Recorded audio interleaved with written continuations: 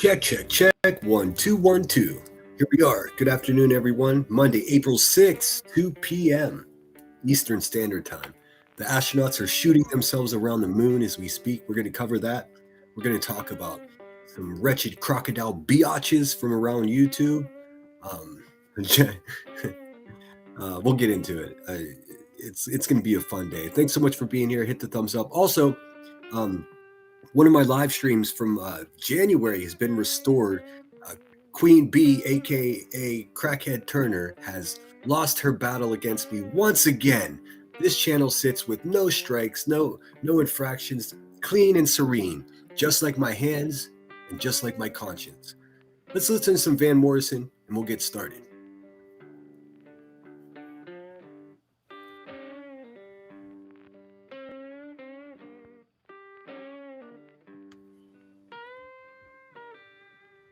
Hey, look at this. Moon dance.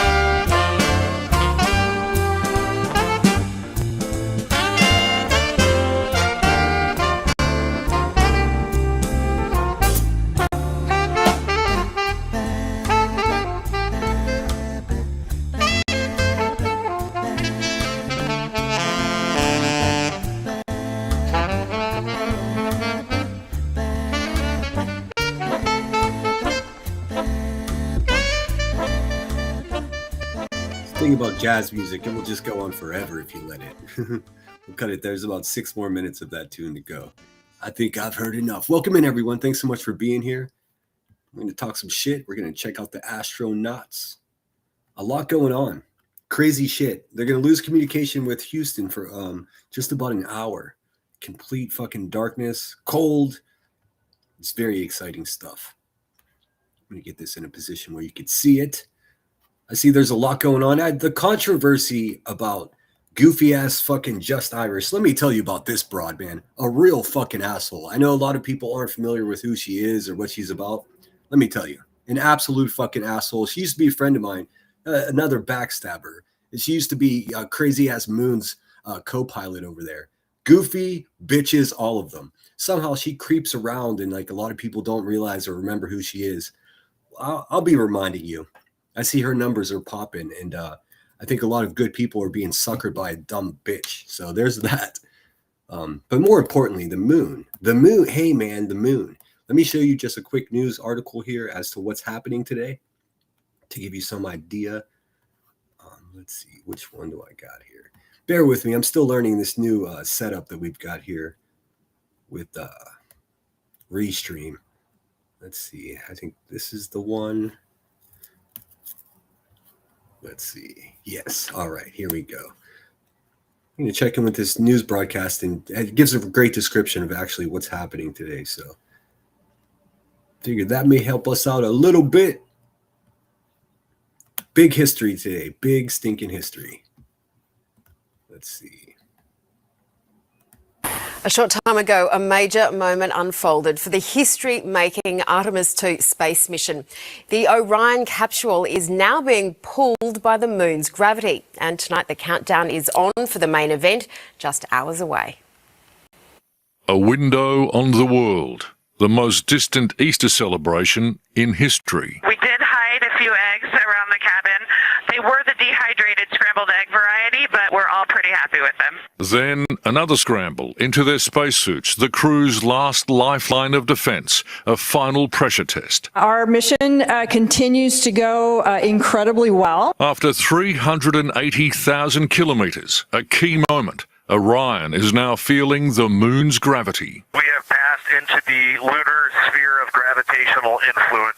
So we're really gearing up now for what's going to be an exciting lunar flyby. A screenshot of their control panel shows tomorrow's mission. Target 12 in green is the Orion Basin, the moon's Grand Canyon in blue. In the beginning, God created the heaven and the earth. 1968, the photo and words that stunned the world. Apollo 8, Lunar Pioneer. Go. Now Artemis will go beyond, breaking distance records and seeing what's never been seen in person, as Australia helps play our role. The Deep Space Complex, the new dish. With the Australia National University in Australia, and we've been able to stream video live to that site as well. And today, a comparison from how we view the moon from Earth and how the space crew sees it. This is incredible. Kathy Moonjoy. In all of this emptiness, this is a whole bunch of nothing, this thing we call the universe. You have this oasis, this beautiful place that we get to exist together. It all seems like a world away. Patrick Burns, 7 News.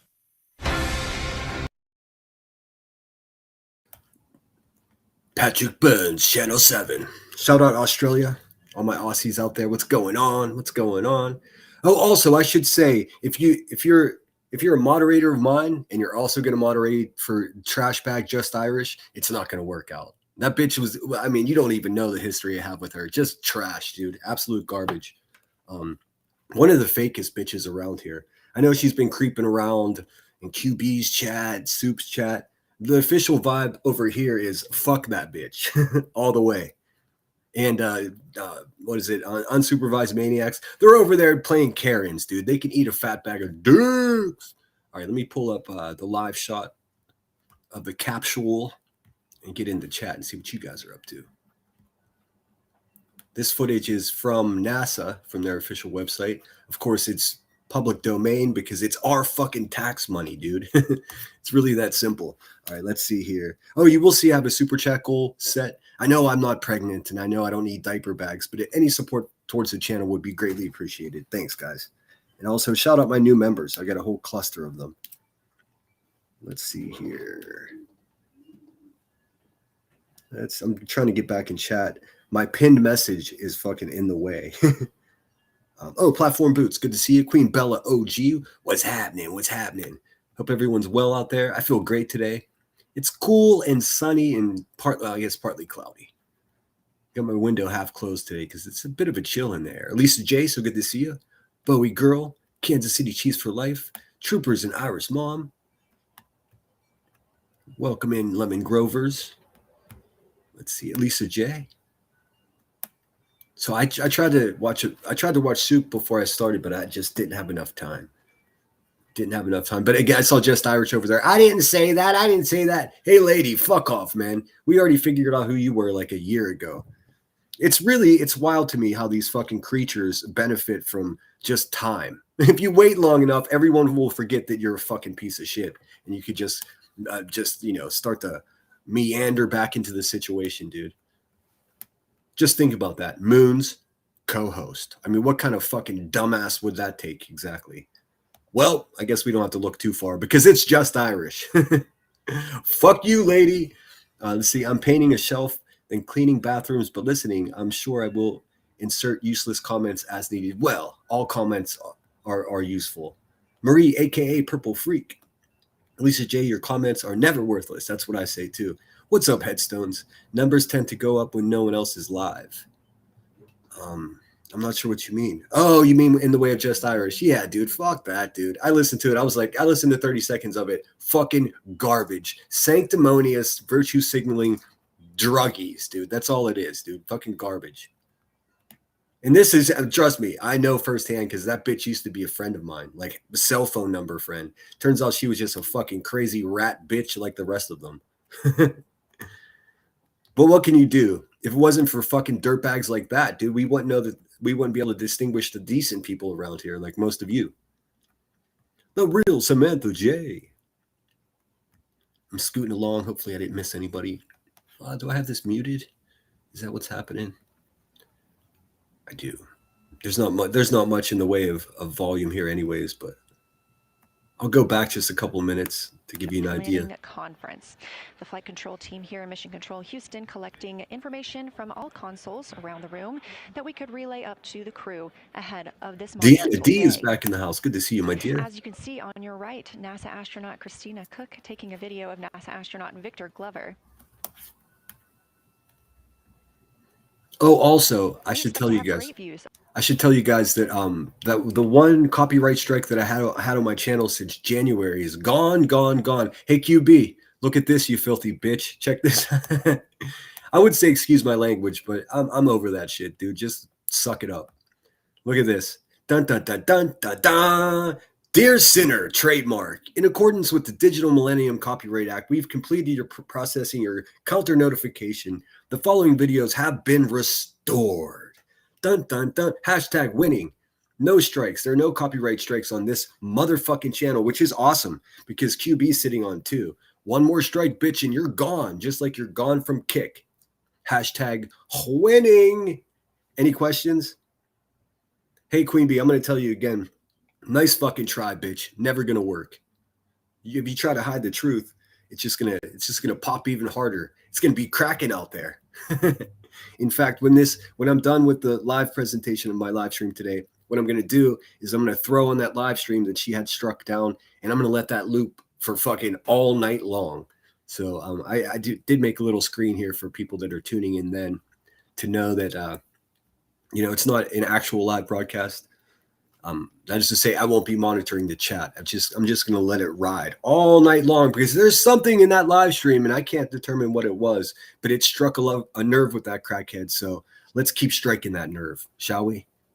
You know what I'm saying? Fucking dirty bitches everywhere. Good question, Christina. The milestone words that we exchange at the record distance at the end of the conference will take the place of the PAO timelined activity.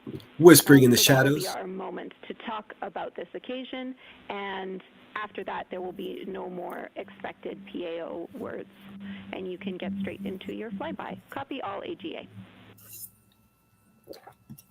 Copy all ETA. What's up, Whispering Shadows? Okay, thank you. And final clarification, even though it's taking the place of it, it will all just be on OE1 with HHP camera, no additional video. Is that right? Affirm. I'm gonna skip ahead. Once the action gets going, I promise we won't miss a fucking thing. Already heard. So hopefully you guys are listening to me. If you moderate for me and you're a moderator for Just Iris, I can't have you as a moderator because she doesn't have my best interest in mind. She's a liar and a rotten ass motherfucker. So just to make that clear, and I'm sure I'm gonna get her views and everything. But I mean, here's the fact of the matter. Eventually, you'll all see who she is too. I don't have to give you too much effort. That's just a big no, brah. That's a big fucking no. See, I think they do give a quick summary if you guys aren't familiar with who these guys are. Florida. Those 4 crew members are the first to live and work inside the Orion spacecraft, which they have named Integrity, and have been busy conducting meticulously timelined events. It was a beautiful ascent from Kennedy Space Center. One of those early events was the proximity operations demonstration, during which NASA... Oh, no. I mean, yeah, I'm not saying don't watch him. I can't share moderators with that wretched bitch, dude. She's full of shit. I don't care what. I mean, you guys hang out wherever you want, but you should know that she's an absolute piece of shit that used to be Moon's co-host. A liar, a fucking, you name it. I mean, it's such a year ago that I'm over it, but just so you know, I'm not okay with that bitch. Never gonna be, dude. None of those fucking dirtbags of the night that, you guys get it. Just my opinion is fuck her. If you're not a moderator here and there, you don't have anything to be concerned about. I'm just making it clear. And it's not going to work out for me. Not Victor Glover, the I noticed a lot of Brittany J's ex-moderators are gravitating towards some of the nastiest bitches around here. Listen, I took off my cape and I retired the whole plan of being Captain Save-A-Ho around here. Those days are gone. So I'm not gonna give you people any warning about like, hey, these people are this or that. You can figure it out, but you're not gonna moderate for me and them. Nope. I deserve better than that. II pilot manually flew Orion after having just detached from the interim cryogenic propulsion stage as if they intended to dock. This was practice for future Artemis missions, during which astronauts in Orion will dock with the lunar lander that will take them to the surface of the moon. About 24 hours after launch, 25 hours actually, Orion then... What's up, Crystal Langford? Welcome in. Thanks for being here. Nanny Sharon's in the house. Conducted TLI, the translunar injection burn. This 5-minute, 50-second burn committed Orion to departing high Earth orbit and set us up for today's flyby. That translunar injection burn also served as the spacecraft's deorbit burn. It slingshots Orion around the moon and sends the crew on a free return trajectory, with splashdown approximately 7:07 p.m. Central on Friday, April 10th. Hey, splashdown San Diego. Anyone near San Diego should get to the beach and check out the splashdown. Pretty fucking incredible. I mean, just the most risky part of any space flight is re-entry. They have the state of the art shields. They've got they've got just about the best protection against the 5,000 plus degree heat that's going to be blasting the shell of the capsule they're in. That's going to be the most tense part of all of this. Aside from, of course, being on the dark side of the moon, where they're in a position where they're unable to communicate with Houston, which is, I mean, I don't know about you guys, but seems fucking terrifying to me. Also, yeah, shout out Pink Floyd, made the perfect thumbnail. Last night on flight day 5, the crew entered the lunar... Oh, also, I have the link pinned. If anybody wants to come up and be a tough bitch or a friend, you're welcome to. You know what? I'm kind of enjoying the fact that people are too fucking cowardly to take the link. So it just proves my point. Fucking pussies everywhere. Sphere of influence, the point at which the pull of the moon's gravity will become stronger. Especially you, Craig. You're a pussy bitch. than the pull of Earth's. We've also been getting some great views inside the cabin of the crew members living daily life, from working out to eating, taking photos. What up, cheese? And making memories together. But they've also been taking some beautiful views of our home planet and of the moon, and we expect many, many more of those following today's activities.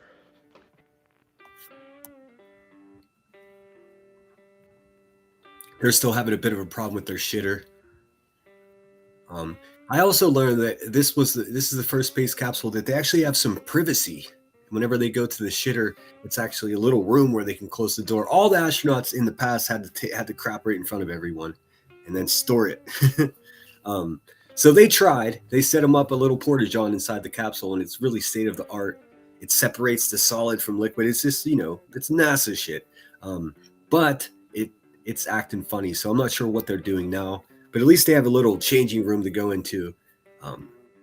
These live views back inside the cabin of Orion. But before we get into flyby, let's take a minute to get reacquainted. I'm not sure if they had to do that because there's a lady on board or what, but great design. With our crew. Reed Wiseman is the Artemis II commander and a Baltimore native. He's been in space once before. Baltimore. I think there was going to be some Shout out Baltimore. It's a great place to visit if you're a bullet. Is heading into the viewing room today. If they end up showing up, could you just give us a heads up when they're there so we can just wave to them on the camera? Absolutely.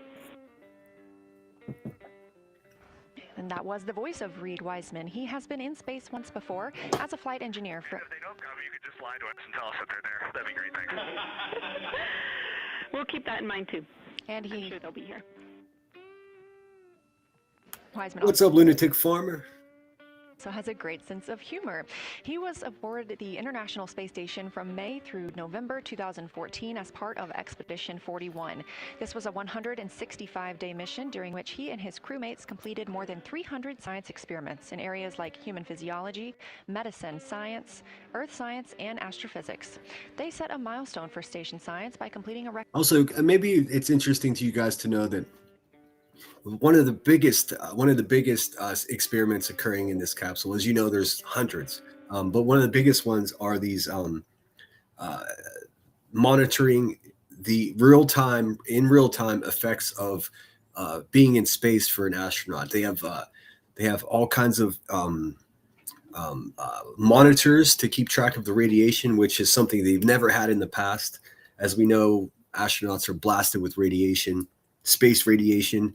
So they're really going to be tracking the effects of that on each individual's body. They're covered with nodes and things keeping track of everything in their body as they go about their business there. I think most of that will be after action analytic, research, but still valuable stuff. 82 research hours in a single week. Look at that, 30 people in here. If I was talking about some fat fucking crackhead that beats her kids or some dumpy pregnant bitch with a toothache, there'd be 400 in here. Fucking pathetic, dude. Pathetic. Served as chief of NASA's astronaut office from December 2020 to November 2022, and here on Earth he has 2 daughters. I know why, though. I know why, because your average YouTube viewer is a fucking idiot, and they'd rather talk about someone's butt crack than actual history. That's okay. I see you. Selected as an astronaut in 2013, when at the time he was serving as a legislative fellow in the United States Senate. His first trip to space was in November 2020, when he launched as a pilot of NASA's SpaceX crew. Those same cocksuckers will be in here fucking happy as shit when I got QB's body cam next week. I think it might just break you. One mission. That was the first operation Filthy of motherfuckers, NASA's dude. commercial crew program, which resumed launching American rockets from American soil to the International Space Station since the end of the shuttle program. Victor is a U.S. Navy captain and naval aviator who served as a test pilot, racking up more than 3,500 flight hours in more than 40 different aircraft. He also became the first person to pilot Orion the other day when we saw the Prox Ops demonstration. Don't worry, guys. Old short Bus Jones over there is going to get high and go live and jiggle around for you before too long. Fucking cockroaches. Shortly after launch, he and his wife have 4 children. Mission specialist Christina Cook is a native of Grand Rapids. Why do they say cook? That's Koch. Like the Koch brothers, some of the richest men on Earth. Michigan. She was selected to the astronaut corps in 2013, the same class as Victor Glover.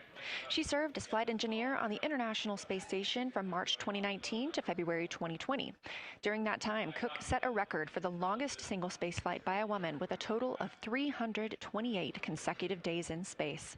She also participated in the first ever all-female spacewalk with her friend and colleague, Jessica Meir, now living and working aboard the International Space Station yet again. Well, no. I guess this is a short answer. Short answer. Unlike the Apollo astronauts who famously lived in the modified Airstream trailer, that's how those things became famous. Artemis astronauts will not be quarantined after their return to Earth. While the protocol for leaving Earth is stricter than ever, the post-flight quarantine was abandoned decades ago. Remember, it's been 50 years since we've been this far in space. No post-mission quarantine. NASA official ended post-flight quarantine after Apollo 14 in 1971. The original extraterrestrial quarantine was designed to protect Earth from potential lunar microorganisms, often called back contamination. Extensive testing of the lunar samples from the first few missions proved that the moon is a sterile environment. Because it says, because we now know the lunar surface is hostile to life, there's no scientific because we know the lunar surface is hostile to life, there's no scientific requirement to isolate astronauts upon their return. They will be greeted by recovery teams, undergo medical checks, and be reunited with their families relatively quickly. And again, that's the splashdown is going to take place in the Pacific Ocean, just off the coast of San Diego. What up, Grant? Good to see you, dude.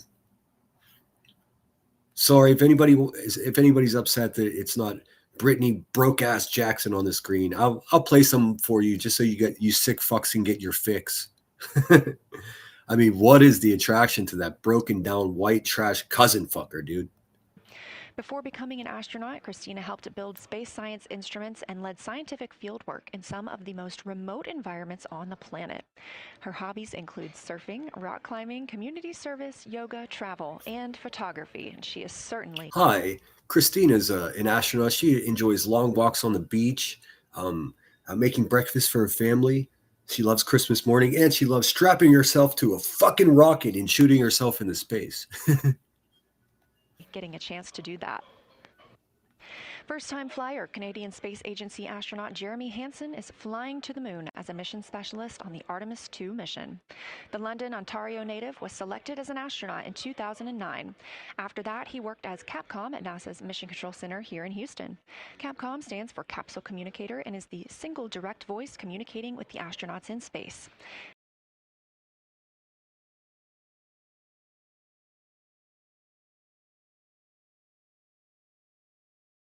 Capcom is a cool name. It's also a video game producer company. You guys know Capcom. Capsule communication. You'll see a lot of times whenever they have press conferences or live shots of the Houston command boards, there's the section they typically use is the show is Capcom. Those are the people that are obviously communicating with the capsule. He also participated in training exercises like living on the ocean floor off the coast of Florida to simulate deep space exploration for 7 days. Hold on, what? Okay, we might have to look that up sometime. He what? That's in space. He also participated in training exercises like living on the ocean floor off the coast. What the fuck? This guy's living on the ocean floor and shooting himself around the moon, dude. What a guy. Of Florida to simulate deep space exploration for 7 days. In 2017, he became the first Canadian to lead a NASA astronaut class, and he also enjoys getting out on a sailboat, rock climbing, and mountain biking. And he and his wife have 3 children.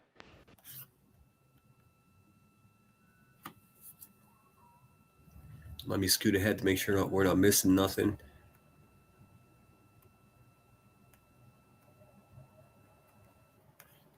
Until they reach approximately a distance of 252,760 miles. That would be about 4,105 miles. Dude, I got a story about Buzz Aldrin. I arm wrestled that guy at Chaucer's bookstore in Santa Barbara.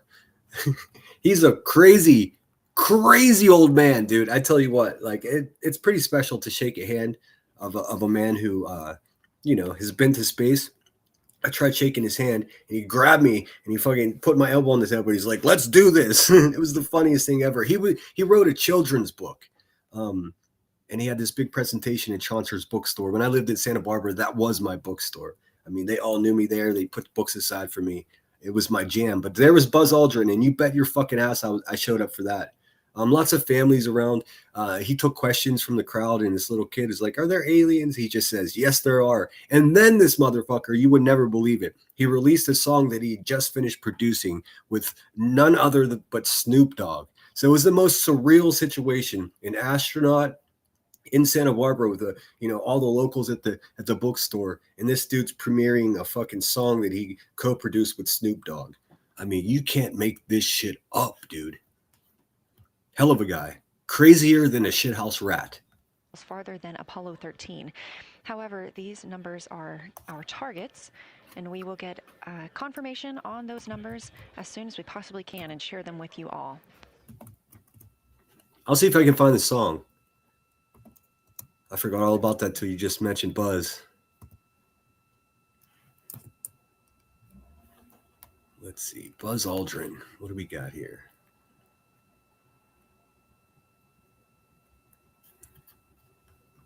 I wish I could remember the name of the song. From the crew, whether that's taking photos or making audio recordings.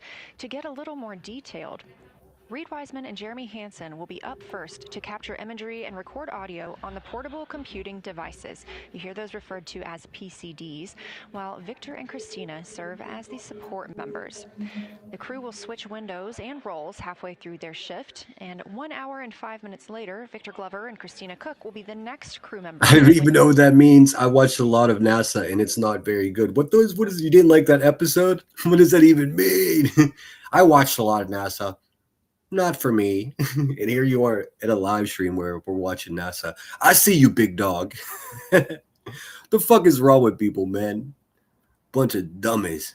Windows 2 and 3 to take photos and make annotations, while Reed and Jeremy take on those support roles. There are I read a lot of comments, and they're not all that good. 5 viewing blocks, and the crew will swap out with each one. During 2 of the blocks, the 2 support members will also be able to enjoy their midday meal.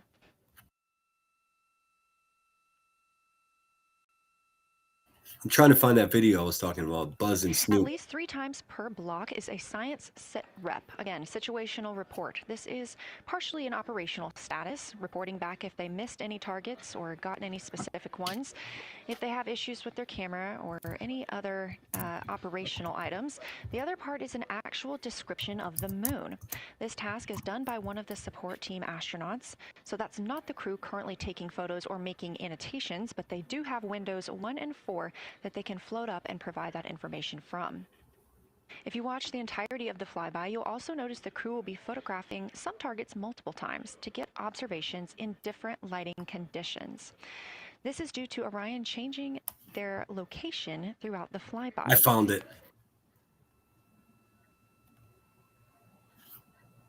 What this crew will be able to capture in a couple of hours of the same targets in different lighting would take orbiters years to do because of solar and spacecraft positioning.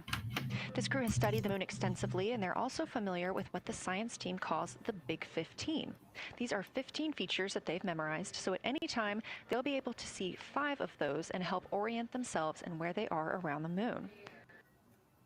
Those targets are diverse and complex in their geologic history, and observations of them could help answer some big picture science questions. Oops.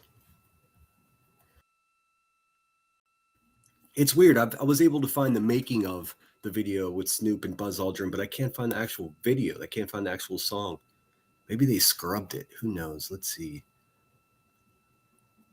If it's available, I'll find it. Let's see. I found it. Oh my God, I'm definitely... You can see that the configuration of the cabin is a little bit different than what it looked I'm like. definitely going to get a copyright strike from this. On launch day. Oh, well. After ascent, the crew were allowed to reconfigure their spacecraft, and you can see that they've taken down seats. They have also taken away footrests. This gives them more opportunity to move about the spacecraft.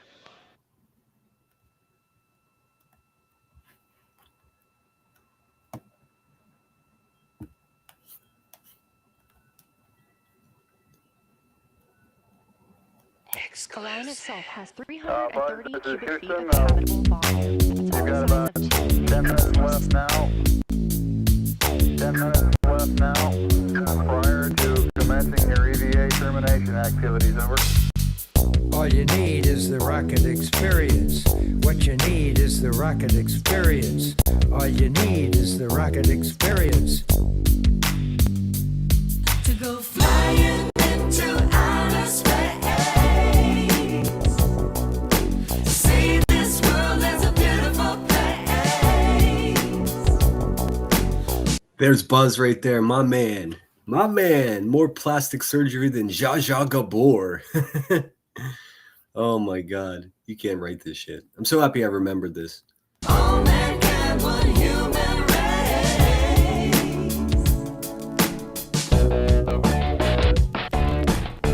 I tell a story about my time on the moon now. The sky was black even though the sun shined on. Moonwalking, such a trip, it's so fine. When you're walking in the lunar dust. It took us 4 days riding on a rocket to set. I mean, I'm trying to get you guys to imagine like a parking lot, just a regular look at tiny little strip mall sort of situation in beautiful Santa Barbara, and Buzz Aldrin rapping this song. Of course, Snoop wasn't there, but rapping this song through the worst PA system ever. It sounded like a fucking cell phone speaker. I had no idea what was going on. Also, the man beat me in an arm wrestling match, so there was that. But if you're going to lose an arm wrestling match, it should be against an astronaut. That's what I think. What do you think, Craig? For the very first time, I'm going to tell you about the meaning of it all. We came in peace for all mankind. Imagine a place above the sky, riding orbits in 90 minutes time. All you need is to come with me. I'll be your guide. To go flying into outer space. See this world as a beautiful place. All mankind, one human race.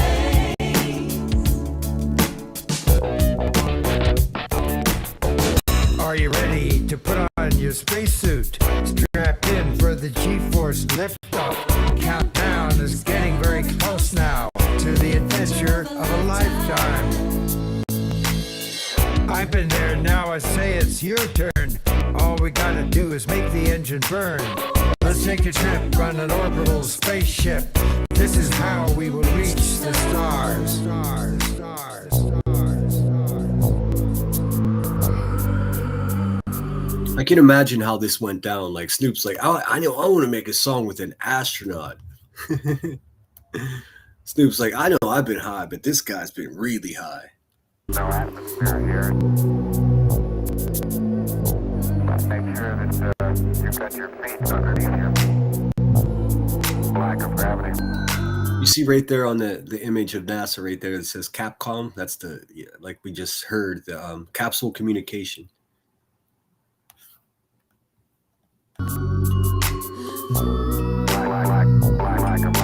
Lack of gravity. All you need is the rocket experience.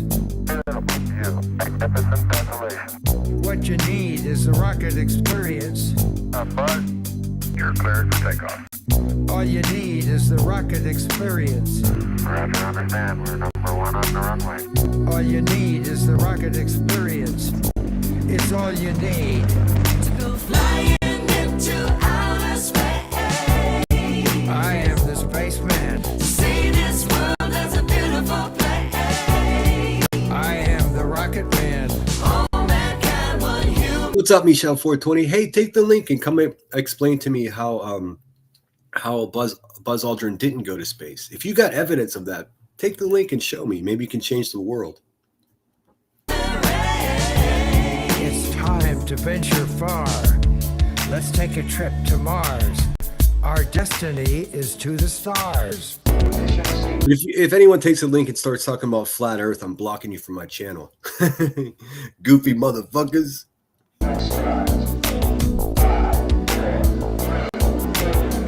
All you need is the rocket experience.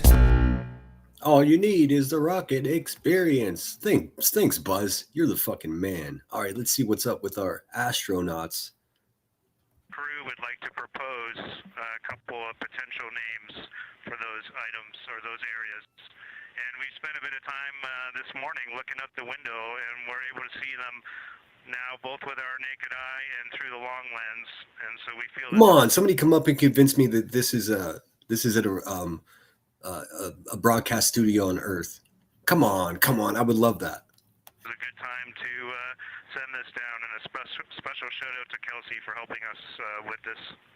The first one. No, nobody. I didn't think so. Is a named crater in honor of our great spacecraft integrity. And so I think it's a real problem of being well spoken, man. Like most of the YouTube goofballs are too afraid to take the link because they can clock away in their chats, but they can't hold a conversation with the actual human being. Bummer. And I'm not talking about you, Michelle. I'm just saying in general. I offered the link and these fucking cowards never show up. If you were to look at Oriental on the far side and then draw a line straight up to Ohm on the far side, relatively in the middle is an unnamed crater, and we would like to suggest it be called Integrity in the future. Hey, you should call it Sinner. Thanks everyone for being here. What's up, Leo Lots? Please hit the thumbs up, guys. And don't worry for you pathetic, broken ass motherfuckers out there. I'll show some of your favorite low life YouTubers here today as well. Just on my own schedule. And the second one, and especially meaningful for this crew, is a number of years ago we started this journey in our close-knit astronaut family, and we lost a loved one. And there's a feature in a really neat place on the moon, and it is on the near side, far side boundary. In fact, it's just on the near side of that boundary, and so at certain times of the moon's transit around Earth, we will be able to see this from Earth. And so we lost a loved one. Her name was Carol. Appalachian Patriot. I wrote that down. I'll check it out later. I don't do usually don't do live research when I'm in the middle of a live stream. Like I don't check emails, stuff like that, because it's just a big fucking distraction. Joseph Reed, the mother of Katie and Ellie. Michelle 420, breathe. I'm saying in general, people are too much of a pussy to take the link here because they can't back up what they say, clucking around chats all night long. It wasn't directed at you. But I would love if you want to come up and bring evidence that this is fake. That'd be fun. Shoot. Even if I'm being duped, I like it. And if you want to find this one, you look at Glushko, and it's just to the northwest of that, at the same latitude as Ohm, and it's a bright spot. Oh, don't be hurt, Michelle 420. I wasn't talking about you. I was talking about all the pussies out there. On the moon. What the fuck? And we would like to call it Carol, and you spell that C-A. Oh, Appalachian. I think I heard of that cult. O-L-L.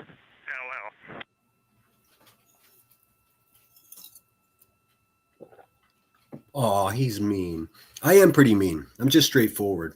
Don't worry. There will people be going live here soon that will pacify your your feelings.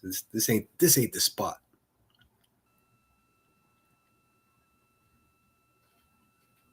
But hey, don't forget to hit that thumbs up.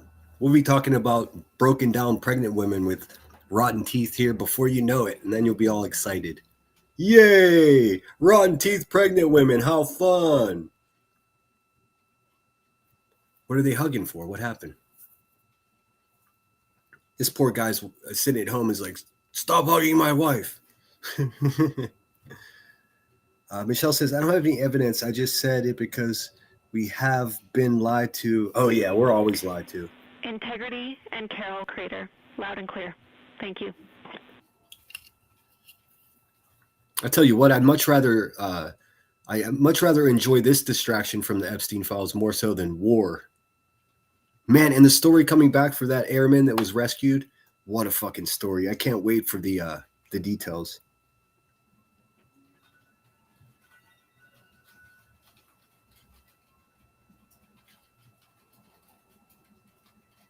Yeah, Katy Perry in space with her glitched out eyes. That's funny.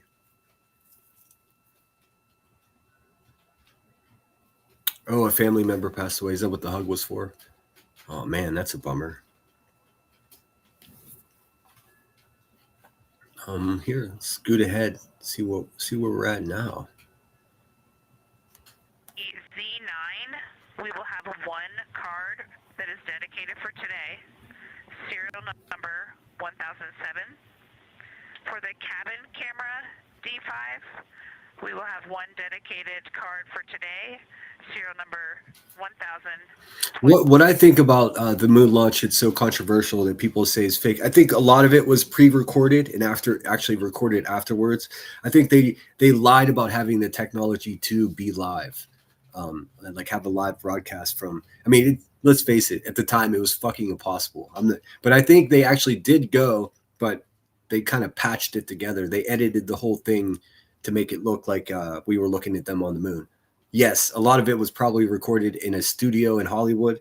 I think they've actually determined the exact studio, but I still think that the mission did go where it went. They just sort of fudged the coverage of it. But what the fuck do I know? I mean, what was that 50 years ago, 60 years ago? I don't care. I'm more interested in this right here. Thankfully, all the technology that they developed way back then, whether it were fake or not, it's now allowed these four humans to be in space. So that's a hashtag winning. Oh, that's not true, Crystal Langford. People need pacified like you wouldn't believe over here. Are you kidding me? I mean, I'm not talking about people that don't disagree. I'm talking about flat out punk bitch Karens, dude. They need pacified constantly. You should see my email. A bunch of whining ass motherfuckers constantly, dude. Constantly. They do need pacified. Unfortunately, I'm not their fucking pacifier. Crystal Langford said, who took the picture of the first man stepping on the moon? I don't know, but I think you'll tell me, won't you? Appalachian said Netflix will make a movie about the down pilot soon. I guarantee it. And it actually probably will be a good movie, too. I'm looking forward to it. All right, Christina, we copy all. Thank you.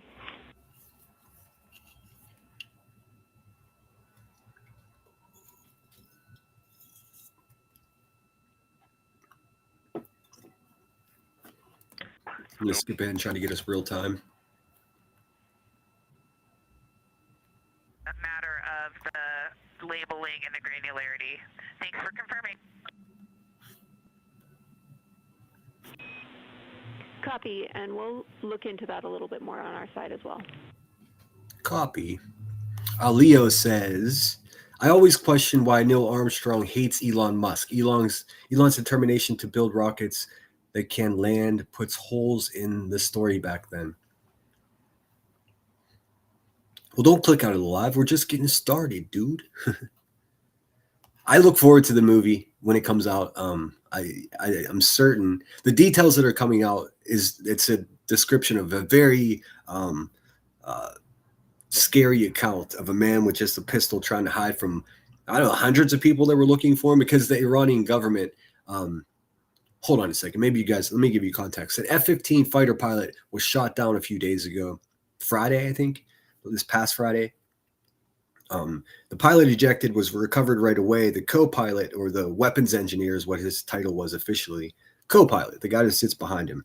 He also ejected, but he was lost in the fucking Iranian mountainside for 3 days before they found him. So there's stories of him finding something to eat, finding some water, all of that kind of stuff. I know this, it's painful to learn stuff. I'll try to take it easy. But we're looking forward to the movie.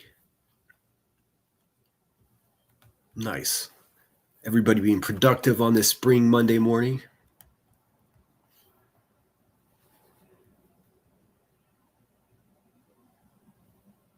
Appalachian says, Buzz was the second to set foot on the moon. Armstrong took the picture. The ground search for him was a dangerous mission. Now, I know I'm mixing two things up. The ground search for the co-pilot of the F-15, I can only imagine I mean, and really pretty genius of the Iranian government by saying, "Oh, we don't really have the resources to find one man in the mountains, but hey guys, hey citizens, if you happen to find him, we'll give you $100,000. Don't matter if he's alive or dead." Do they have air tags on their boots? I They have some type of beacon. From the description, I understood he was in the mountains hiding, and he could see people looking for him. He activated his. They called it a beacon. I don't know if that's just a fancy way to say air tag, but something similar for sure. I'm willing to bet that, since it's governmental, it's probably some ripoff of the air tag with more of a robust signal. But I don't know. I'm looking forward to learn all of that stuff. Typically, that's not public information. You know what I mean? It's government secrets, because if the enemy knows what kind of location beacon that's on an individual like that, they can develop technology to locate it. So maybe we'll find out. Probably not.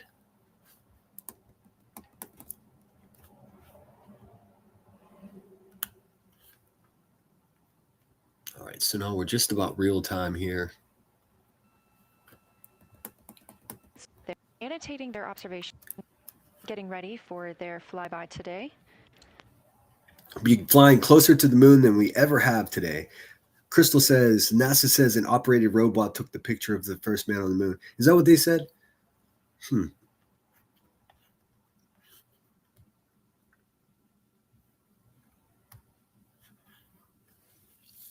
I suppose one day I can have a live stream about the validity of that space flight, But I mean, probably not, because I mean, nobody gives a fuck about this shit anyway, so why waste my time?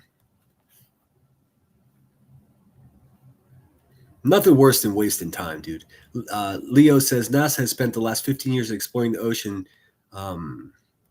It's so weird NASA is now back with this propaganda after a breakthrough from Elon. What propaganda?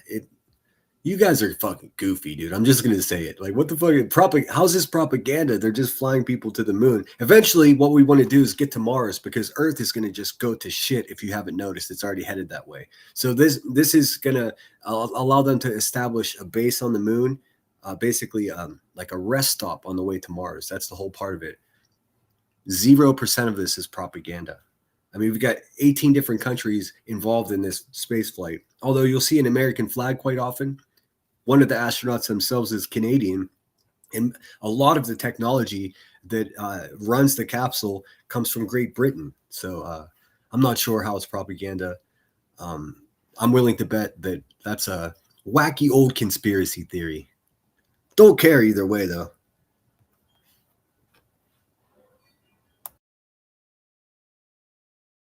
Nanny Sharon says, I wonder if they'll see UFOs. I don't know. That'd be cool. Imagine they swing to the dark side of the moon and they get over there and there's just a whole fleet of fucking spaceship just pointing at them.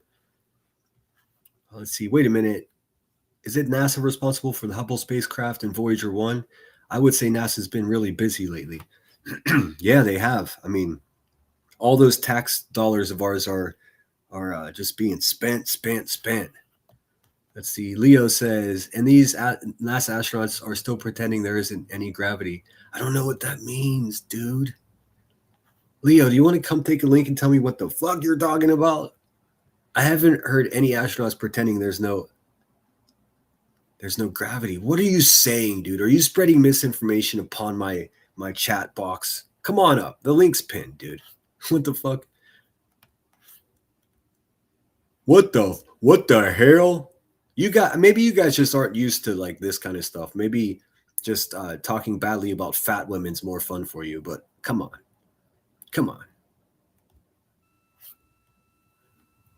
This is what we're doing today. Space Force base, yes, in the southern pole of the moon. This is the new space race. If you don't know, China plans on putting boots on the ground here before too long. That's what prompted this. We want to have control of that space, the same space that China wants to take. I mean, you know what I'm saying? Maybe you don't. Oh, well. I'm trying to get us the higher real time. albedo than the moon. We think this is independent of our eyes focusing because, of course, the Earth is much smaller than the moon in our view. Hopefully this picture is coming across nice and crispy. I'm broadcasting at 1080p, and this NASA stream that I'm looking at, I've got it streaming in 4K, so hopefully it looks crispy. So you could think that your eyes focus for the darker sky, and that it means that it only has apparent brightness more than the moon. Tara says, I don't trust NASA. NASA good at killing their astronauts. We got a live one. Hey, Tara, let me tell you something. NASA doesn't give a flying fuck if you trust them or not. Believe me. It's like saying I don't trust Mount Rushmore. Oh yeah? And then what? What are you saying, dude? I don't trust NASA. I don't trust YouTubers. But since we're seeing both in the same view, we do think that this can be inferred as the Earth as a whole has a higher albedo. What the hell, Deanna D says, and no, Sinner's not my ex. How dare you? I thought you loved me, Deanna D. I hadn't heard that one before. I hear a lot of shit. I haven't heard that one before. Great observation, Christina, and reminder that as you're starting to look for those subtle color and albedo variations. Hey, Tara-OK3JS. You know what else is good at killing human beings? Crack. On the moon, the relatively bright albedo Earth might make those a little bit difficult, but as your eyes continue to adjust, we expect you to start to see more nuance on the moon. Thanks. That's exactly right, Appalachian Patriot. Safer to be an astronaut than walk in Chicago at night. Great call. Thanks for the Especially the south side of Chicago, man. It's a fucking Vietnam.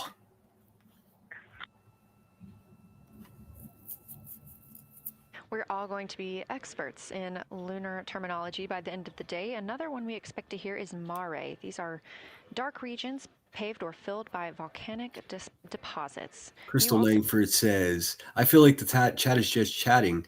I don't think it's coming off as chatting to Sinner. You fucking people are freaking me out today. I don't know what the fuck you're talking about. Okay. Come on. Use full sentences so it makes sense, guys. You can hear them called seas, oceans, lakes, or marshes, or other bodies of water.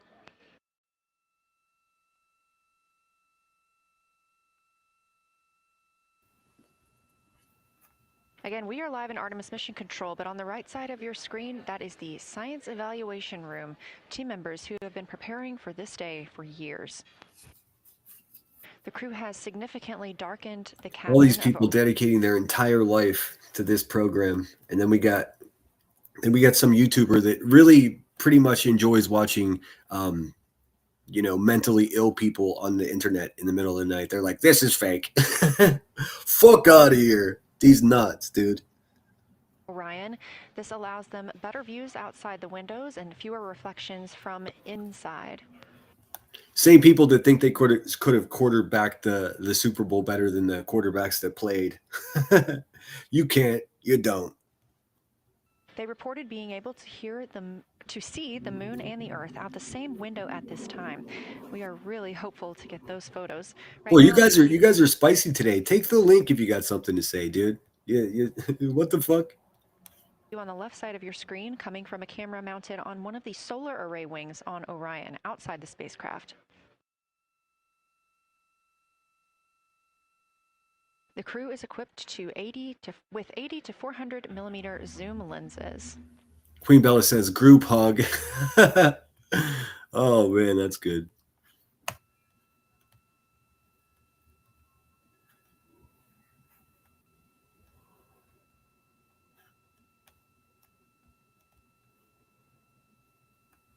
Builder's crack. Danny D says, didn't y'all know Sinner is going on a cruise? I'm going on a cruise? You fucking people are retarded. I'm not going anywhere.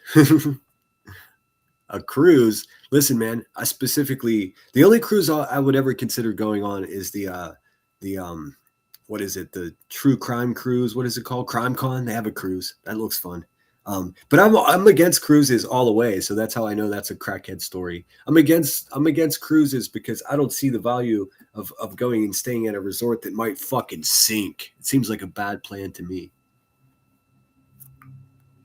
Let's see, they barely lift a mug, let alone lift a ball and run 10 yards down the field. I know it. Quarterbacks are overpaid. I like a good ugly quarterback. I used to have this quarterback that played for my Pittsburgh Steelers, man. His name was Mark Malone. He was a terrible quarterback, and he was so fucking ugly, and I think that's why I rooted for him. The team continues their warm-up discussion. I should say the crew members aboard Orion Leo says, continue their warm-up how do you there should simply be in Restream, there should simply be a little button that allows you to turn your camera off. But I mean, knowing now that you don't want your image shown, I can throw up a screen just to ensure until we figure out how you do turn your camera off. I'm not trying to bust you. Tara says, you cannot pay me to go on a cruise ship. Well, look at that, Tara. We fucking agree on something, dude. It makes no sense to me to go to a resort that might fucking sink. There's plenty of resorts that are on the beach that you don't have to worry about sinking or like running out of food and having the whole thing turned into fucking chaos. However, they are about to be prompted to move on to discussion number 2, which is near side and far side.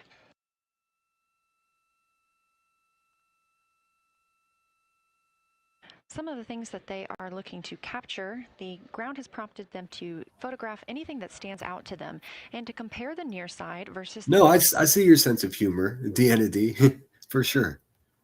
Mare in color, albedo, topography, and texture.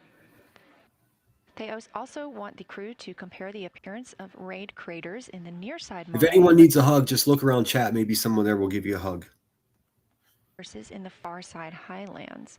Of course, a reminder that some of the items that the crew, or some of the landmarks the crew are seeing today, is the first time that humans have ever laid eyes on those portions of the moon.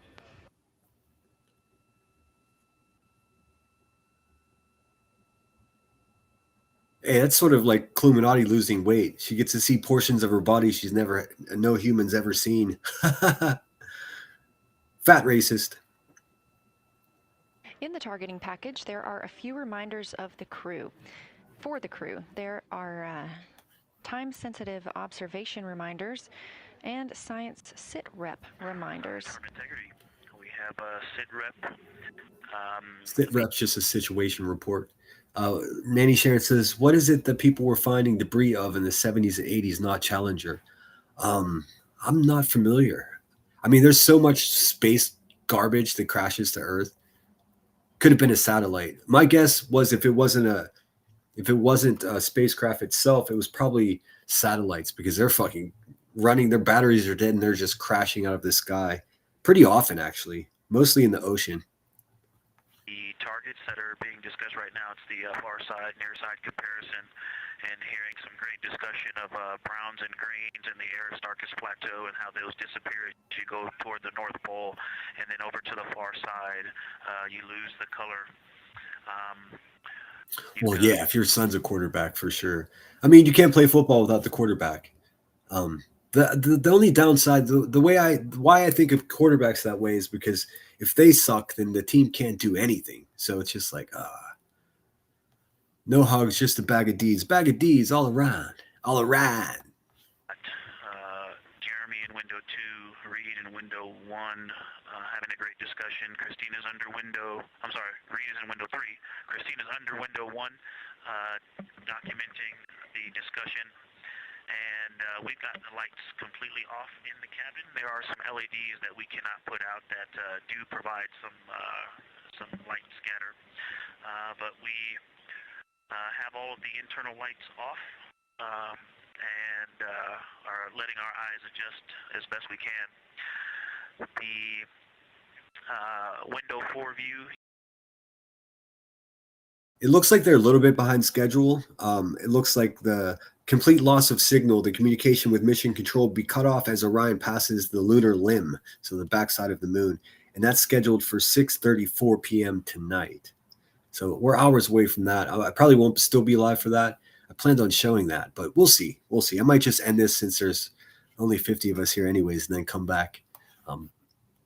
We'll see.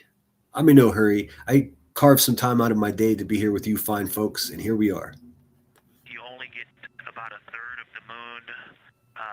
Tycho is going to go over the horizon soon, and you can see Aristarchus, and then you start to lose the view as you go to the west in Oceanus and Procellarum. So far, the team is on the plan, and the long lens is being put to good use, and recordings are being Also, made. something else interesting about this capsule that you may not know, this is the first one where they're not really worried about power. Like the Apollo mission was all run on, fuel cells and battery cells. So they always had to keep track of their consumables, things that will deplete as they're out there. And these batteries are responsible for making the oxygenators pump oxygen. So very important stuff. This specific mission, Artemis II. Artemis, if you don't know, is the in Greek myth, it was Apollo's twin sister. Of course, Apollo being the most famous space program, this being the newest space program. Clever use of names. But they don't have to worry about energy consumption so much because if you get a wider shot of the capsule itself, what unfurls, what looks like wings, those are all solar panels, and some of the most futuristic solar panels. So really efficient on collecting electricity or power and storing it again into battery banks. So they're not so worried about that, which is a great luxury. And also they have their own separate room for a shitter, which is a first. And internal documentation of the configuration and the observations is ongoing. Science, do you have any questions for us at this time? Integrity Science, Victor, very glad that you provided the first formal science sitrep, as these were indeed your idea. I'll have to figure out my timing in the way of live schedules, but at 7 o'clock tonight, I definitely want to be live because it's 6:45 tonight. It's called an Earth set. So from the astronaut's perspective, the Earth will disappear behind the moon. It's going to be one of the coolest things ever. What's up, Steph B? Good to see you. Follow-up question, any relationship between those browns and greens you described? Do you see them blending into one another, and do you see any topography associated with either color?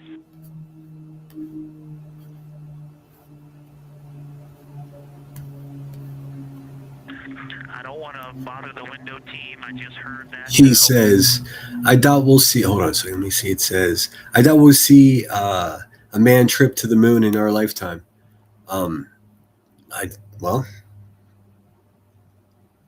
I think you're wrong, but what do I know? I'm just some asshole in Pittsburgh with a Chromebook.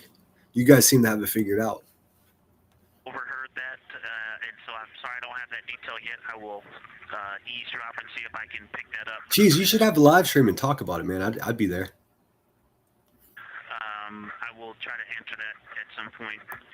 I also heard a comparison of the albedo in Aristarchus, that crater, the very high albedo spot. You can see it on the near side. There is a feature called, I believe, Burgess Alpha that is equally or maybe higher albedo.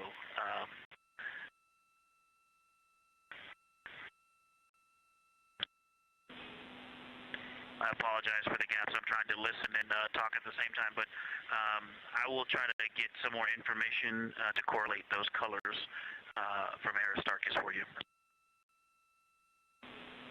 Understood, Victor, and good call to not bug the window team. Really like the brightness comparisons to Burgess A.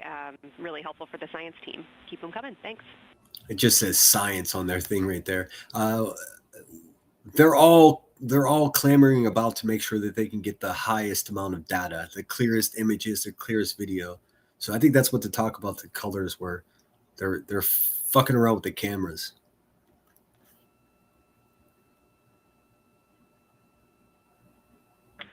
I also heard a discussion about the. Yes, that's right. It's not ignorant. I mean, the world's this is for some reason this is not getting the media attention I think it should be getting. Yes, this is the Artemis II space program, and the name of the capsule is Orion.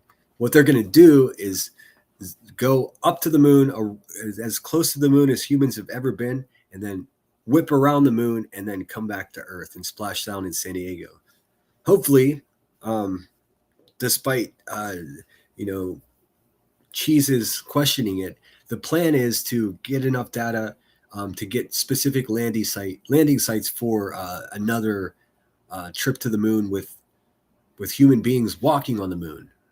Cheese says it's not going to happen. I fucking don't know. I hope so. I mean, I'm only 49, so hopefully in my lifetime I'll get to see it.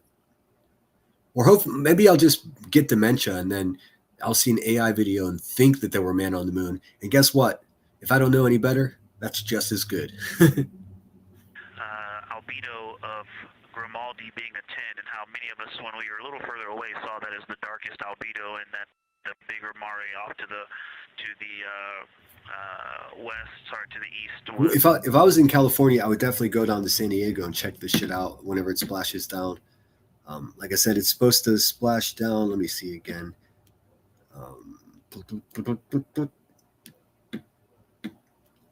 Well, I just told you, and now my fucking thing isn't. Let's see.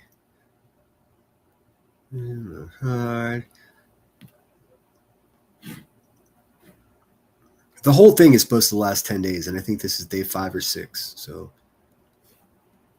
It's still dark, but maybe a 7, 8. We still think that, but you are seeing color variation, albedo variation inside of Grimaldi as well. And even on the west side, there's still a very dark part of it.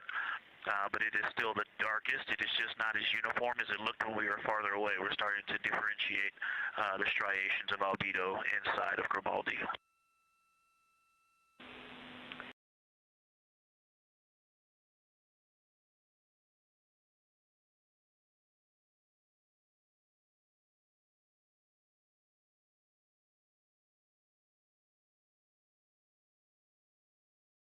Copy all, Victor. And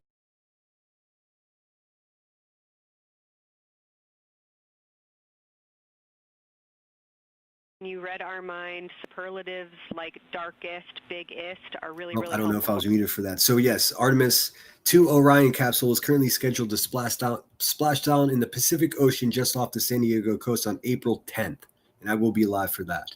And don't worry, guys. The crackhead queen bee and the lopsided pregnant lady and all these creatures, they're going to be cockroaching around YouTube no matter what.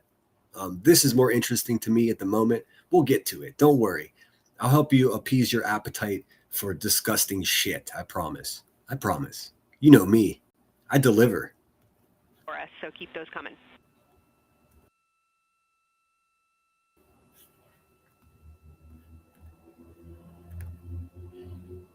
Here, I'll put a picture of Brittany J up to appease you people that are obsessed with her.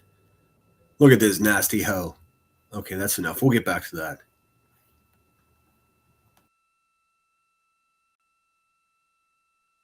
Mentioning the crew is slated to perform these science sit reps. They are prompted to do so by an icon in their lunar targeting plan.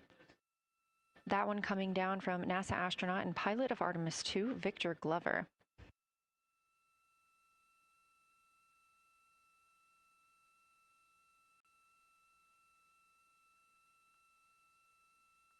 As we discussed, the Capcom is usually the only person in the room speaking with the crew, the capsule communicator. However, today, the science officer, Dr. Kelsey Young, she is the Artemis Science Flight Operations Lead, is speaking with the crew during the flyby to ask any questions that the team may have. To her right is Trevor Graff. He is one of 3 science officers.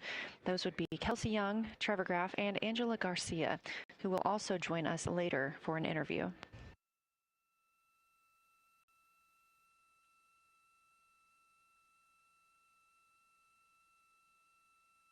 Take a quick bathroom break. Let me put on a tune for you guys. I'm going to let this NASA video roll.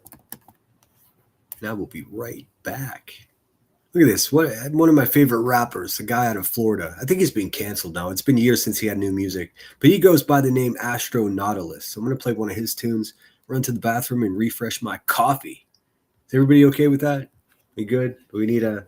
Should we vote? No? Okay. Good. Let's see here. Let me switch these two motherfuckers. There we go. There we go. And then I can scrunch this down as to not fuck with the image of Le Moon. La Monde. All right, enjoy the tune, dudes. I'll be right back. Again, this is a song called Dirt Bike by a rapper from Florida. He goes by the name Astro Nautilus. What a clever name. I think he's been canceled enough that we can probably reappropriate that name if we needed to, but enjoy. Dreamed I found a dirt bike while living through a war. I dreamed it started right on up with one kick in a roar. The engine sounded so damn real, so it echoed off the walls of every bombed out dying building, so I tore off down the road. Dreamed I could dodge bullets, see sun right past my head. Swerved and leaned into the turns of the city's skeleton. I could hear the snipers cursing over the buzz of the engine, as they frantically reloaded before I disappeared on them. Dreamed the city swarmed with soldiers aiming for my head, marching in from awful corners, slowly closing in. Generals shout their orders to the infantry's of men, as the choppers spun their rotors, break their bonds of burning sands. And all the while, my throttle wild, I ripped through shut-out streets, calling out to all around, the alley oxen free. My mama proud, cause modest clouds were like a crown on me. It's coronation day, I'm king up in these streets.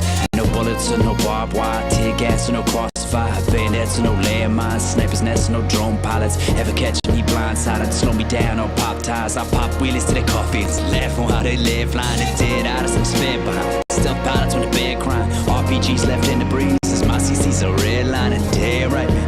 I just twist my wrist and laugh, wait until they get so pissed they throw their kitchen sinks and baths. And this is just a half, I can't even find the words. How alive I finally felt in the apex of a curve, pressing so damn low my knee was dragging in the dirt. I could feel the evening heat radiating from the earth. The engine between my knees pushed far beyond its worth, was humming like a B string plucked up on a harp. For a moment everything felt perfect on this earth. I could feel my racing heartbeat, its final little.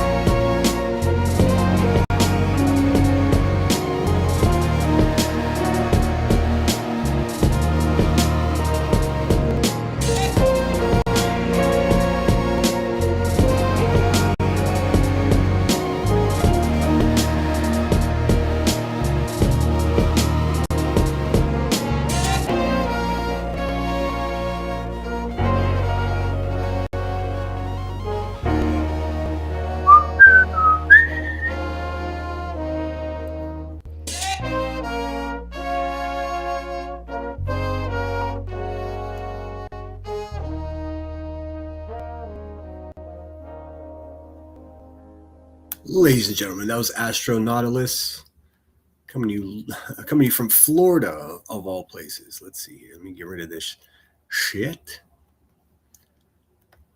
Let's get some volume here and see what these fuckers are talking about. Nothing. This team has been live, this team has been monitoring the entire time of the mission, as well as we have been live the entirety of the mission, and we will be continuing to do so all the way through splashdown and crew recovery from the Pacific.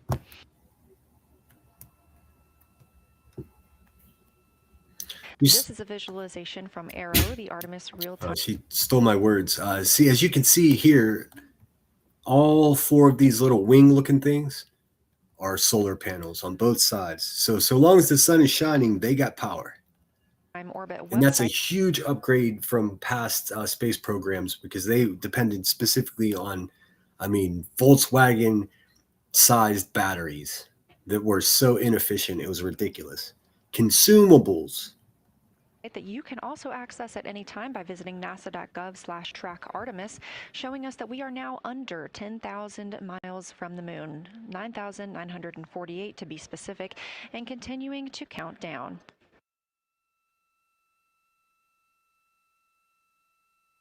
Yeah, And our closest approach to the moon today should come. okay, every time I start talking, she talks. I don't see Marlena in chat either. So I'm not sure not sure who's referencing Marlena, but I don't see her.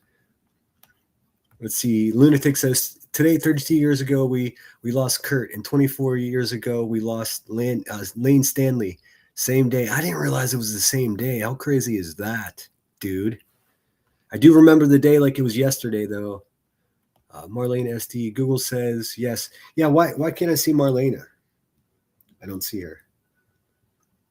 You tell me, mods. Do you guys see Marlena? Isn't Marlena a mod? How come I can't see her? Always some weird shit around here, huh? About 6:02 p.m. Central, 7:02 p.m. Eastern. However, we will be out of contact with the crew at this time as they begin transiting behind the moon. At that time, Right. This is a big fucking deal. Any amount of time out of communication with Houston and the NASA headquarters, it's a problem. It could be a big problem. If something goes wrong back there, there's no way to get assistance from Houston, which has a lot. I mean, they have a lot of remote capabilities to do things from their command center in Houston. When they're on the dark side of the moon, none of that. And hopefully, I can try to explain to you how we are communicating with the capsule. When I say we, I mean human beings on Earth.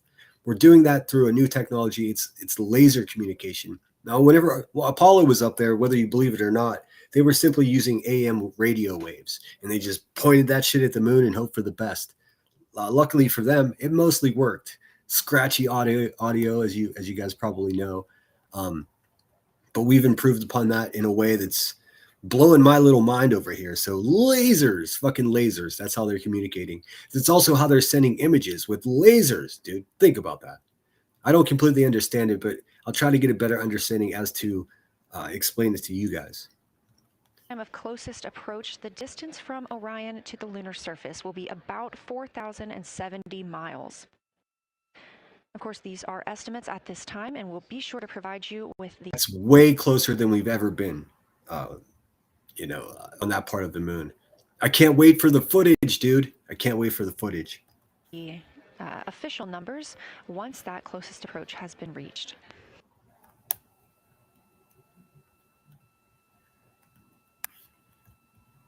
Also, something unique about this capsule, it has a steering wheel, and they were practicing steering it last night. This shot live inside the Orion spacecraft, where our 4 crew members are continuing with their lunar flyby activities.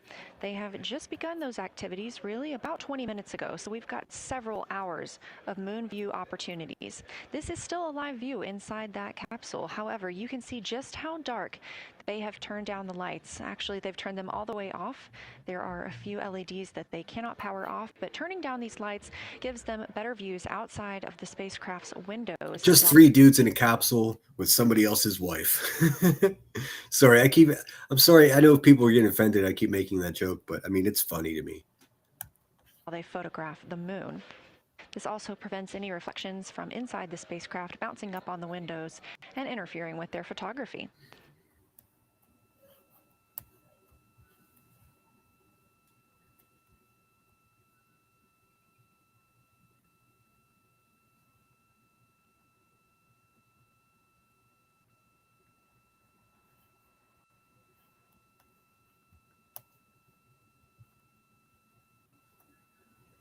All right, platform. Hope you have a great day.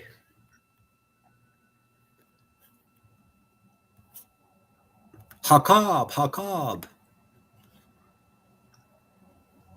The link is pinned if anybody wants to come up. I mean, I'll talk drama trash while this goes on.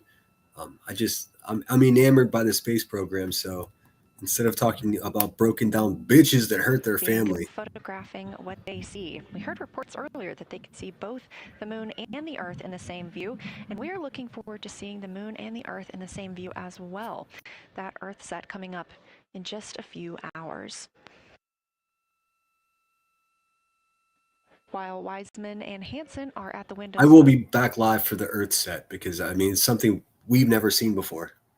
When I say we, I mean human beings.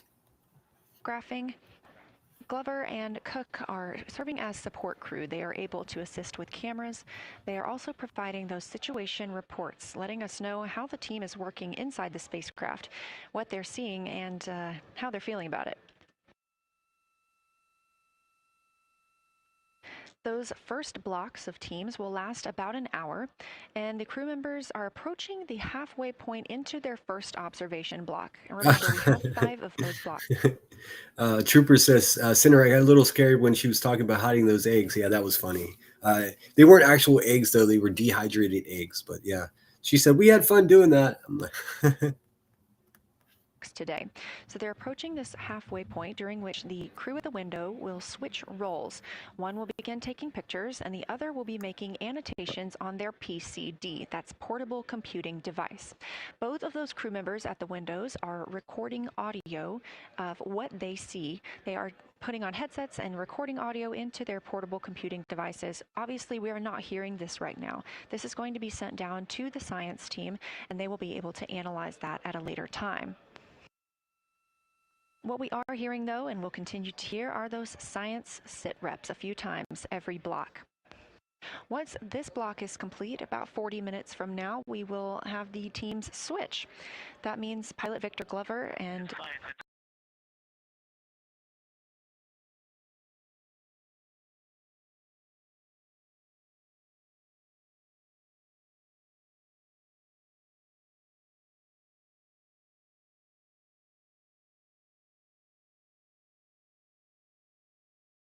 Integrity, looking out of window 1. I think I may have misreported earlier saying that it was Tycho going over the horizon. That was Copernicus I was referring to.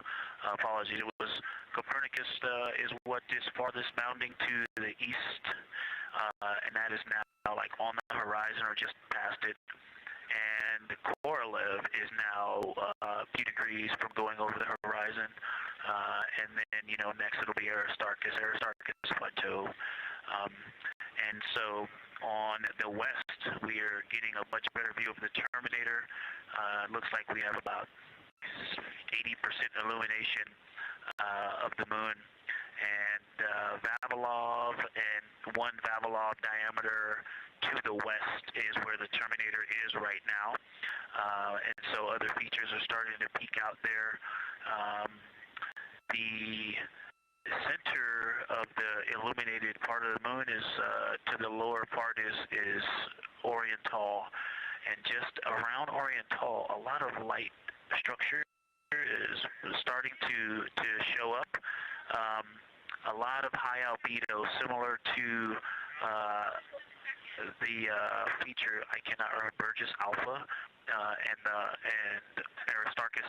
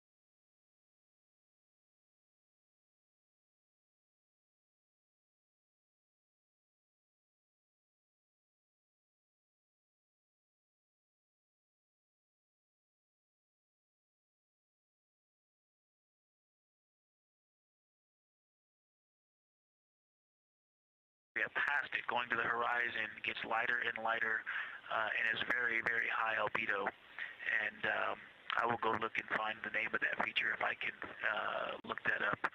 And then to the south, really getting some interesting geography and topography in the South Pole Aitken Basin.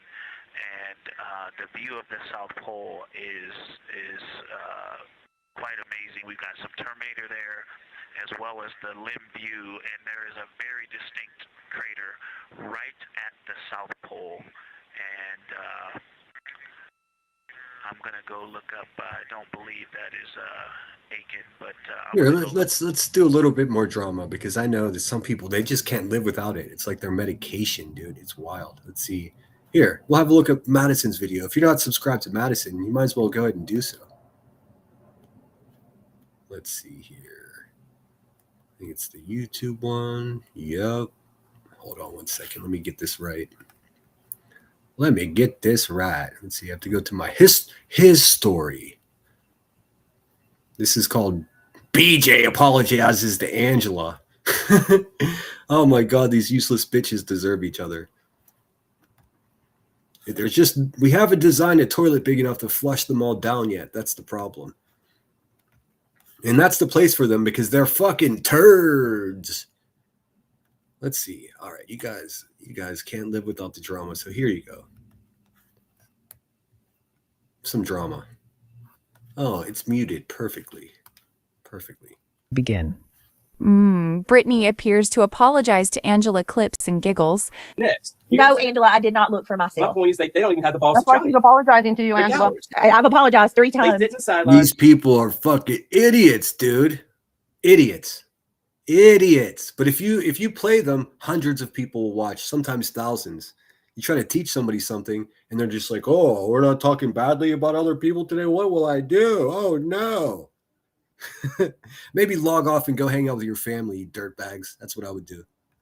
And they talk. Let's hear Brittany say what she should have done before humiliating Angela. That would be fucking interesting as hell. I'd like to watch that. If anybody sends me They don't have anything, the balls to do it. okay, hold on. If anybody sends me anything else, like you especially if you're making allegations against somebody, I want proof. Don't just come tell me, hey, so and so saying this.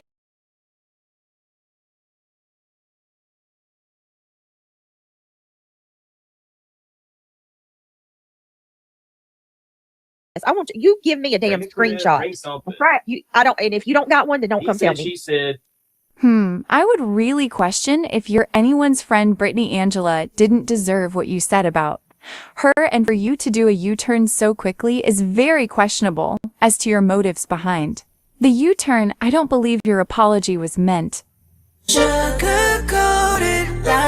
My mouth is not a bakery. I do not sugarcoat anything. If you ask my opinion, I'm going to tell you the truth, not what you want to hear. Deal with it. Amen. That's how I roll. That's how I do my shit too, Madison. Let's see what else Madison's got.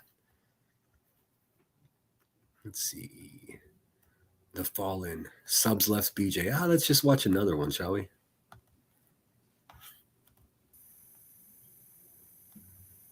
Hi there, I'm Madison. Welcome to my channel. You're all very welcome. Now let the fuckery begin. The following are screenshots from Brittany's deleted live stream where subs clearly showed they were leaving. It's a mass exodus. Oh yeah, Brittany Jackson, if you want evidence of you being a rotten backstabbing bitch to me, just ask all your moderators that fucking abandoned your dusty ass situation. They all know the truth. I know the truth. And you're sitting over there all gross and sweaty, confused about what really happened. Everybody knows. You can deny it all you want. Biatch.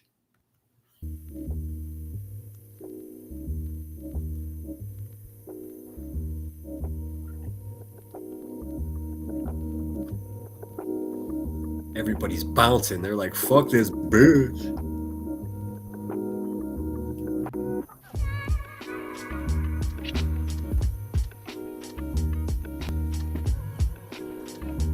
Yeah, Hucop, I've loved the space program since I was a kid too. Like I said, Krista McCullough, the lady astronaut that perished in the Challenger expedition, she came to my, it must have been elementary school. I can't remember. Like I said, I was a kid. But they willed those TVs into the classroom and traumatized us all for life.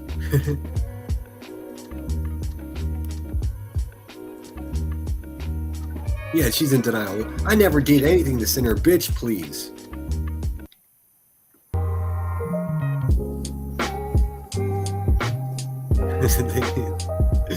Oh, every name you see on here, they're just a bunch of losers, dude. I'm so fucking happy I'm not done. All right. We'll just look one other second, then we'll pop back in and see where they are with the flight. Oh, that's not what I was trying to do. Or was it? Let's see. Cough medicine. Brittany the cough medicine. Didn't she just admit that she's was addicted to Benadryl? Dude, Benadryl makes you fall asleep.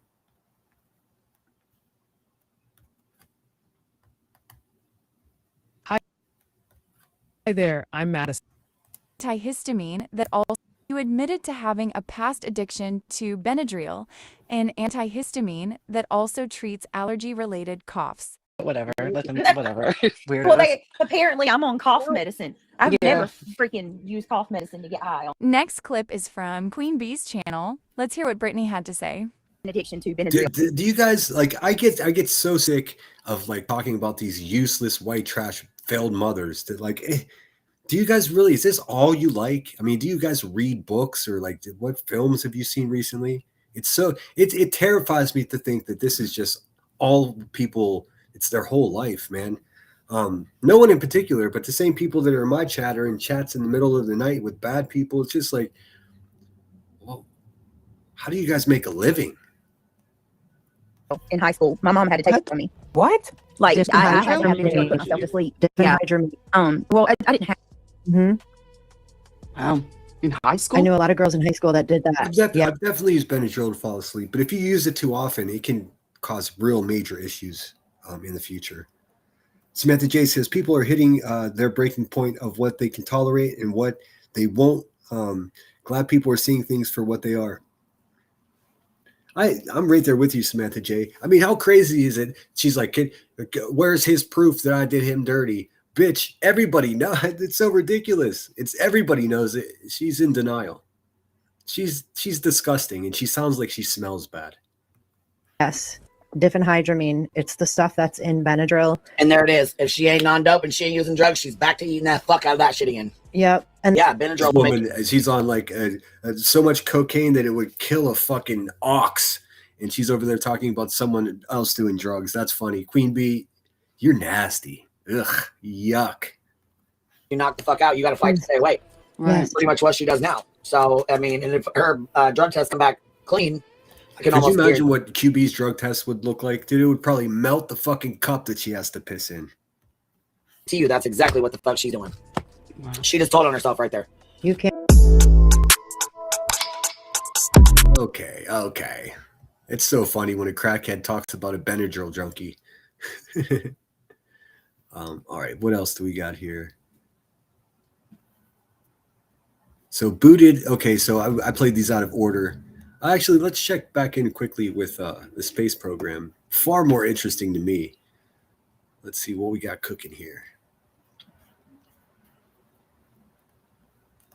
The name of that one because it's also giving a lot of good topography due to the shadows that I'm seeing. But that's I was trying to bound the view that I'm seeing for you, and I got distracted by all of these interesting albedo variations that are popping up in the interior. But that's the view that we see just a Vavilov diameter to the west beyond is where the Terminator is. Just beyond, I think Copernicus is the easternmost feature that we can see.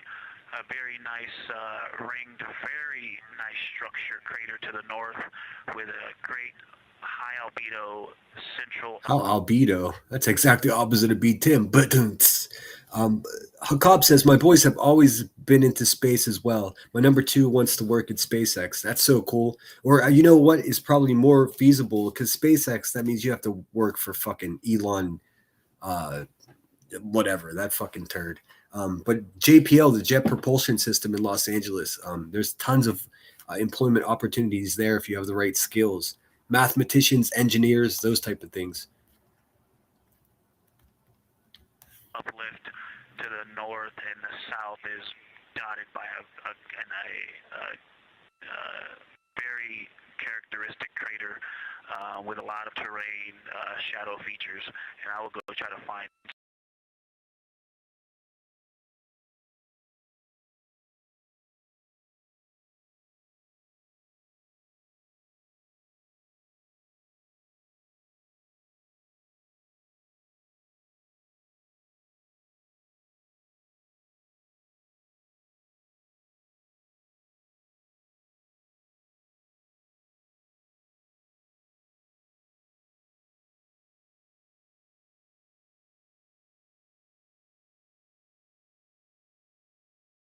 some landmarks to put names with those.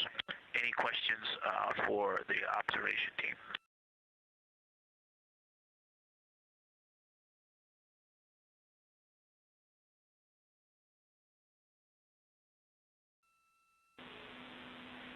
Integrity Science, love the descriptions. You're definitely looking odd up there. Appreciate seeing the training being implemented. Especially interested in your descriptions of the dark Oh, patches sorry guys, I was going. Hold on. you compared. I muted the wrong thing. What I said was I read Samantha J's comment, and this is a reference to Brittle Tooth Brittany over there, with her populating the earth with more idiotic human beings. Yay! Let's just have a village of fucking white trash dum-dums. Sounds like a good idea, Craig. You fucking bitch. Let's see. Let me find the comment again. It's on the screen, but my shit's blocking it. It says, "Sinner, she is in a complete denial. She definitely is doubling down instead of coming clean with the truth. We all know the truth about what happened to you, and she can't stand not being able to. Yeah, she can't control the narrative. Of course, she's a liar. I mean, she literally makes a living from making herself a victim and lying to people. So, yuck. And she sounds like she smells bad. I don't know how to explain it. Let's see. Dina M, good to see you. Hey, Sam and Chat, I'm listening while actually picking out books at the thrift store. Awesome. I have a Harlan Coben book, an Edgar Guest book, and a field guide, a Bible, and a Baptist hymnal. Very cool. I love thrift stores. It was so nice to leave California and go to thrift stores outside of there, because their thrift stores are vintage shops now, and a Ford t-shirt will cost you $80. Like, no thanks, dude. Although you could still find some nice Levi denim. If you're ever in an old thrift store in the Midwest or in the middle of the country, Oklahoma, Arkansas, Iowa, go into thrift stores and look for Google valuable Levi denim.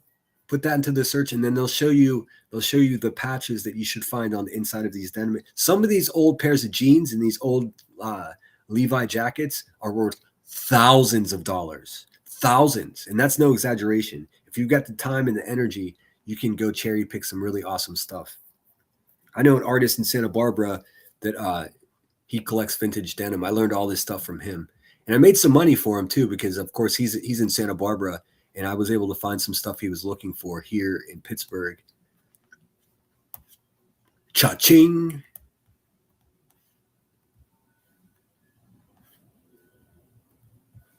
Let's see where we at.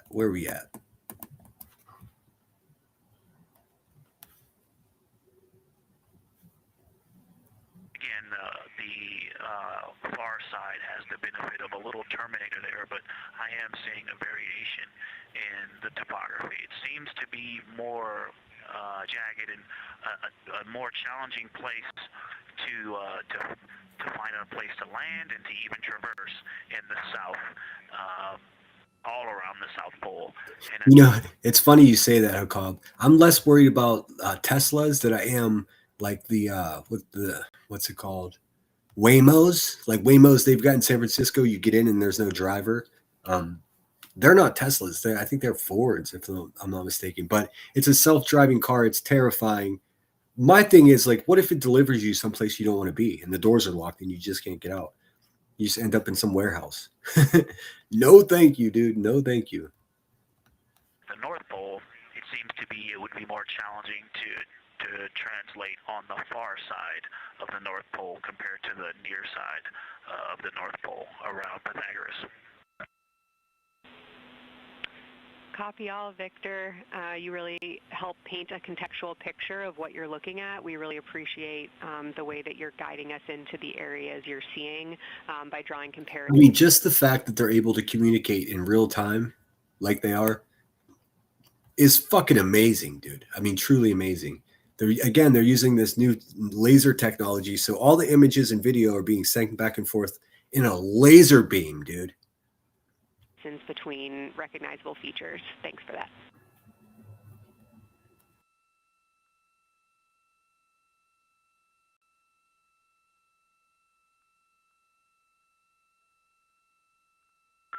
And Kelsey, another little science sit rep moment, something I just heard from the window team is the more I look at the moon, the browner and browner it looks. I thought that was an interesting observation.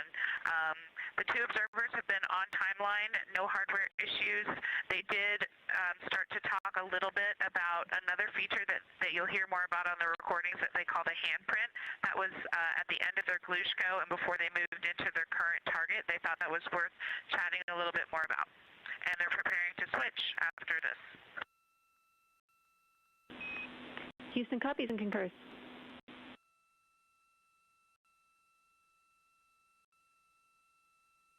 Here, I found a little thing on the Hey,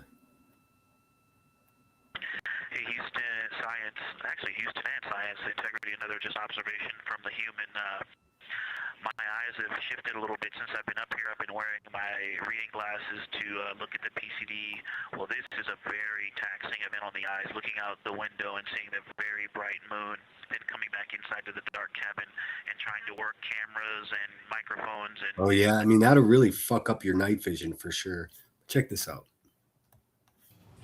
A new laser communications terminal for the Artemis II Orion spacecraft will soon be installed. The system arrived at Kennedy Space Center this week. NASA's new This video is over a year old, but there's a look at it. I mean, this shit is so fucking cool, dude. optical communication system will allow more data to be sent in transmission from the Orion spacecraft. Along with any new video and photos taken on the upcoming Artemis II mission, the system will also act as a way to connect Orion to mission control right here on Earth. Well, that's not much information, is it? God dag snabbit. I'll see if I can find more information on it. It really is just a whole brand new technology.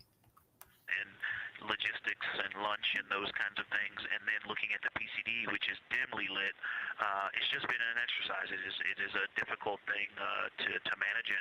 I'm up and down on the glasses, and then having to wait as my eyes adjust when I come back in. As soon as I look back into the cabin from looking out the window, I can feel my eyes adjusting, and I just have to work through it as they adjust. Appreciate that report. I do have a super chat goal if anybody wants to support the channel. I know this isn't violent or domestic violently enough for some people. Sometimes I only make money if I talk about people beating each other, their kids up. It's really weird, but there is a super chat goal if you appreciate content like this. Or, I mean, you can go buy Brittany J diapers. Victor, and know that we are prepared to read you up targets from the ground if that would give you the ability to keep your eyes focused on the moon and not having to swap between that and the PCD. Just let us know.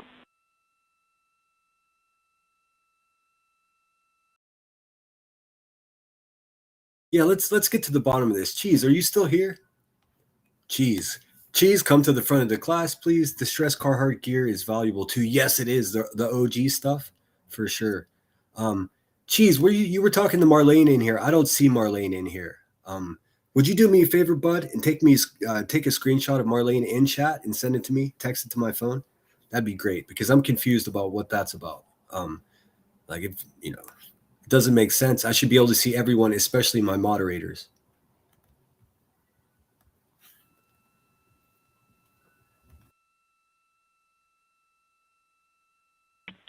Yeah, we appreciate that, Science, and we will also do that for the window teams, and we'll back each other up that way as well. But we appreciate that. We may take you up on that. Thanks.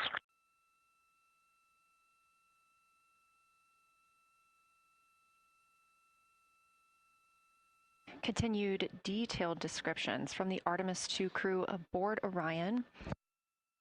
Again, this is a test flight, the first time we've flown humans aboard this spacecraft. So every detail, even that it's difficult to look outside the window and then back at the PCD, that portable computing device, every single detail is appreciated as we prepare for future missions. Glover also mentioned that he is now wearing his glasses now that he's in space and that his eyes have shifted a bit. This is something that happens when our astronauts go to space.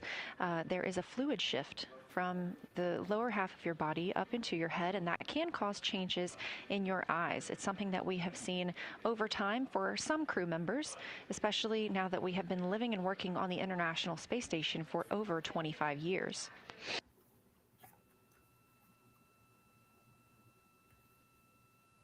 Again, it's clear that these Artemis II astronauts have undergone extensive lunar science training, including classroom instruction, fieldwork, and... I'm actually not completely blown away or surprised by the fact that I can't find much information on the new... all of a sudden, all of Marlena's chat is gone. What's going on here, dude? What the fuck is going on? Let's see. Marlena and I were talking about seeing re-entry because we both live in Southern California. Yeah, I know she's in San Diego and she was gone. Huh. Seems there's some fuckery going on. I'm on top of it. High fidelity simulations. Training expeditions even took place in analog environments like the Icelandic highlands and the Kemasassen impact crater in Labrador, where crews practiced identifying and describing geologic features under varying conditions. Oh, is that right, troopers? Waymo cars failed in Nashville. They blocked traffic all over town when they wait, shit, where'd it go? They blocked traffic all over town when they just died sideways in the middle of the intersection. Yeah, it's so funny. They can't do it in Pittsburgh because it's just, I mean, if you're not from here, you can't navigate these streets. I don't give a fuck what your GPS is telling you. It's a nest of streets. And also your GPS will tell you, hey, make a left here and go up this street, and you'll see a street sign next to a staircase, and the staircase is the street. Obviously, you can't drive upstairs. So that's that. I'm not. It's going to take many more years before they're capable of doing that here in Pittsburgh for sure. And I mean, Nashville is just as mountainous and hilly too, so I can imagine fucking Waymo stuck in creeks and shit.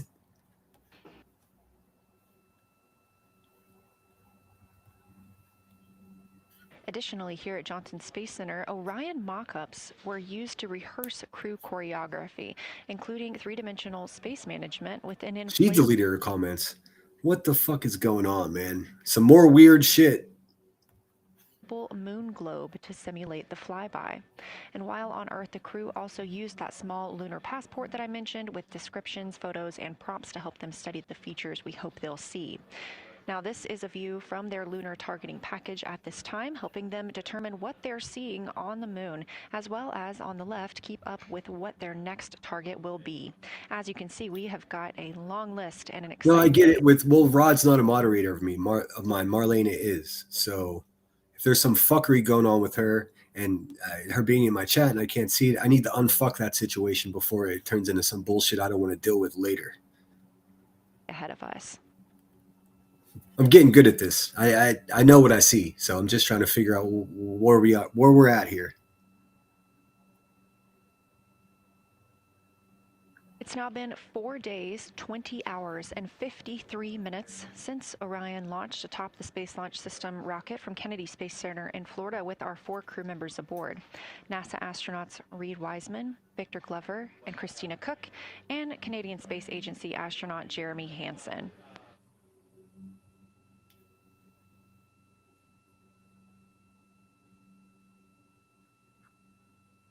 The Artemis II crew passed a major milestone today when they passed the Apollo 13 distance record at 12:57 p.m. Central, 1:57 p.m. Eastern. That Apollo 13 distance record was 240. No, she didn't delete her account. I'm looking at it right here. I'm still a subscriber to her channel, so I don't know what's going on. I'll get to the bottom of it though. I'll straighten this all out. I promise. That's what I do. Like I said, I'm getting really good at this, navigating goofy bullshit. I'm like a fucking champ at it. 1,655 statute miles from Earth. And Houston, another observation, whole moon. When you look at the moon something I've never seen in photographs before, but is I, very. I'll explain what I'm talking about. One of my moderators, Marlena, was in my chat having a conversation with another chatter. I couldn't see that. So that indicates to me that possibly I'm blocked, but I would find it odd for one of my moderators to block me, the channel holder. You see what I'm saying? Of course you can delete your comments. I just it's really not that complicated. We'll see. We'll hear from Marlena, I'm sure. Apparent, all the really bright new craters. Some of them are super tiny. Most of them are pretty small. There's a couple that really stand out, obviously. And what it really looks like is like a lampshade with tiny pinprick holes and the light shining through. They are so bright compared to the rest of the moon. We copy, Christina. Thank you. Looks like you guys might be. Yeah, I've got her email. I mean, she was one of the winners for the Christmas giveaway, so I have her email from communicating with that. But I'm right in the middle of a live stream, so I can't do it this second, but I'll get to it.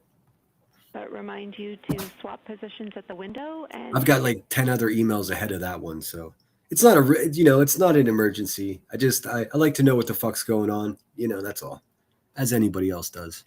And believe me, Detective Dave is on the case. SD cards with you. We're loving everything that you're calling down, so keep it up. What's up, Teaching?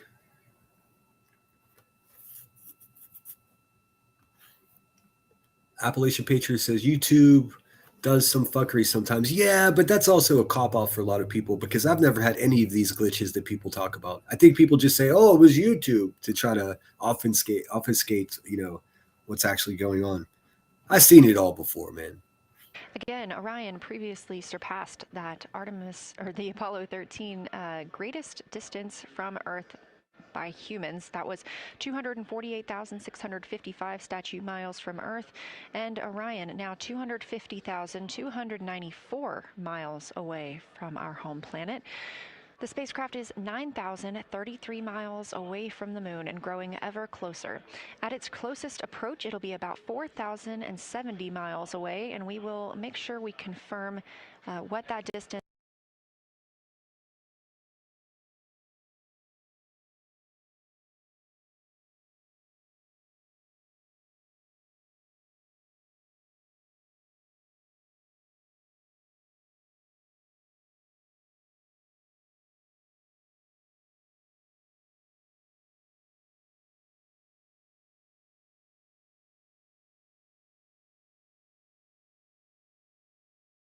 ends up being. This is an approximation and an estimate ahead of that moment. We're anticipating them to make that closest approach at 6:02 p.m. I mean, 4,000 miles doesn't seem very far, but that's actually very close. What's up, Deb Mundorf? For those drama hunters out there, we'll get to it. I'm going to watch a little more of this.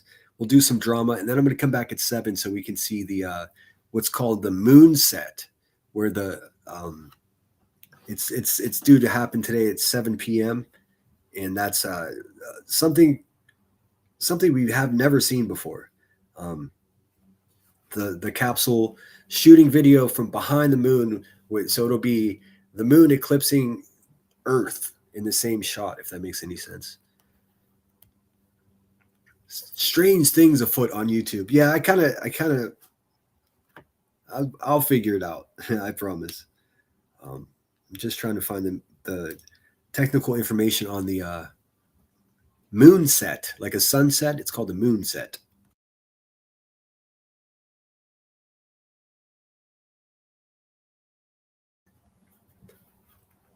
YouTube gave up on suspending me. They just delete comments. Oh, that's awesome. Okay, so it's called the Earth set. The Earth set is what they refer to as the loss of signal. When Orion passes behind the far side of the moon itself blocks all radio signals to Earth. This often referred to as the Earth set. For about 40 minutes, the crew will be in total communication blackout. And that's due to happen at 6:44 p.m. this evening. Fuck, I might just stay on here the whole time. I got leftovers in the fridge.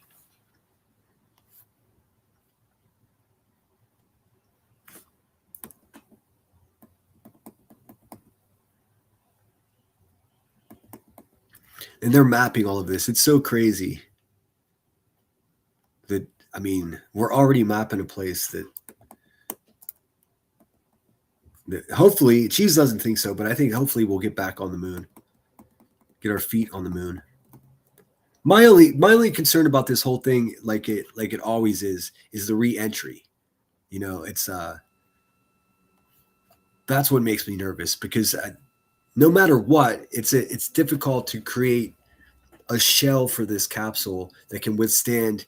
And also, their reentry is going to be the fastest reentry that's ever been performed too. So that adds another level of danger to the situation. But 5,000-6,000 degrees for an extended period of time as it, you know, comes back into the atmosphere, that could be really dangerous. Obviously, I mean, in fact, the same exact shield that they're using on this capsule was in test flights. Houston Integrity, I wanted to provide an... Hold on, we'll get back to her. They found all types of damage and wearing on the shell of it, the skin of it, that they did not expect. So they made some altercations, and it's essentially the same shield with a little bit of upgrades. So it's a little bit scary no matter how you look at it. They are due back on the 10th. Of course, there's no set time. Let's see, I'll tell you. Well, the capsule splashes down in the water at 5:07 p.m. on the 10th. The crew won't step into dry land in San Diego immediately. After the parachutes deploy, the Orion hits water. A combined NASA and U.S. Navy team will recover the astronauts using helicopters. They will be flown to the USS John P. Murtha, a naval recovery ship waiting nearby. The ship will then transport the astronauts and the Orion capsule back to the Naval Base San Diego. This usually takes several hours to a day, depending on the exact splashdown distance and the sea conditions. If you're in the San Diego area and you want to celebrate, the San Diego Air and Space Museum is hosting a watch party that afternoon to witness the live stream of its descent. How cool is that, dude? If I was in San Diego, I would be there at the Air and Space Museum. How cool the fuck is that? Observation or a little bit of descriptive nature on something that we saw on the first day we had good moon views. This was when we saw... Just for the record, also, I'm disgusted that more people are interested in talking badly about people than actually learning something. It's pretty disappointing. Hashtag YouTube. The near side, and the ground helped me out with identifying Mare Imbrium. Hey, thanks, Joe, for re-upping your membership to the channel. I very much appreciate it. When you have the western limb also in view, looks completely different than the normal view we have of the near side. It is the most striking feature of... That's a great question, Teaching. Teaching says, Sinner, I'd be terrified. How sure are they about the upgrades? I mean, I'm sure enough to use them. The astronauts know the risk. I mean, to me, that's the most risky part of the whole thing. And we'll be watching it live here, regardless if nobody fucking shows up and supports me when I do it. Doesn't matter. I enjoy it, so I'm still going to broadcast it, just so it's set in history for myself. Georgia Beach is in the house. Hey, Sinner, did you get the video I emailed you from SpaceX launch? I don't think I did. I'm guessing it was emailed. I'll have a look. Western limb view. I'm not saying I didn't get it. I'm saying I haven't read it yet. My emails are backed up like almost as bad as, well, I don't know. And the mountain chains that form its eastern side are very prominent, but they actually stand out more than I'm used to seeing even on the western side. And the whole thing just feels like a big bump. It actually looks like a large healing wound with a high albedo forming the mountain chain around the impact basin. And I just don't think I had enough chance to describe how striking it was on that western limb view as we were coming in a couple days ago. Christina, science, absolutely love that, especially since that's a feature that all of us here on Earth can observe from home. So I'm sure tonight everyone's going to be going out and looking for evidence of that beautiful topography you just said. Oh, it's a good point. A good point. Let's see. Trooper says, well, Senator, considering the people following the bottom feeders can't even read, they're not teachable. Just saying. I know. It's just so disappointing that, like, I mean, that's why I'm only going to do 500 live streams on my channel and be done with this shit, man, because people are just, they're not as much fun on the internet as they are in real life. Everybody's a fake person. Everybody's a liar. Everybody's unhealthy mentally. You know, these people are beating their kids and fucking being doped up in the middle of the night, dude. Just disgusting. I would never hang out with any of these people that I review ever in real life. I'd be crossing the street and getting out of there because they're trash ass motherfuckers. Those words. Looking at you, Rebecca Turner, Brittany Jackson. Nasty bitches, dude. Nasty.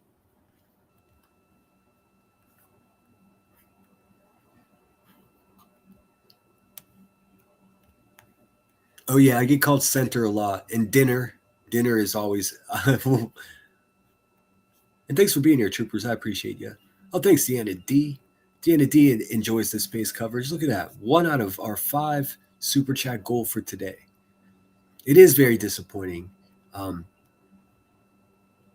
Because you know what? I don't know like how broken these people are, but I need a break from it occasionally. That's why recently I've just been ghosting this place for a day or two.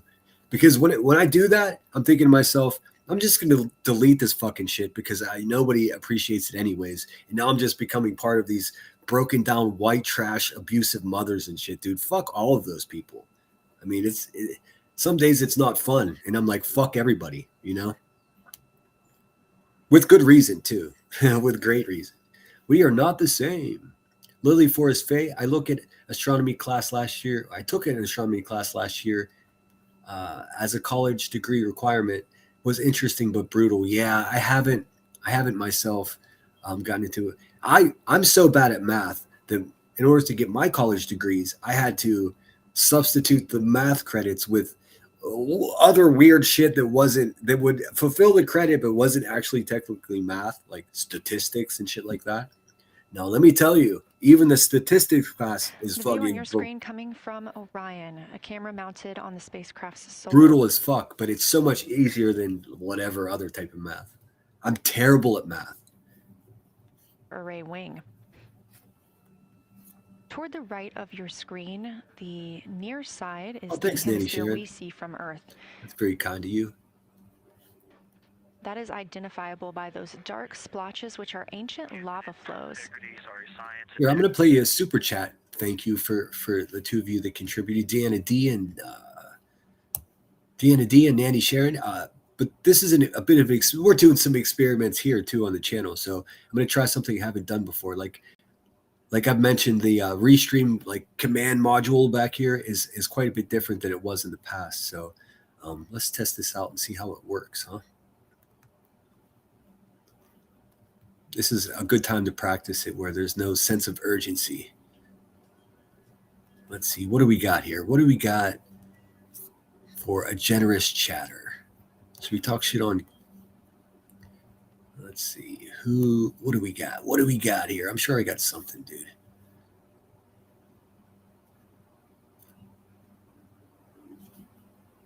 It should be my files, downloads. There we go. I was like, where's my shit, dude? I can't find it. I found it. Let's see. What have we got here? I've made so many fucking videos. It's out of control. Here we go. I got a special something. Oh, let me show you this one really quick. I never used this. I made this around Halloween time, and I purposely did not use it because sometimes AI just becomes this creepy fucking shit that like, it's like, what was that? I wish I didn't see that. But here I was again trying to make a lemon character, and this is what AI gave me, dude. This freaked me out. The beady little eyes. It looks like QB's eyes. Check it out.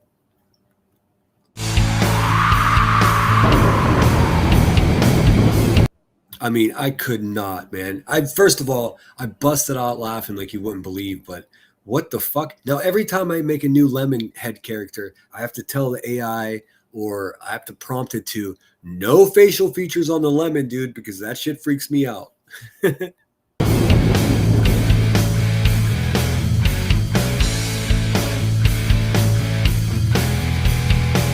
And for those of you that've been around for a while, you know these are the characters from Friday the 13th, the series.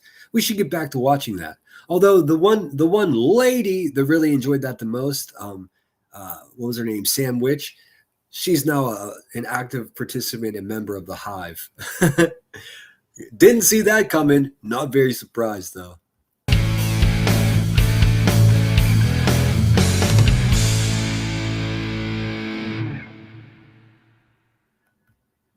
All right, you guys get the idea. Whoopsie, whoopsie. There we go. There we are. What are you guys saying in the chat? So yeah, that shit freaked me out. That's why I never used it, but I figure I'll show you one.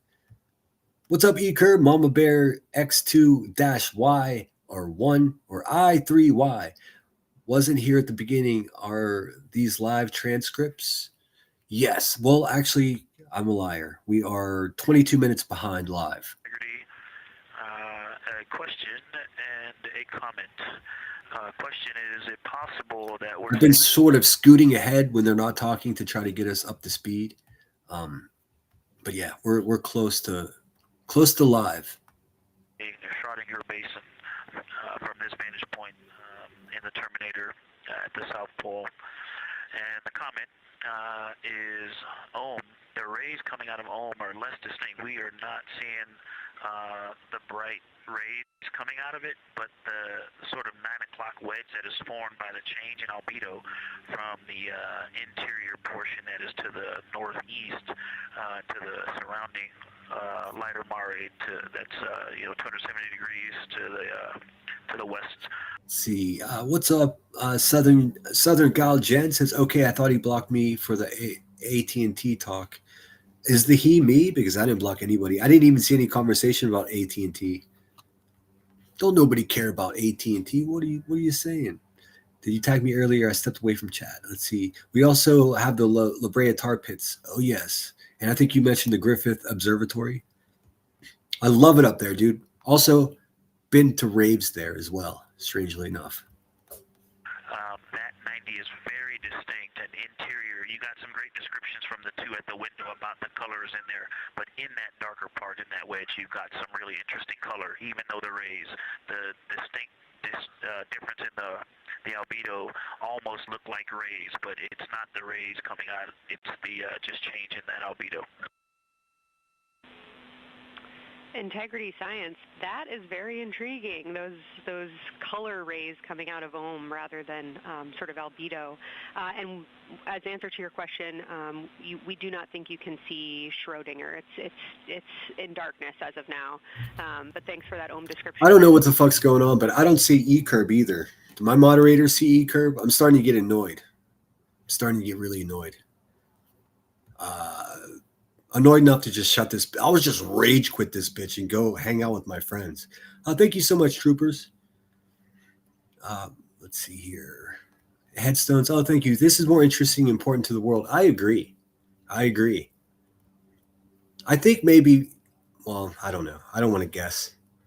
It sounds like the pair at the windows got great descriptions that we're definitely going to dive into tonight. Oh, thanks, Steph B. I appreciate you. Okay. If you could help me, I would still love to know what it is. There's a very nice crater. Oh, I see E-curb now. I have a lot of pictures of it. What Actually, I won't. would be right in There we go. Let's see. Oh, there you are, E-curb. I was depressed enough as it is now. If I had a parking garage nearby, I'd swan dive off of it. We don't hear that, E-curb. If it makes you feel any better, I also battle with depression and have those same feelings maybe every 3 or 4 months. What I'll say to you about that is it's not abnormal to feel that way. What I urge you to do is to get to somebody you trust. Actually, sometimes it's better if it's a fucking stranger. There are hotlines available. I mean, I'll give you my fucking telephone number. If you just want to call and complain to me, I'll listen to you for as long as you want. But one thing I can promise you, being a guy that lost about half a dozen friends, in a very similar way as you're describing. The wake of pain and anguish that's left behind, you'll never understand that. So if you ever feel yourself in that spot, first of all, think of my goofy ass and just think, well, maybe I can call this asshole and he'll make me feel better, and I'll do my best. Just email me, sinnerwithsunshine@gmail.com. I'm not a professional crisis counselor or anything like that, but I have seen a lot of shit firsthand, and I got your back.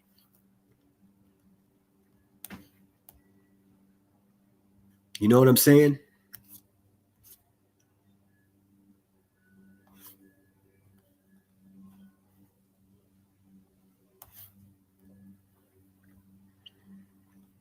Yes. I mean, it just being in the military, the amount of people that were lost that way, it's more than the people that were actually lost in war, if you think about that.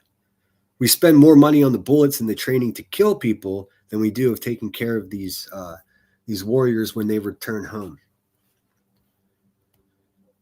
Yes, we got your back, E-Curb. And listen, I'm telling you, I know exactly what you feel like, and it's not out of the ordinary to feel that way. It's fucking normal. For some reason, it's taboo to talk about, but you're alive right now, and we want you to stay that way.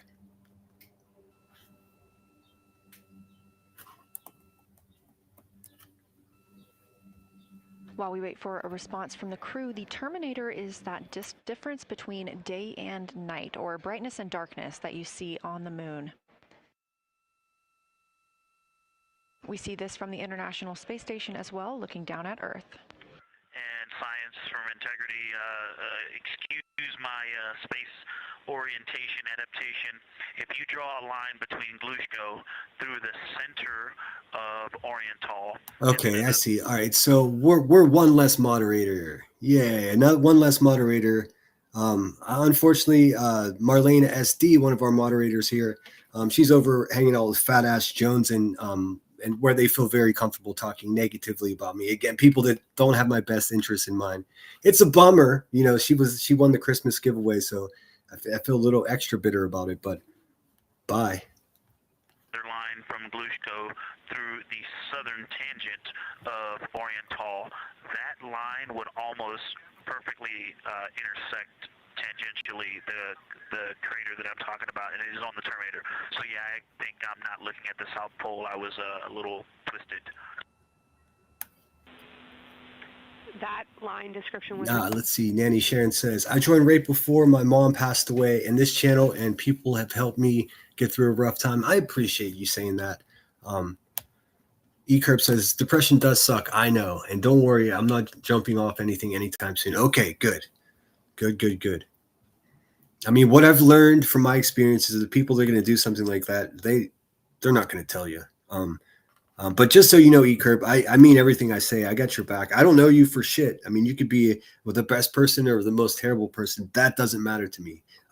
Staying alive, and then we'll sort it out afterwards. You know, holler at your boy if you need to. Really helpful. I have eyes on the SIR right now, and they are actively discussing lunar geography. We will be back with you shortly.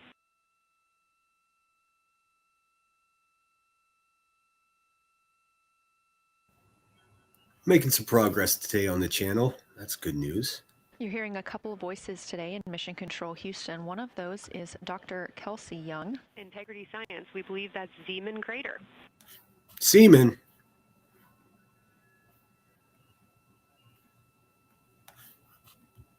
Oh, I floated away from the speaker. Say it again, please. We believe that is Zeeman Crater. That's so funny. She's like, I've really got to enunciate the Z, not Seaman, Zeeman. Southern Gal Jen says, many of us have intrusive thoughts. Don't give up. Tomorrow's a new day, and you never know what it will bring. That's exactly right. That's exactly right. Zeeman. Okay, and can you say the first letter? I may be pronouncing that wrong. What's the first letter? I love that they're having a debate. The astronaut here is Seaman. The woman's trying to say Zeeman. Well, it probably doesn't help that Zeeman isn't a word. This is like a joke here. Can you please tell me the first letter of what you're trying to say? Can Can you say the first letter? I may be pronouncing that wrong. What's the first letter of that word? Zulu. It's Zeeman. Zoom in. Copy. Thank you for that. Yes, we've got a great view of that. And when I went back to the window just now, the view has completely changed. Our trajectory is taking us to a new view, and I'm looking more into Babalov. I've got a nice, great view into Babalov. I'm actually away from the window right now, so I'm going to go try to give you some bounding words on the view that we're seeing. I do apologize that I don't have anywhere near these different craters that they're speaking. Crater, not creator. Craters that they're describing. So I'm no help. I'm listening just like you guys. But I've got to get back to a window in a minute. Obviously, this is the Apollo Basin. This is where, if you believe it, that's where our American astronauts landed before. Also, I didn't mention this. This ship and the capsules emblazoned with American flags, but this is very much an international effort. Like in the past with Apollo, only old white American men. In this case, we've got Canadians, we've got ladies, we've got black people, we've got people that more represent the humans on Earth, which is really refreshing. But this is not solely an American project, not by a fucking long shot. I mean, a lot of the technology in the capsule itself is from the British Space Department. Because they're such staunch allies with us, we really work together. But this is in many ways, a British-made capsule. Not too many people know that. In the past, America's space program was not shared amongst other countries because of our level of paranoia, let's say. Bernard Proof says, E-Curb, I've been on both sides. I've suffered the loss of loved ones and also had seen struggling not to follow through with my own dark thoughts. Remind yourself to take life one breath at a time. Exactly right. Exactly right. I know the creator we want. I know the creator we want to when Apollo missions was called Sea of Tranquility. Well, right there on the screen, it said, well, maybe they just named something else Apollo. Dude, if I was an astronaut, I wouldn't have spent the last year of my life talking about a bunch of broken down white trash bitches. I'd be in NASA. Understood, Victor. You're defining new views of the moon in more ways than one. Hey, is that innuendo? What does that mean? In more ways than one. Just 3 guys in space with another guy's wife, dude. What the hell? Again, when you hear calls down to science or from science, that's Dr. Kelsey Young, the Artemis Science Flight Operations Lead here at a console in Mission Control. You also hear communications with the crew from Canadian Space Agency astronaut Jenny Gibbons. She is the Capcom for today. She is a backup Artemis II crew member. Very cool. Those calls from pilot Victor Glover asking about a feature he was seeing, specifically a crater on the moon. Yeah, if you want drama, old short bus, another adult burnout Johnson's over there. That's where all my moderators and viewers are. They're over there listening to that old Chabalub give her opinion while she sucks down joints like a fucking real burnout. Yay! That bitch is no competition for me. Meanwhile, the team here in the science evaluation room was actively working together to determine which feature he was describing.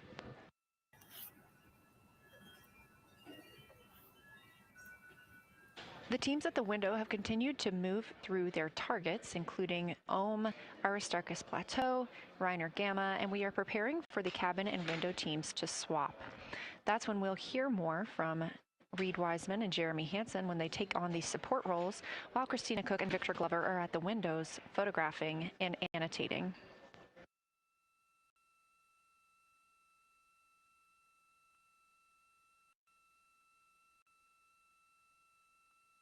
As we briefly mentioned, if you look towards the right side of the moon, essentially,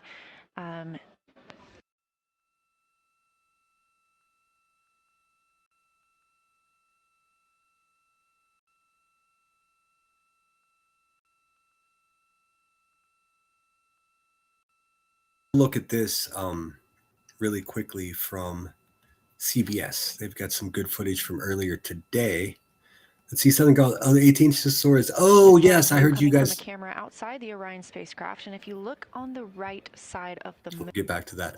That's you were talking about having the contact and the flip phone cost. I didn't know you were talking about AT&T. I didn't catch the company you were talking about. No, I didn't. You guys, I'm not sure why I block you for that. I only block people that are fucking cunts. Let's see here. And so as far as I could tell, no. Well, there were a few in here earlier, but no cunts in the chat right now. That's good. We got a cunt-free zone over here. where you see those dark patches. Wow, yeah. I wish I had some more time to just sit here and describe what I'm seeing, but the Terminator right now is just fantastic. It is the most rugged that I've seen it. From a lighting perspective, there are little islands. There are islands of terrain out there that are completely surrounded by darkness, which indicates some real variation in terrain. Up to the north, there is a very nice double crater. It looks like a snowman sitting there, in the 5-10 degrees below the pole in the Terminator. And then on the southern edge, there's almost like a hole. It looks like a hole, and it's the diameter of Vavilov.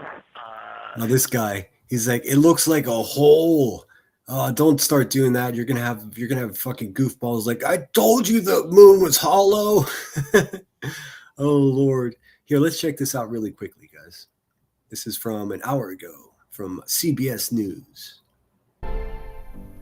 Okay, history will be made today as the astronauts aboard the Orion capsule will fly farther than any human ever before. The Artemis II mission is set to loop around the moon this afternoon. Here's Commander Reed Weissman as they get a closer view, I should say, of the moon. I think one of the most interesting things right now is the four of us have looked at this moon our entire lives, and the way we are responding to what we are seeing out the window it's just like we're a bunch of little kids up here. We cannot get enough of this. It's amazing. Oh yeah, I am sure. That sounds very exciting. All right, CBS News radio correspondent Peter King is live in Orlando for us today. Peter, thank you for joining us.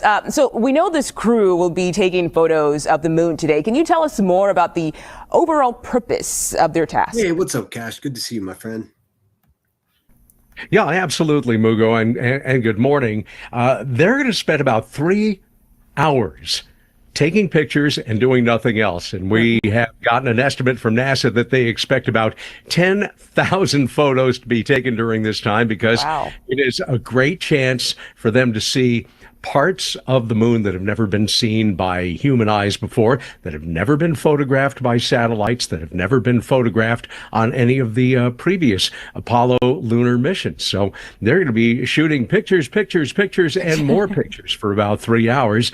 They're looking for crater rejections of boulders and things like that, anything that gives them an idea of interesting places to explore, but interesting places that also might have had clues as to the formation of the universe, the planets, and the whole thing. Yeah, wow. So just how historic is this mission, and what does it mean for the future of space exploration?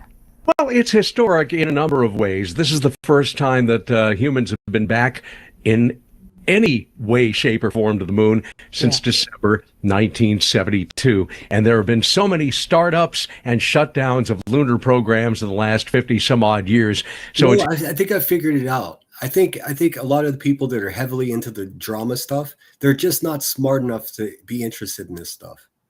You know what I mean? It's too smart for their brain, so they're just like, I'll just go watch someone get high and talk badly about someone else instead. It's pathetic, dude. But statistically, right on point. History that this is actually getting traction and going to happen.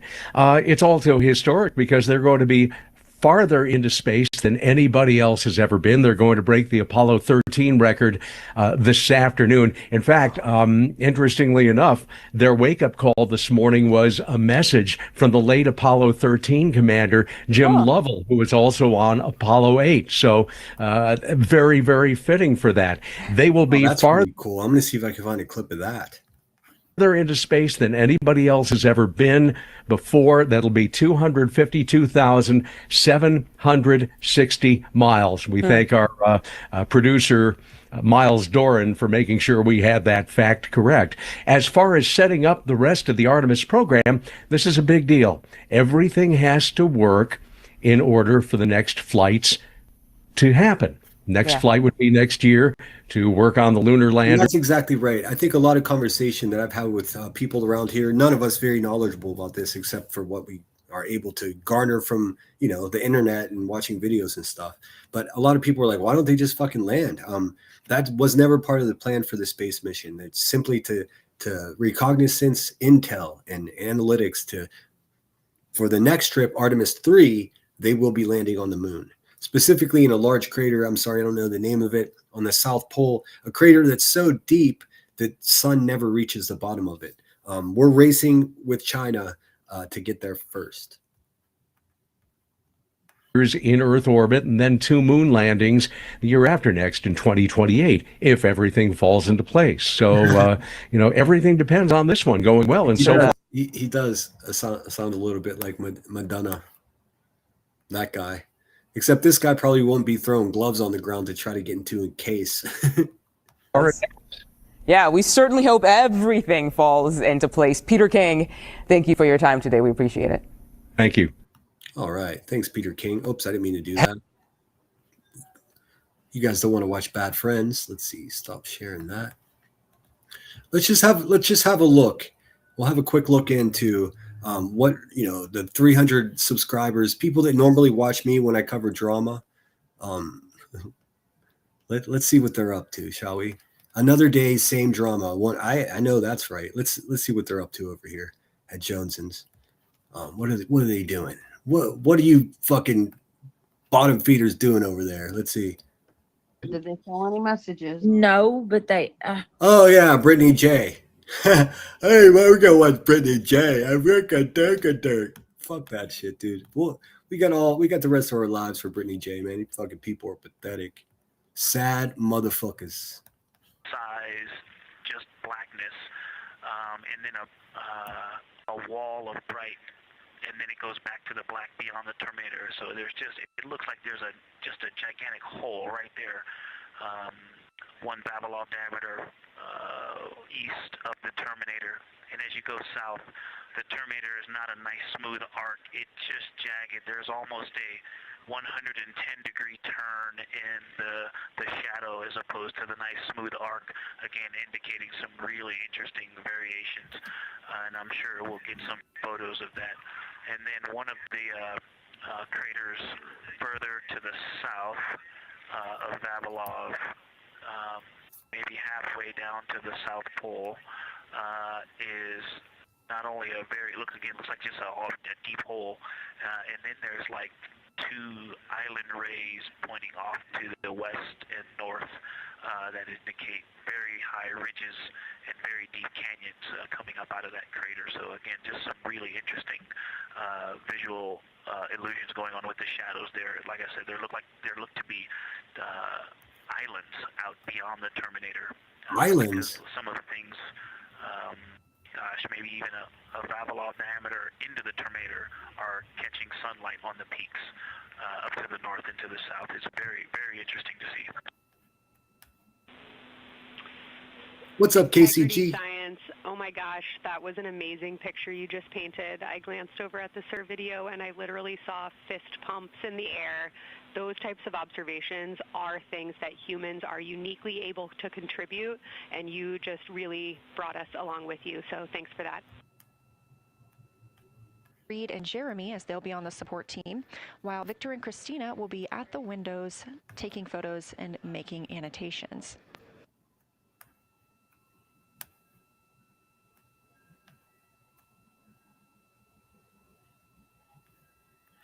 Yeah, the Hindenburg. That's the Zeppelin. Like, did you know? Maybe I misremember this, but I'm pretty sure that even though it was a crazy tragedy, I don't think anyone died in the Hindenburg. I could be wrong. If I remember correctly, I'll look and see. Just scooting ahead. I got a buffer for us here, so we're still about 25 minutes behind. Let's scoot ahead and see what's cooking.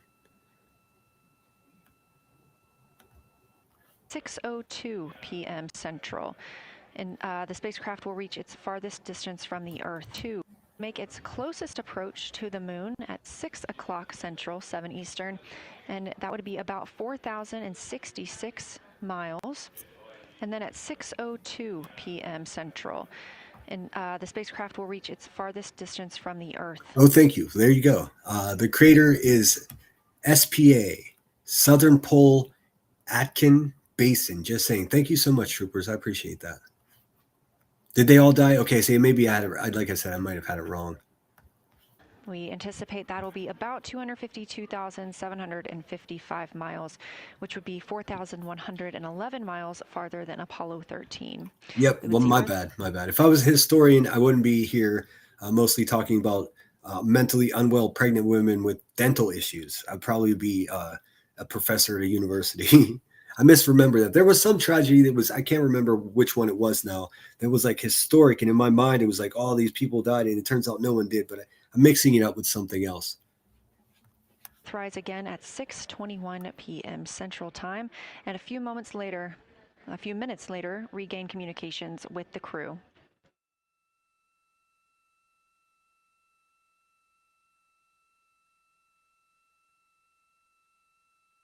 So there were 62 survivors out of the 97 people on the Hindenburg. You're right, 36 people perished. I misremembered it. I remember the footage. It took 34 seconds for the Hindenburg to completely be amassed in flames.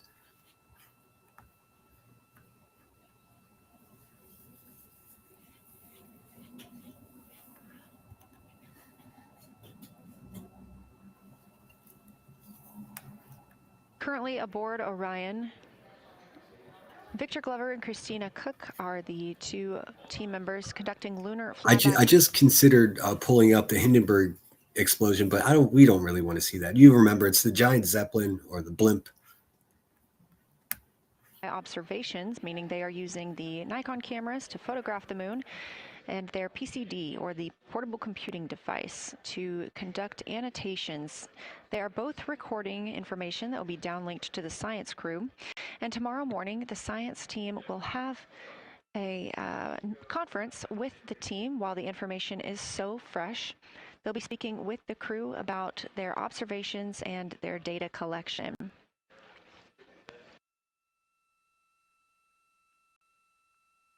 Otherwise, most of tomorrow, flight day 7, is considered an off day.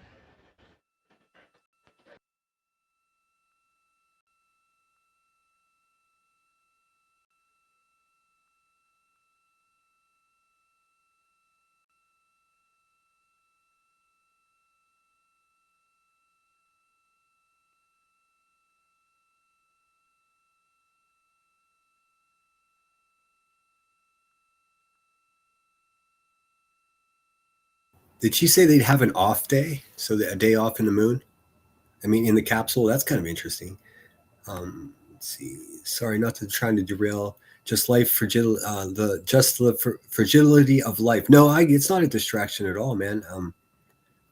I actually, I know so little about the Hindenburg that I just completely misremembered the details of how many people even passed away. So I love knowledge, man. I love to be corrected.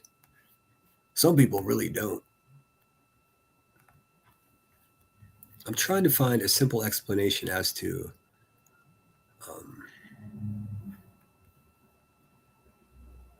We are on flight day 6 of the Artemis II mission, the first time in more than 50 years that humans will observe the moon directly, providing a critical opportunity to practice how lunar science will be conducted during future Artemis missions. If you're just joining us, the crew is well into their lunar flyby observations, and we anticipate that we will hear from them soon. A few times every hour, they are slated to call down with science sit reps or situation reports. Yeah, that's what I'm waiting for. I want to hear what's going on with the crew itself. Let's see it. I'm scanning. Nobody has internal footage of the capsule currently.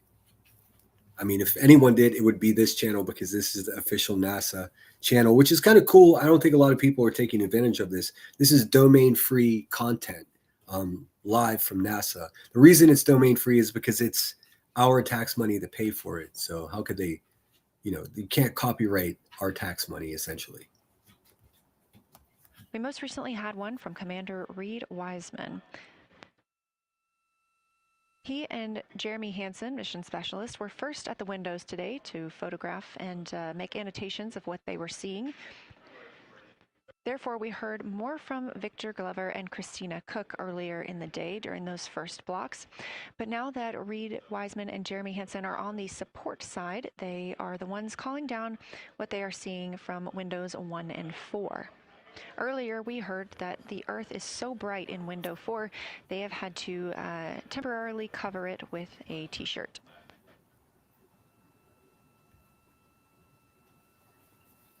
Blinded by the light.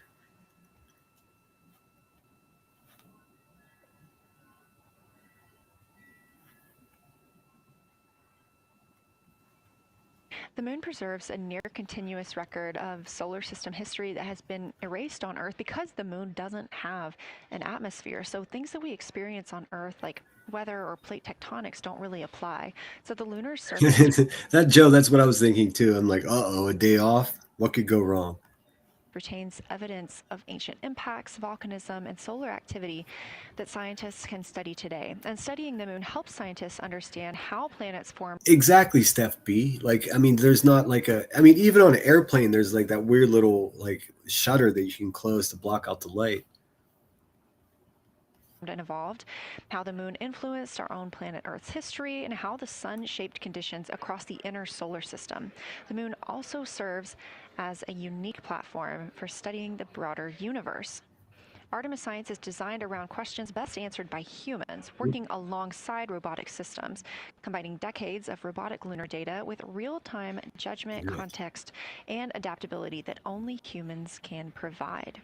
This mission, Artemis II, is serving as a proving ground for lunar science operations, which allows NASA to test how science is planned, executed, and supported during a crewed deep space mission ahead of our future Artemis flights.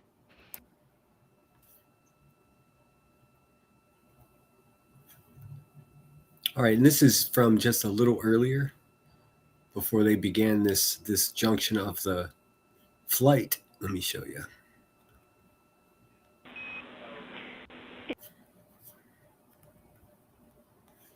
The cabin lights to allow them better visibility outside of the windows and fewer reflections.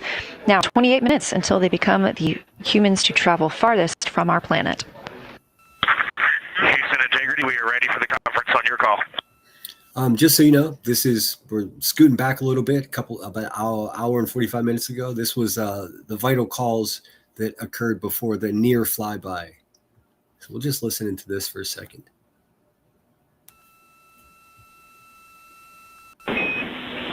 Houston is ready for the conference, passing you over to science. Science. Good morning, crew. This is Science. We couldn't be more excited for a full day of lunar and planetary observations today, the first one in over 54 years. How do you hear me?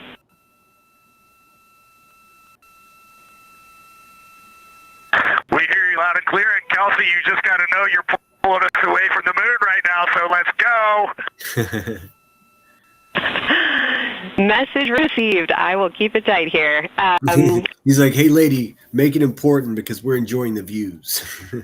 I did just want to start with a thank you on behalf of the Lunar Science team and the entire lunar and planetary science community, of which you are absolutely a part, for what you've already done in this mission and what you're going to do today to inspire the next generation of scientists. I have to say Moonjoy is the new term that's already become our team's new motto, so thanks for that. In this conference, we'll cover hardware and config reminders, and then I'll just briefly, as you said, cover today's science plan. I'm assuming you already have your LTPs up. Confirm that. Moonjoy? Moonjoy. That's how you describe whenever Moon gets her food stamps refilled. Ba-doom-ts. And I'll jump quickly into the cabin config reminders.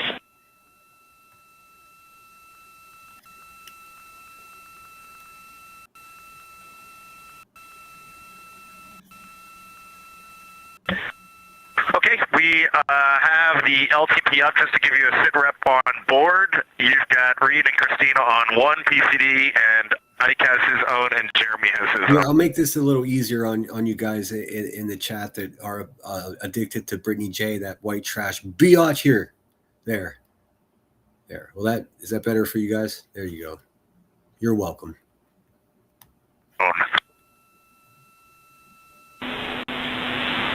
Copy that. That was going to be one of my questions for you, and I'll ask a question back. Is that the config that you and Christina plan to carry throughout the day for PCD use?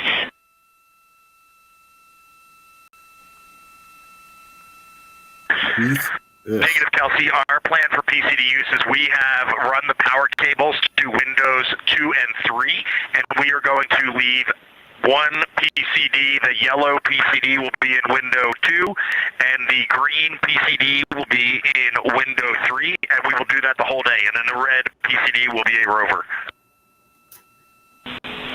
Understood. Super helpful. Recommend when you guys switch in and out of PCDs to add your initials to your OneNote annotations, just so we can keep track of whose is who. And then given that you have 3 PCDs instead of 4 for the data transfer at the end of the day, recommend making a new subdirectory entitled. Yeah, I'm not sure if I could either, Michelle 420. I seriously, I'm not sure if I could.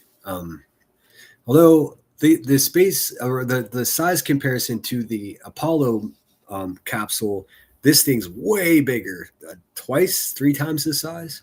I mean, for the Apollo mission, those 3 dudes were basically in a small walk-in closet, and they had to poop right in bags right next to each other. So that's crazy.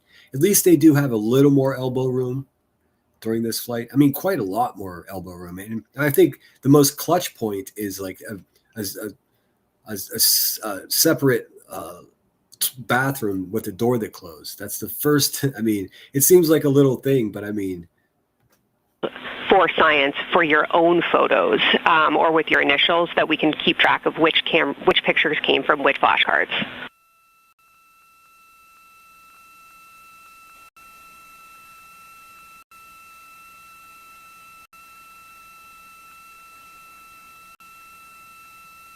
that's exactly right, Appalachian. The size of 2 minivans.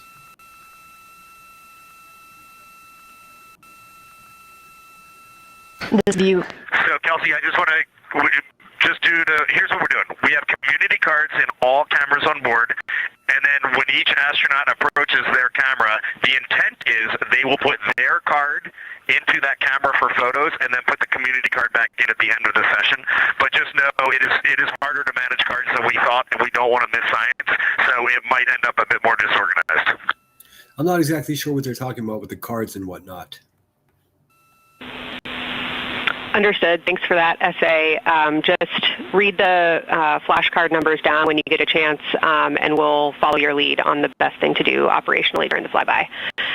With that, I'll move on to Windows. So the window characterization DFTO you guys did a few days ago confirmed that window 2 is ideal for imaging, so no change to config of photographer in window 2, observer in window 3, and science server reps in window 1. I'm not sure if you're able to see it that well because it's a smaller window here just below my avatar, but you can see the moon is becoming larger and larger in the shot. That's because the capsule, as we all know, is headed towards the moon. Won't land there, but it's going to get within, I think they said 4,000 miles, which seems like an awful long distance. But in reality, that's as close as we've been. Pretty safe operation at this point, though. I mean, they're going to be in the moon's. They're going to be using the moon's gravity to slingshot around the moon, much like NASA did in the past. Let's see, this whole time I had that Rocket Man stuck in my head. Yeah, I have it queued up. We'll play it. I can't play the Bowie version though, so it pains my heart to play a cover of that song. It's so good. Well, there's nobody here because they're rather listening to the short bus over there, another adult burnout talk about Brittany J. But those of you that are here, just so you know, I appreciate you guys. And you're the reason I keep coming back. Please hit the thumbs up. Share this out to your mom and your aunt. That seems to be the people that like me the most. The ladies, but what can you do?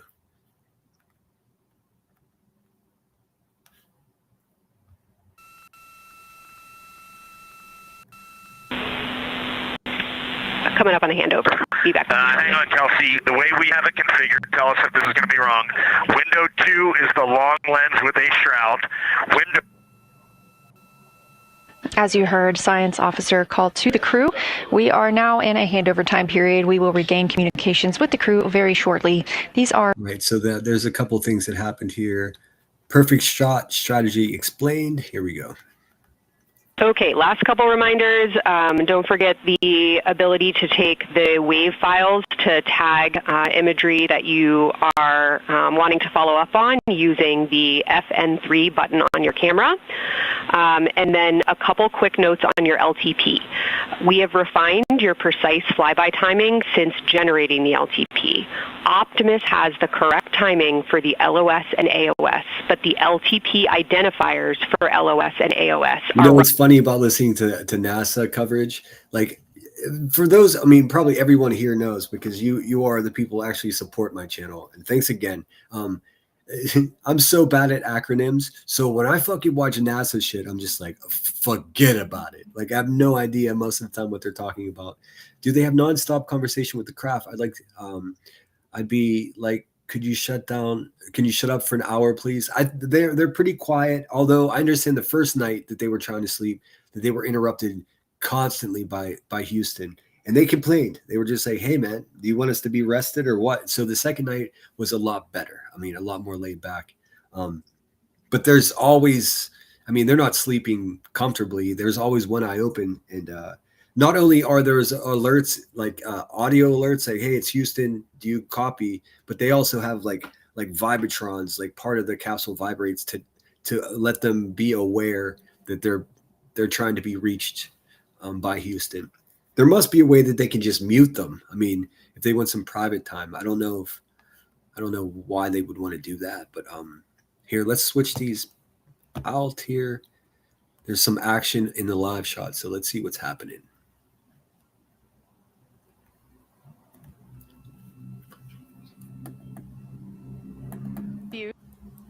We have 3 more flyby observation blocks after the completion of this one. Down on the bottom left of your screen, that's the SIR, the Science Evaluation Room, where team members are continuing to work through all of the targets that the crew is I photographing. mean, let's face it, every one of these, every one of these rooms look the same to me. I can't tell the difference. Today, and they've helped identify some of the craters and some of the other items that the crew has seen on the moon's surface. Down on the right is Artemis Mission Control here in Houston. Those 2 rooms down at the bottom are just down the hall from each other.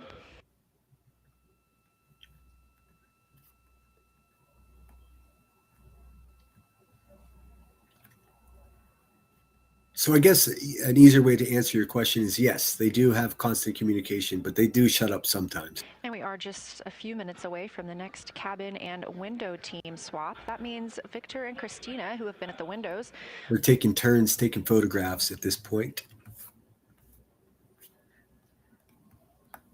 will fly to the cabin, the background essentially, and be their support crew for Reed and Jeremy. Reed and Jeremy will move back up to the windows.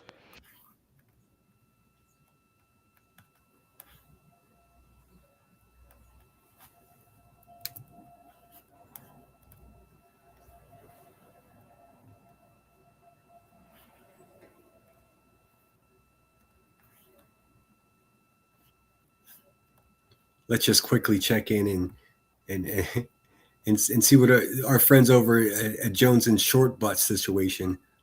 See what they're doing. Another day, same drama. Well, you don't say. No. No, Angela had not put messages out. Oh, what a useless fucking situation these people are, man. Oh my God, no, Angela didn't put messages out. Yeah. Smoke them if you got them. Smoke them if you got them.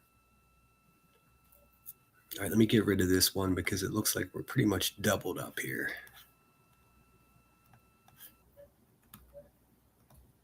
are roughly 2 minutes later than they will be in reality. Final LTP timing update is that the green line on your LTP should start automatically 45 minutes before the flyby. If it doesn't appear, let me know and I'll have troubleshooting steps for you. Last updates are on the... Man, if you guys haven't tried these fucking, these new white peach edition Red Bulls, oh man, I recommend it. They're fucking fruity. So only for that last hour today. Of course, remember if the sun is in view to use your eclipse glasses. And reminder that we will have a few activities for you prior to the eclipse to reconfigure all 3 cameras for corona and deep sky observations. These activities, some of which will occur during the forward link LOS, so we wanted to flag it for you now. Any questions before I cover the last 2 reminders?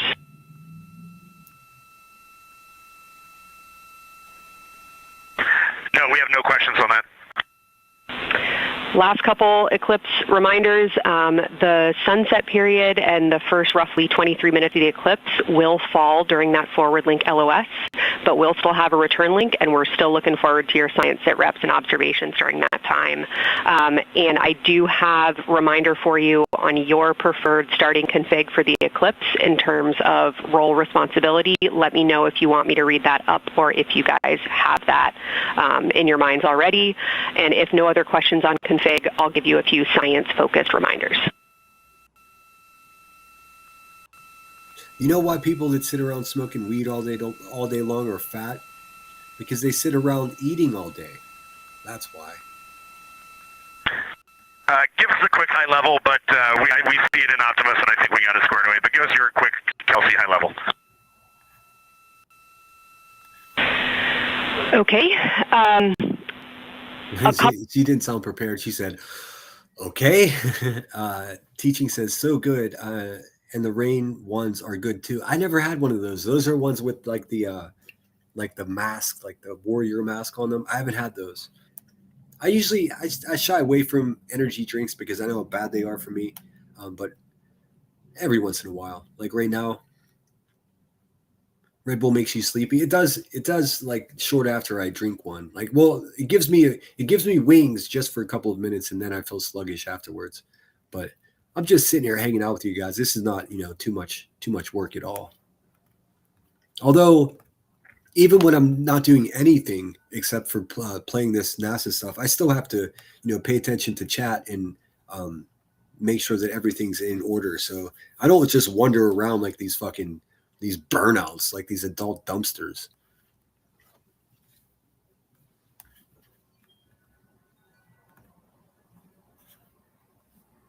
Couple changes from the first LTP you studied is that Glushko is the only feature that the same pair will view twice. That's Reed and Jeremy.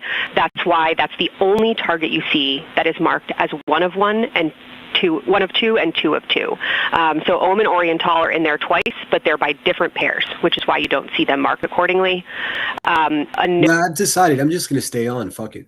I mean, I know. It really does piss me off that like everybody that claims to support me is just sitting over there just watching the same shit they watch all day, man. Whatever. I'm just going to stay on because we're just over an hour away from really great footage. Note from feedback on your observations so far over the last couple days. A reminder that if you note structure and texture as well as color and albedo, please note any correlation between... Exactly right. I'm not selling crack off the back porch while I'm live. I'm not looking for my dogs. I'm not cleaning out my poop chair. I'm not getting ready to drive kids to school tomorrow. Nope. I'm sitting here attentively the way a YouTuber should do when they have a live stream. I think that's been lost, though. In the two, and also a reminder that negative observations are still valuable science. So a lack of color or a lack of structure associated with color is also valuable. A reminder also that your observations so far indicate it will likely take some time for your eyes to adjust. We especially heard that around your Terminator observations and your color.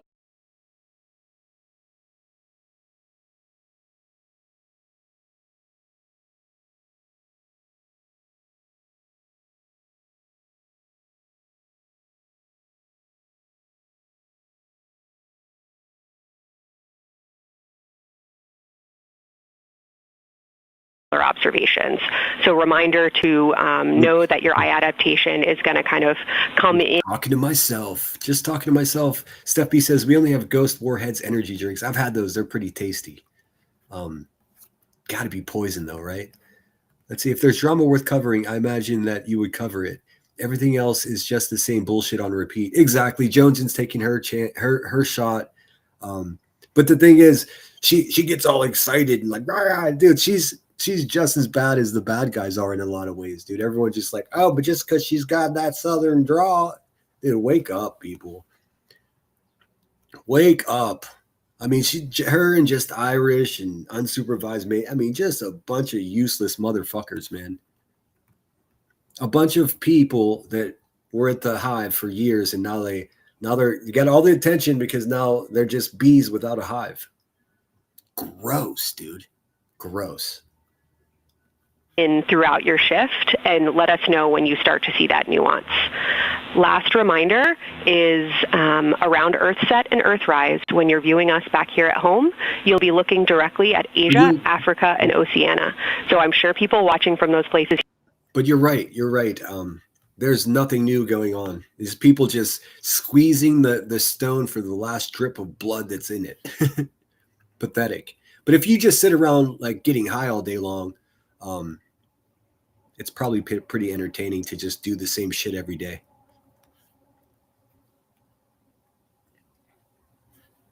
Dumpy ass motherfuckers. Here on Earth will want to give you all a wave as you take their picture. Any other questions from me? For me?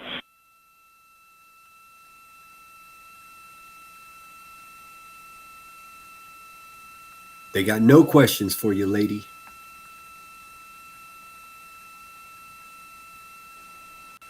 All right, that. Just can you say towards window 1 or towards window 3, and then we'll know that we are talking the same language? Absolutely. So I mean that the side of window 2 closest to window 3 is preferred for imaging.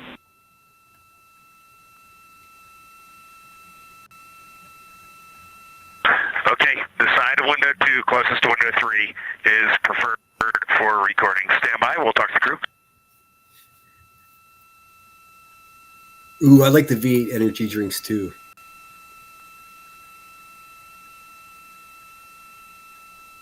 Again, we are in our pre-lunar flyby science conference with Kelsey Young.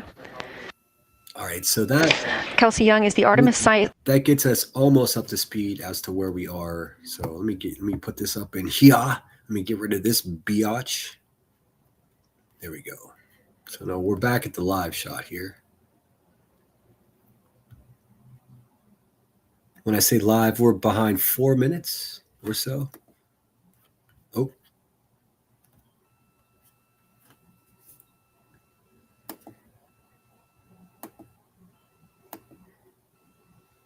As you can probably. Not sure what we're looking for in the PCD, but we're going to poke around and we may be calling you back about that one. As you can tell, the moon is getting larger as the ship or capsule drifts towards it. All right, that's no problem, and it's unrelated to flyby. Shout out Kelsey Young.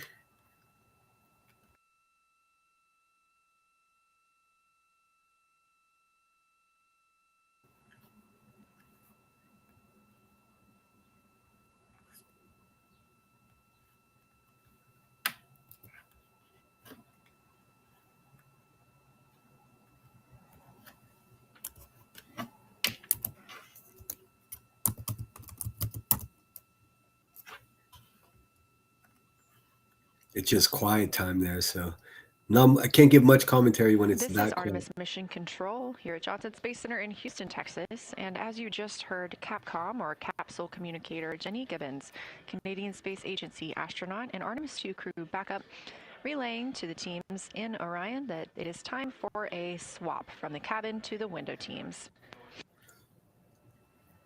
We're now at the tail end of the second lunar flyby observation block. Again, we have 5 of these today. Most recently, Victor Glover and Christina Cook were at the windows photographing and making annotations. while Reed Wiseman and Jeremy Hansen were in the cabin providing support, whether that is SD card help, but also science sit reps calling down any situation reports for what they are seeing on the moon or anything. You know, maybe it'll be valuable to you guys if I give you a better idea of what this is all about. Let's see. Artemis II is NASA's mission to the moon, launching in early 2026. It'll be the first time that humans have visited the moon in over 50 years, but it's more like a test flight. 4 astronauts will fly to the far side of the moon on a 10-day journey using the most powerful manned rocket to date. Today, I'm going to break down Artemis II for you in 3 parts: the spacecraft, the mission, and the crew. So let's go. Roll 4 and team with a go. Roger, you're allowed to burn here. All computers now have primary control of critical camera usage. Before we get to the mission, I want to explain the Artemis II spacecraft real quick. So the whole rocket that they're using is called the Space Launch System, or usually just called the SLS. It has 2 solid rocket boosters on both sides, a lot like the Space Shuttle, and an orange core stage in the middle. On Artemis II, the solid rocket boosters have something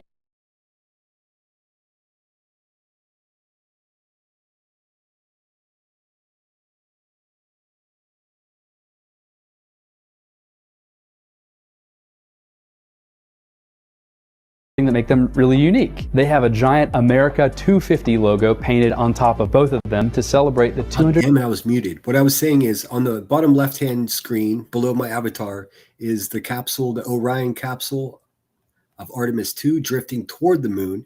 We're going to get closer than we ever have without landing. And obviously on the big screen is an explanation as to what the fuck this is all about. 150th anniversary of the United States of America, which is in 2026. Pretty cool, especially considering that this rocket was made by engineers from every state in the United States.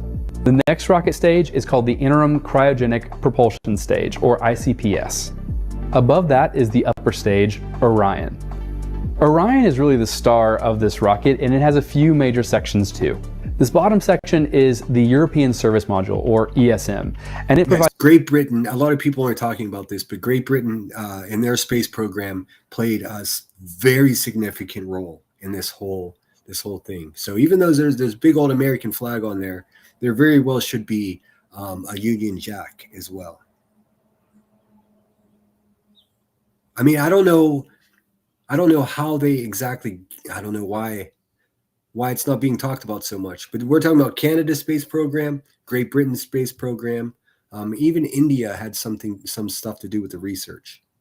It's power and propulsion. It's the way that Orion gets around in space. Then there's the crew module, sometimes called the capsule. And this is where the astronauts live and work. In fact, astronauts will stay in this capsule the entire mission. On Artemis II, the crew have named their capsule Integrity. When the entire mission is done, this capsule is the only part that will return back to Earth. And finally, this top tower bit is called the Launch Abort System, or LAS. Hopefully the astronauts won't need it, but if they do, it can actually pull the capsule away from the rest of the rocket if there was a major malfunction. It's just a big-ass ejection seat, essentially. Or an explosion, and hopefully save the astronauts' lives. If you want to learn more about the SLS, I have a whole video about that right here. Now that we know our spacecraft, let's talk about the Artemis II mission specifically. As I mentioned before, Artemis II is a test mission. Artemis I, the first test of the Space Launch System, it launched back in 2022 and was an amazing success. But Artemis it was an amazing success. But they did learn a lot. But the damage that was done to the heat shield upon reentry was definite need for concern. But hopefully, fingers crossed, that's all been fixed now. And even with the damage that was found in that test, it was survivable. That is to say, if there was a human inside of there, they would have lived. But just what they did was witness damage to that heat shield that they did not expect, and that's not something NASA really wants, you know. One was uncrewed.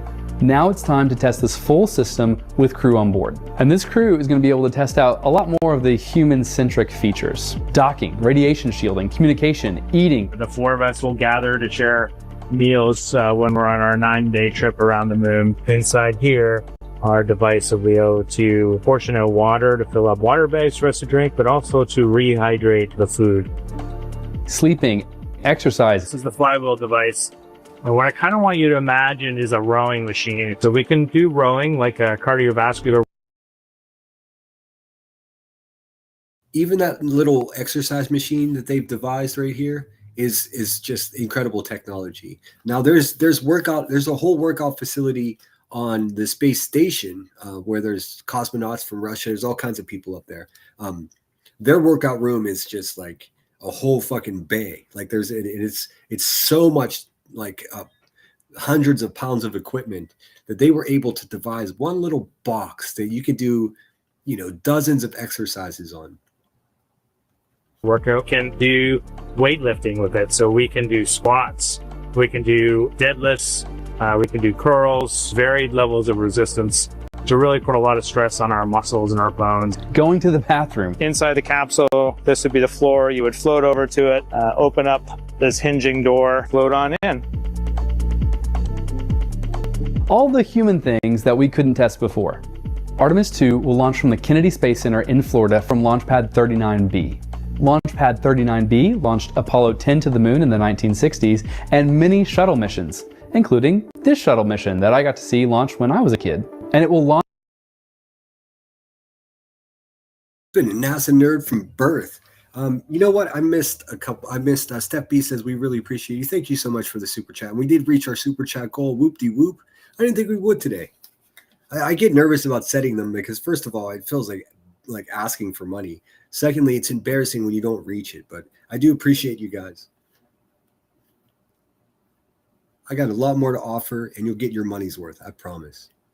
Launch as early as February 5th, 2026. And when the countdown hits 0, it's going to be the most powerful manned rocket launch in history. 2 minutes into launch, we're going to jettison the solid rocket boosters and be left just with the core stage powering it into low Earth orbit.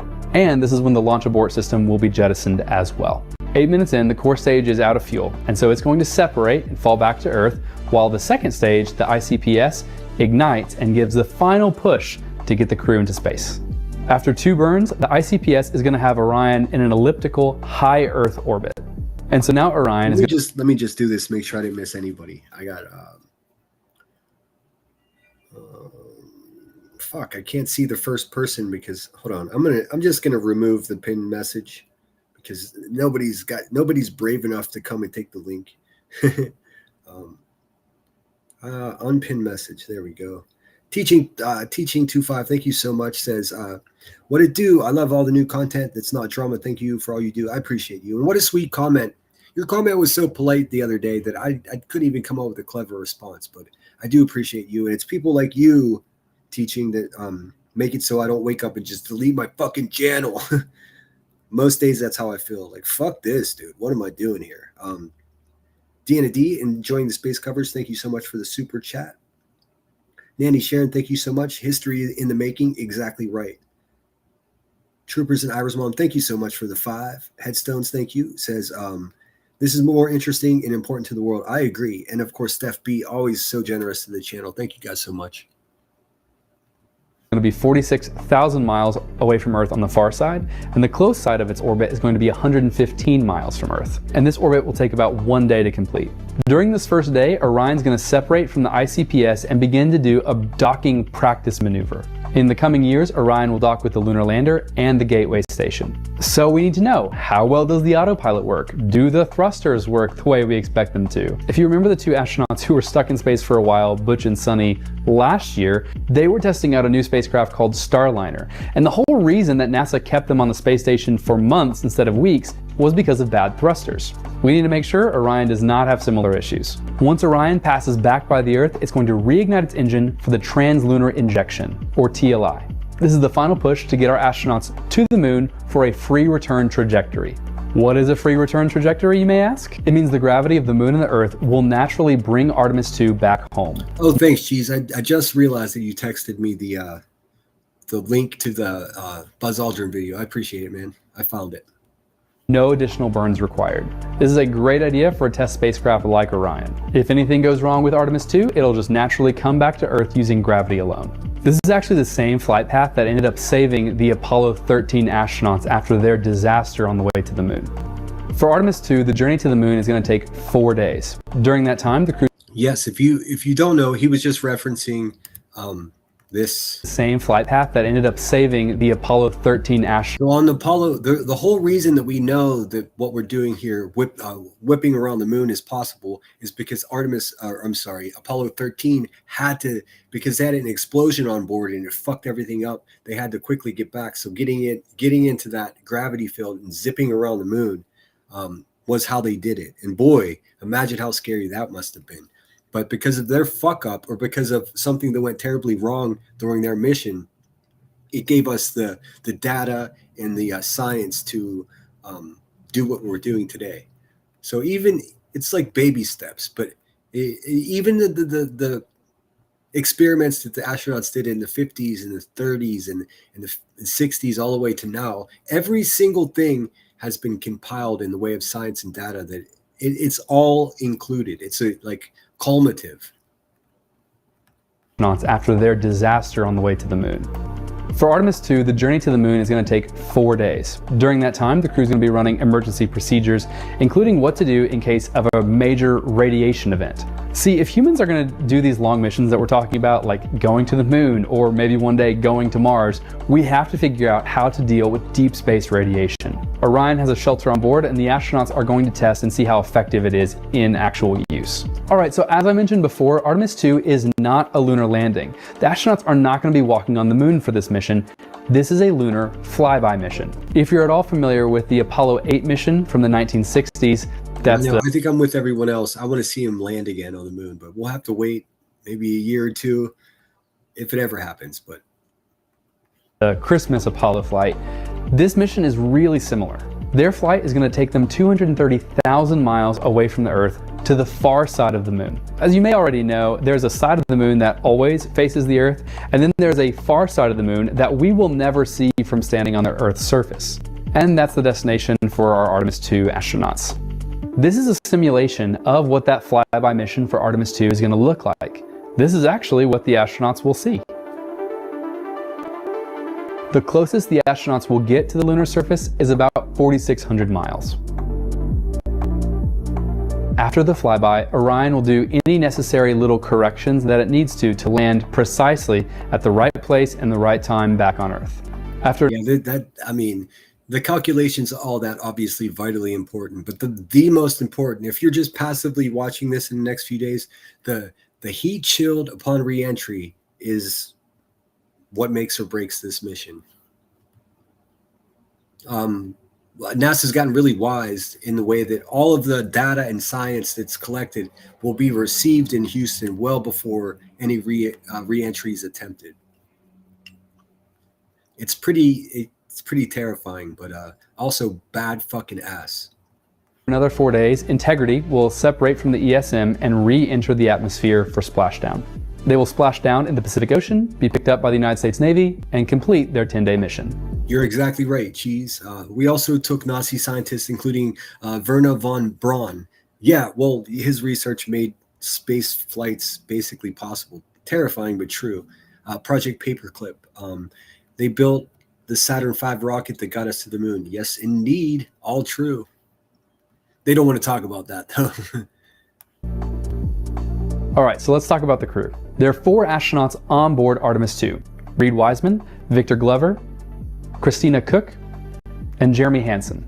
As you might guess, these 4 people are exceptional, some of the best, the exact people you would pick on an Artemis II mission.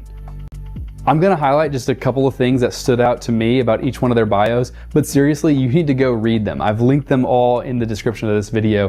It's ridiculous. I mean, some of the most amazing human beings on Earth, man. It's awesome. Incredible people who have done amazing things in their lifetimes. Reed Wiseman will serve as the commander for Artemis II. He is a 27-year Navy veteran, a pilot, a father, an engineer, and a Baltimore native. Wiseman has been an astronaut since 2009, and he's logged 167 days in space. The people from Baltimore aren't afraid of shit.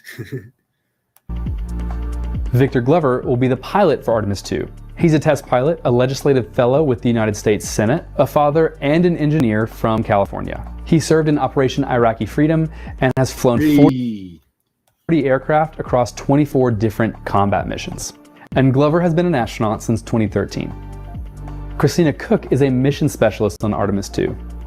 She's an electrical engineer, an Antarctic explorer, a firefighter, and has worked on major scientific programs for both NASA and NOAA.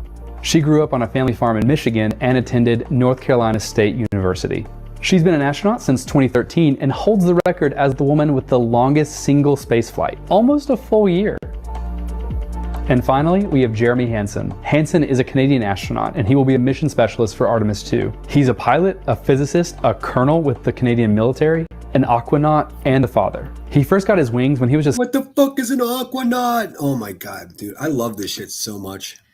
16 years old and became a firefighter pilot for the Royal Canadian Air Force. He became a CSA astronaut in 2009, and in 2017 he became the first Canadian astronaut to lead a NASA astronaut class. And get this, Artemis II is going to be Hansen's first space flight. You can't really beat a trip to the moon as your first flight in space. So that's the crew. 4 incredible astronauts who are going to be able to test out everything for future missions and be our first return to the moon in over 5 decades. So the big question, when is Artemis II happening? Very soon. The first launch window for Artemis II. We already know, my friend. So that was about a month ago that this man put that brilliant video together. Let's get back into what's cooking real time here. The moon is becoming bigger as we drift towards it. The vehicle status. With that call to make a swap, Reed and Jeremy will be back at the windows, making observations for what they see at the moon and taking photos.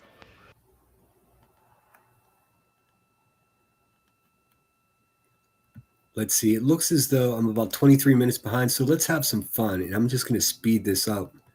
And this, NASA is allowing me to broadcast this in 2160p, which is 4K, but for some reason, it still looks blurry. I don't understand that. But let's go to, let's speed this up so you can see the moon wobble. So you can basically, you'll be able to see the movement, I think.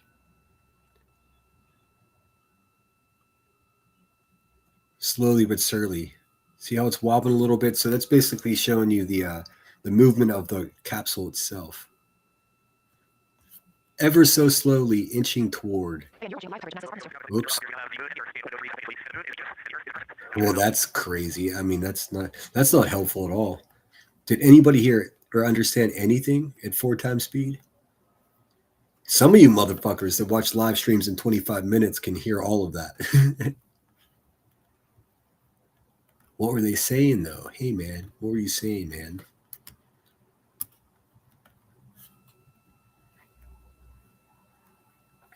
Oh, we might as well check in and see. Let's see. Let's get rid of this guy. Might as well check in and see what old short bus. Let's see if they're changing the world over there. Another day, same drama. Let's see. What do we got going on here?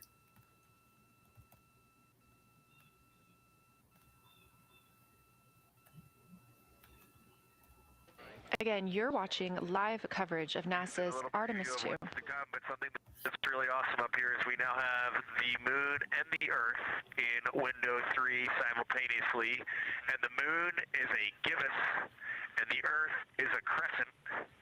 And I'm guessing in about 45 minutes we'll have 2 identical crescents as we change our position in the universe. That is pretty darn cool. Thank you. Pretty darn cool indeed.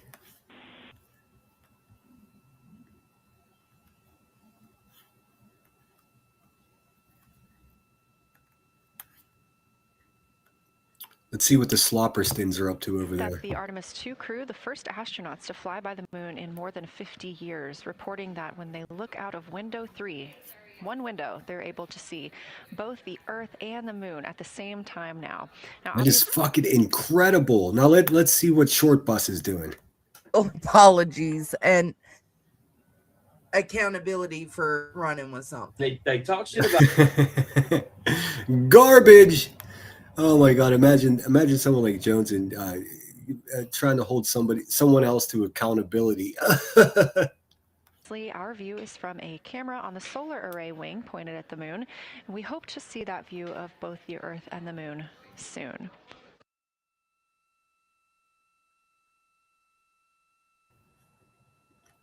Deanna M said, I enjoy Jones's video. My favorite, you know what I enjoyed about Jones and her times for what you can expect in about an hour. her foying a bunch of shit, passing it off to me because she knows I'd show it and then be like, I didn't do nothing wrong. Let me smoke another joint and drive these kids to school. Garbage. She's fucking garbage, dude. In 40 minutes, we will have Earth set, and during that time, we will have a view of Earth going behind the moon. Shortly after, just a few minutes later, we will lose signal with the Orion spacecraft. This is tracked as it is going behind the moon and out of reach of the Deep Space Network. At 6:00 p.m., the spacecraft will make its closest approach to the moon at a distance of about 4,066 miles.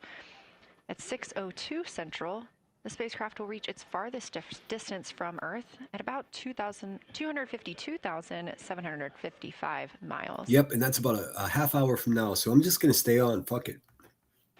Of course, these are approximate, and we will make sure to provide you with the final distances once those are confirmed.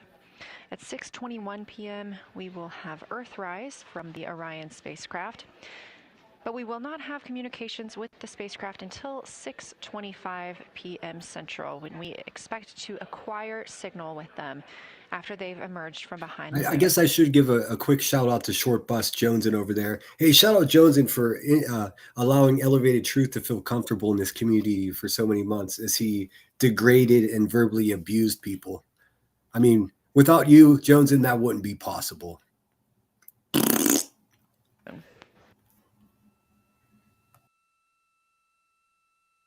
What's up, Callie Dime in the house? We're getting close. We're about 30 minutes away from the closest point. Very exciting stuff. I like it. Let's see here. Alicia J says, I know it sounds like long distance, but imagine how close the moon will be to them. Amazing. I know. That's what I was trying to tell you guys. 4,000 miles to us, it seems like. I mean, that's all the way across the country, right? But to them and the view that we're going to get to see. Coverage of NASA's Lunar flyby for the Artemis II mission, first crew to fly beyond the moon in over 50 years. The astronauts inside the spacecraft are switching positions, 2 at the windows and 2 serving in support roles, before they start their third timelined flyby observation for today. Between different color areas, both in the mare and in the highlands, and we identified some really unique texture areas as well. At one point, towards the end of the images of my time. Okay, so the voice we're hearing is the lady that's Christina. They keep saying, I want to say Coke, but they're saying it a different way. And anyways, this is her live voice. In window 3, I just had an overwhelming sense of being moved by looking at the moon. It lasted just a second or two, and I actually couldn't even make it happen again. But think about this. Isn't it fucking hilarious that people on the moon communicating through lasers have better audio and better control of their technology than some fucking crackhead YouTuber sitting in Shittsville, USA? That's hilarious to me. How is it that they have better communication than a YouTuber does? It's fascinating. Something just drew me in suddenly to the lunar landscape, and it became real. And the truth is, the moon really is its own body in the universe. It's not just a poster in the sky that goes by. It is a real place. And when we have that perspective and we compare it to our home of the Earth, it just reminds us how much we have in common. Everything we need, the Earth provides, and that in and of itself is somewhat of a miracle, and one that you can't truly know until you've had the perspective of the other. I'll switch into some logistics. She just said in the nicest ways possible, you guys will never see what I see. I'm kind of envious of that. The Peltors, both, their batteries stopped providing the active listening, but we have verified they are still recording, and so we are able to have discussion time and hear outside our recordings by just moving the ear cup off of the ear. Other than that, everything's working well technically, and we've been able to find all our targets, and we're having a really great time. Uh-oh. Thanks, Christina. Yeah, Christina's like, we're having a really great time. Uh-oh. I hope Christina doesn't have a jealous husband. We copy those logistics for the Peltors, and also thanks for bringing Let's us see. I'm going to see if I can find a photograph of her husband. to the cabin with you with that description.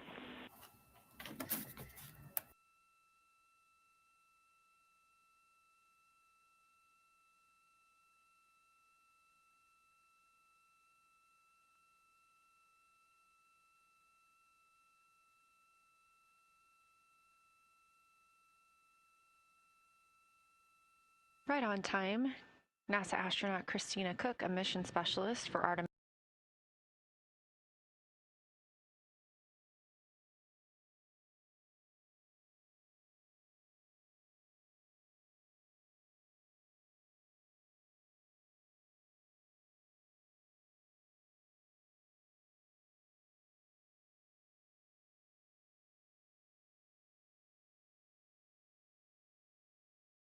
II, calling down a science sit rep, a situation Oh, report. damn. I'm muted.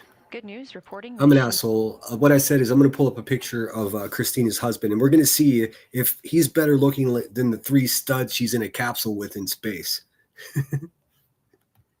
Let's compare them. We got to liven this up a little bit. He and her teammates have been able to capture all targets that were listed.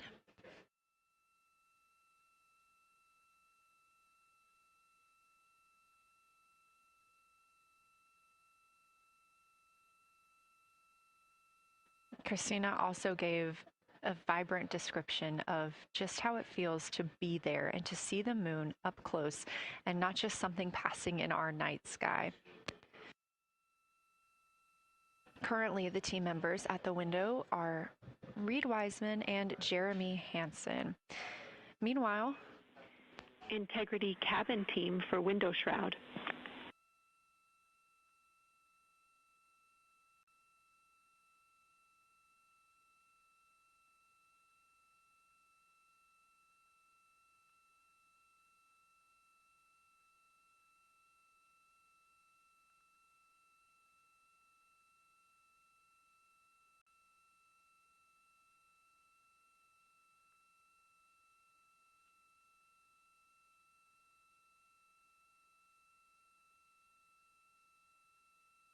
We're listening. Go ahead, Jenny. Hey, Victor. I found him. It's just going to take me a second to upload it. We have a temperature constraint on the windows, and the shroud might be getting us close. So we just want to check on the state of window 4's shroud, whether you believe it's still necessary because maybe things have changed with our viewing. And if so, we would like to request to have the shroud removed.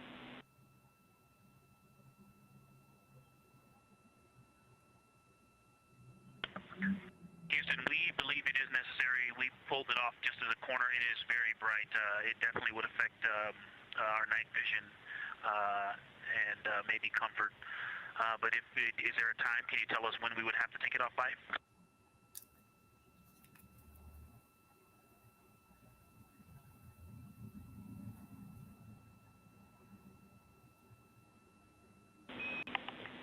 Unfortunately, since it's been on for a while, we are going to have to request that the shroud is removed, and we can recommend something that could block the light but just create a bit of distance between the window and whatever is covering it. Something like a t-shirt would do the trick and help. I mean, do they have an extra t-shirt laying around? Yes, the flat earthers are freaking out right now. Okay, we're removing the shroud, and we'll make it work. Thanks.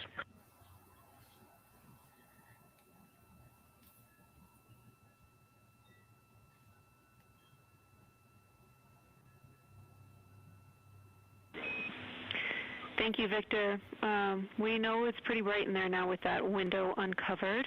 We will also offer that airflow on the window would be helpful. So if you want, you can also retrieve the condensation hose, which should be friction fit onto one of the diffusers.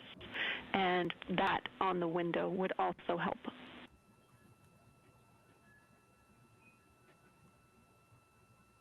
We can easily point a diffuser at the window, so we're going to start with that, and it's pointing at the Oh, it window. looks like Christina got herself a silver fox. There's her husband, Robert. Looks like this is him proposing to her.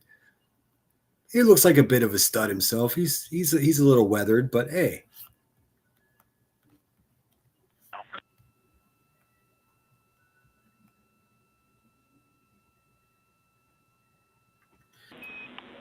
Okay, we'll take that, Victor. Thank you. Please keep us updated. Alicia, I think what they're concerned about with the glare is it's probably sending like just whited out images, because they're also trying to gather photography and video from that same window. I'm guessing. It's hard to tell. It's like at the end of each day, I watch NASA's like recap of the day, and it often touches on things that they don't really get too into. But there's her stud husband. Hopefully he's not a jealous man, because they're about to have a day off in the capsule, dude. America.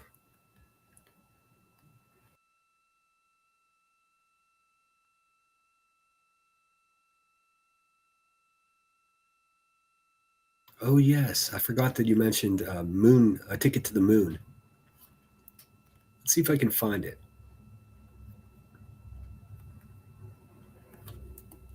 Just gonna scoot here. As I scoot, you initially can placed that shroud there to block out some of the light from the Earth. It was extremely bright coming in the cabin. Oh, and good. She's explaining to us what the fuck they're talking about. Move the window shroud they had placed on window 4. They initially placed that shroud there to block out some of the light from the Earth. It was extremely bright coming in the cabin and interfering with some of their viewing opportunities out at the moon.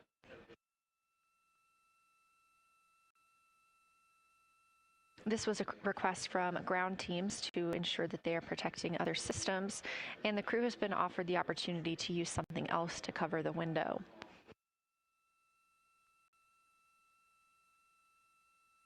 Meanwhile, Reed Wiseman and Jeremy Hansen continue with their lunar flyby observations. They have just looked at Glushko crater. That's about when we heard that call down from Christina Cook with that description of everything she had been seeing during her observation period and what she was seeing at that time. The science team asked this crew to take centered images of the entire crater and their ray system in one frame. They're also interested in knowing the brightness, texture, and extent of Glushko's rays and how they differ in the mare, or that sea area, versus the highlands. Glushko is considered a young lunar crater, and these observations can Not having the best luck finding the good version of that song, Deanna M. I found a bunch of covers, but rough. I'm going to continue to look though. help understand material properties of those craters.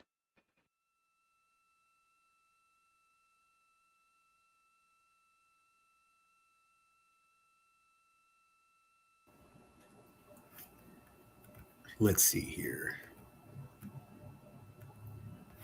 Ticket to the moon. Science, integrity.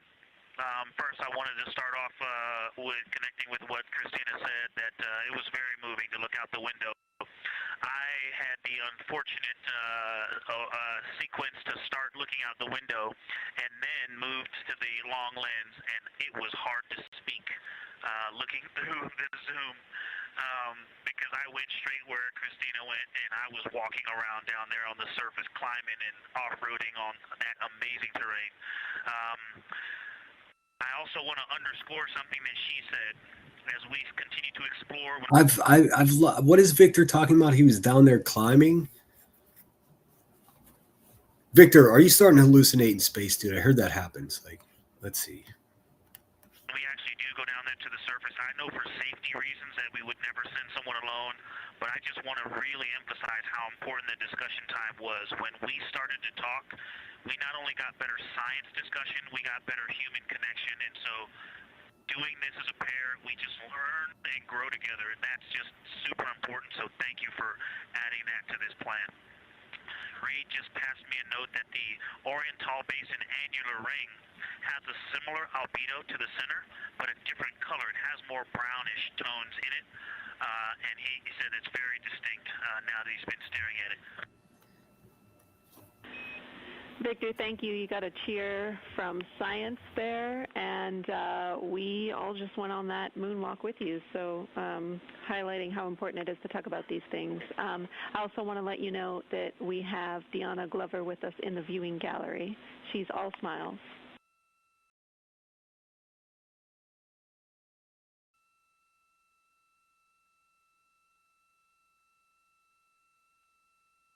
Well, you just got a bunch of cheers up here. Hey, babe. I love you from the moon. We love that we got a hey babe too, and we also have one of your lovely daughters here watching you guys work.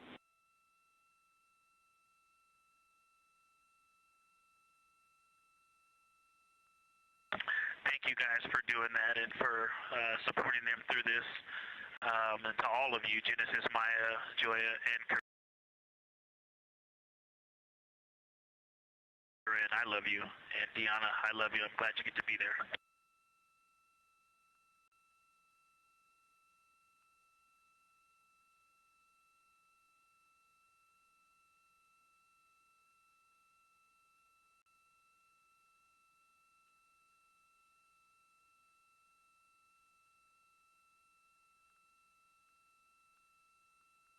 We've had some really sweet words from the crew members aboard Orion today, as their families have been able to filter in and out of the viewing room here at Artemis Mission Control at Johnson Space Center in Houston.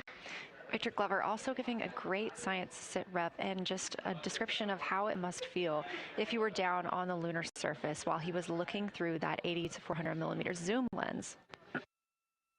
He also expressed how important it was to be able to talk through that real time with Christina Cook and stress the importance of that on future missions, that it not only made their discussions better, but also more human. Glover and Cook are in the support roles right now, not taking photos or making annotations at the window. And don't worry, Joneson's making lots of money for weed while she's over there talking about the same shit that she talks about every day. So that's fun. Shout out, Joneson. Get that money, girl. Windows, but they are also encouraged to have their midday meal at this time.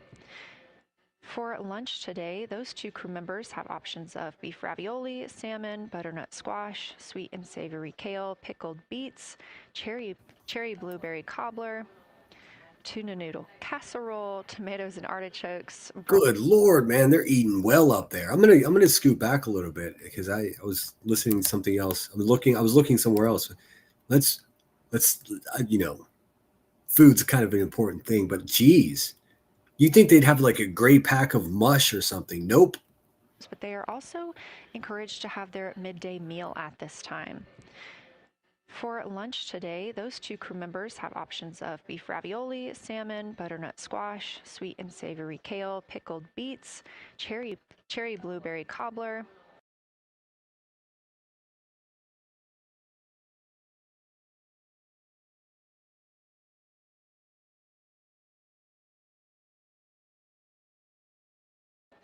tuna noodle casserole, tomatoes and artichokes, broccoli, and chocolate peanut. I think I was muted. What I said is NASA is monetized by our money, the money that comes out of our pockets.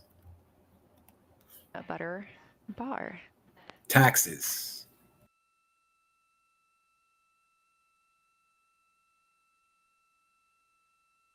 Once Glover and Cook return to the window portion of their flyby today, Reed Wiseman and Jeremy Hansen will get into their midday meal.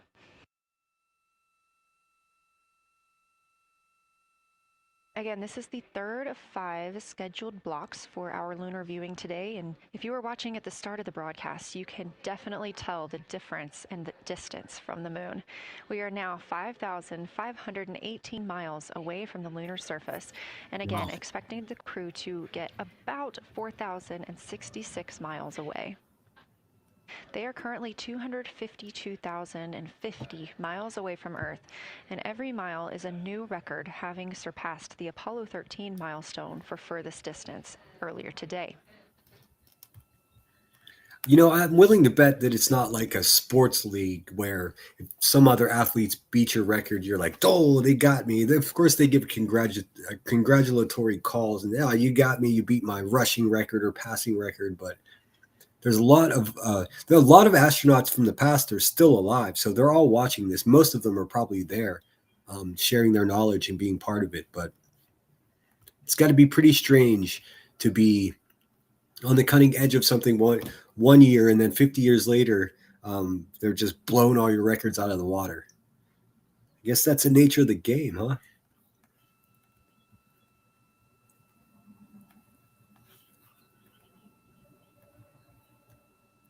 We still have about 50 minutes before they're going to be at their closest point. So I'm going to use this time to really quickly go heat up some food for myself. I'm getting hungo. This Red Bull was no sustenance at all. So I'm going to, what I'll do is I'll put on a song.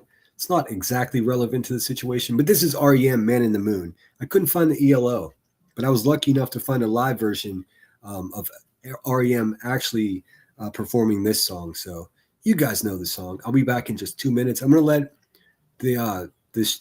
actually I should mute the NASA footage so it doesn't jumble up the song, but I'll be right back. I'm going to go get me some Easter leftovers right quick. Hit the thumbs up. Thanks for being here. Share this out. Thanks for helping me reach the super chat goal. BRB.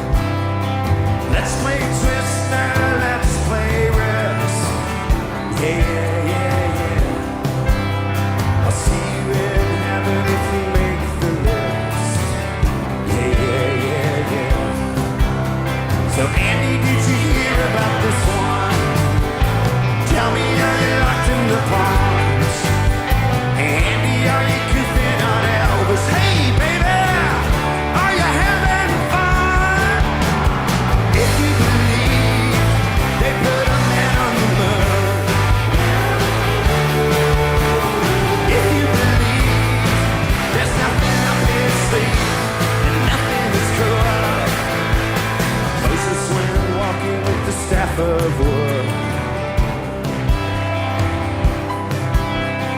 Newton got beaten by the apple girl.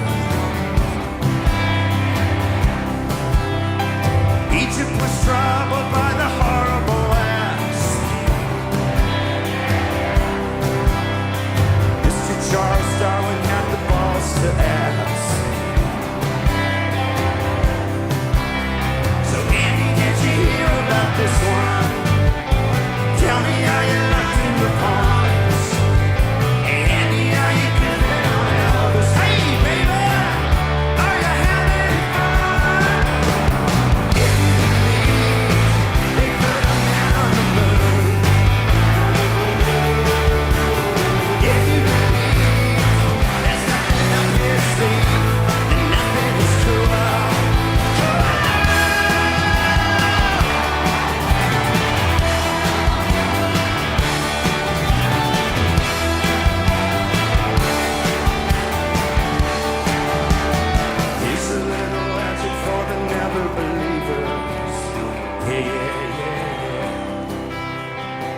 a little ghost for the offering.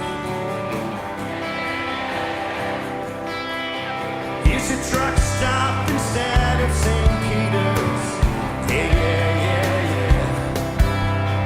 Mr. Andy Kaufman's gone wrestling. So Andy, did you hear about this one? Tell me how you locked in your pawns. Hey Andy, are you keeping on Elvis? Hey baby, are you having fun? If you believe they put a man on the moon.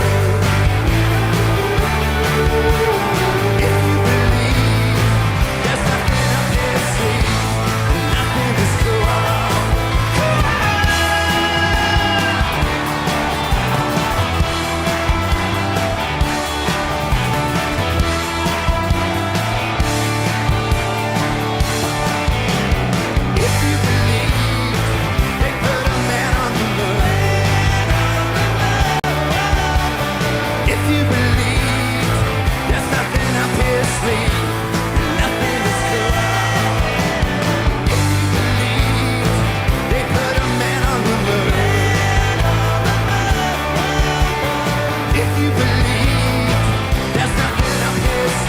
cool.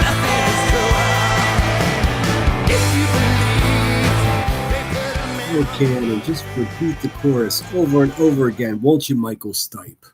Of course you will. You get the idea. That wasn't the best audio version that I could find, or that was the best audio version I could. I like to use the actual musicians if I can. But here's a cover of a Police song. This one's called "Walking on the Moon."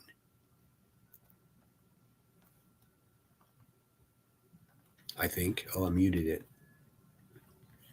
Silly boy in my mute buttons, man. It's a real thing. The struggle is a real. Let's see here. There we go. Well, never mind. That's live. I'm not doing that. Too much. Let's hear it. So here's a cover. Live or Love, Bright, Chill, Reggae, Caribbean.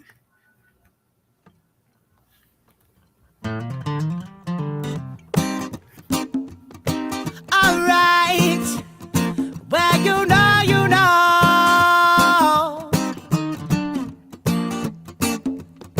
I said, giant steps up would we take, walking on the moon. Oh, I hope my legs don't break, walking on the moon. I said that we could walk forever, walking on the moon. I said that we could be too. Man, I haven't had Salisbury steak in an awfully long time, man. It sounds so good. I don't think that's one thing I've never made homemade either. Huh. Together, walking on the moon. Walking on the moon.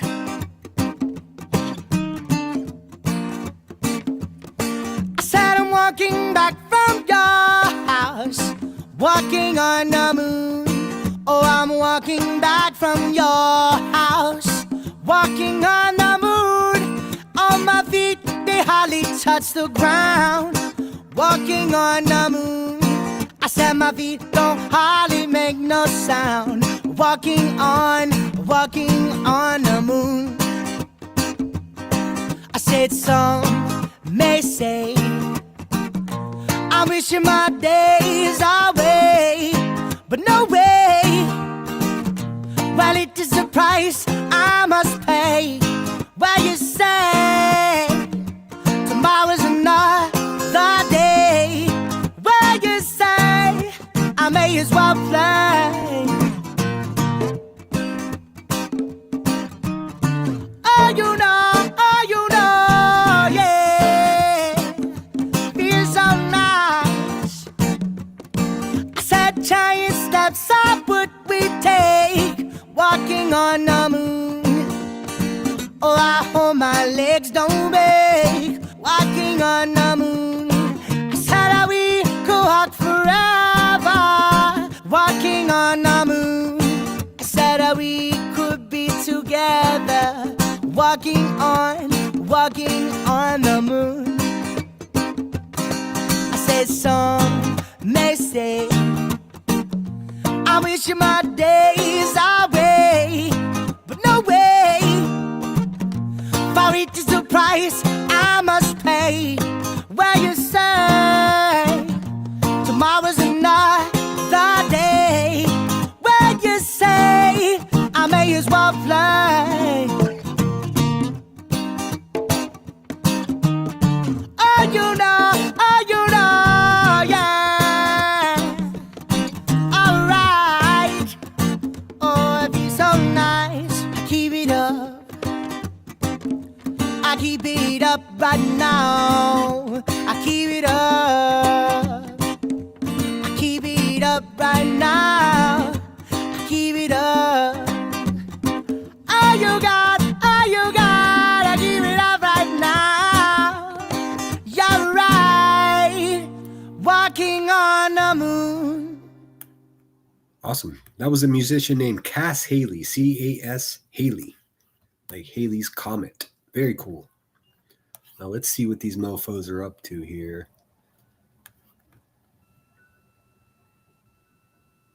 I'm going to scan ahead just a bit because I kept us just a minute or 20 minutes behind. So let's scoot ahead and see what they're saying. If they're saying anything. Let's see here. Well, I love that he just says science. One of my favorite stand-up comedians, he has a catchphrase that everyone loves. He just says, comedy. It's the most ridiculous thing ever, but Integrity Science back with you for some lunar volcanism when you're ready. lunar volcanism. Go ahead. You're making our day down here getting to talk about lunar volcanoes. They're really, you could tell that the vibe is just like tits. Everyone is such a good mood. They're giggling and laughing. That's great to hear. Oriental, as far as mare go, is younger than almost all of the mare on the near side. The exception are features like Aristarchus, which really pop out to you guys and really pop out to us here on Earth. That is younger, but other than that, Oriental is pretty young as far as mare go.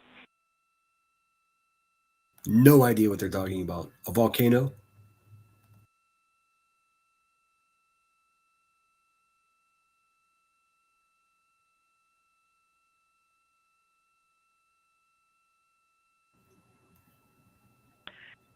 And Kelsey, thanks for that. We love lunar volcanism too.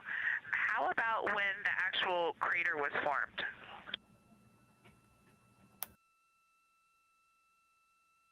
When was your crater formed?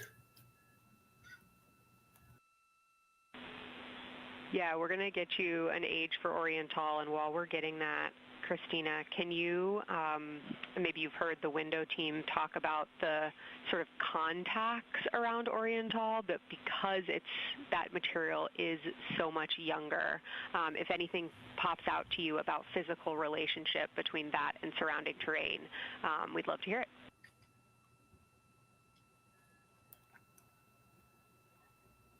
Yeah, definitely. They are discussing a contact relationship that could explain some of the color that they're seeing in certain areas. And so it was really about the ejecta of the creation of the basin and understanding the superposition of its ejecta and mare on the near side or other features. So thank you. We'll take the insight when you have it.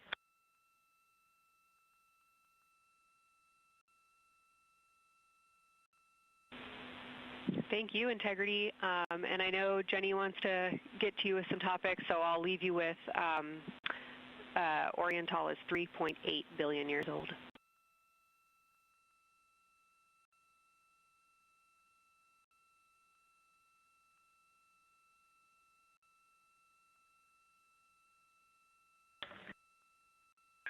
Copy that. So that's on the older side. The actual basin is very old. Oh, I know. Here you go. We'll check in with Short Bus and see what earth-changing information she has to offer to her crowd. Let's see here. Let's see. Radically long. It was weird. It wasn't like a curly bush. It was like it was gross. Yep, fuck that shit, dude. You see what I'm saying? You guys get what I'm saying, dude. Fucking garbage. Fucking garbage.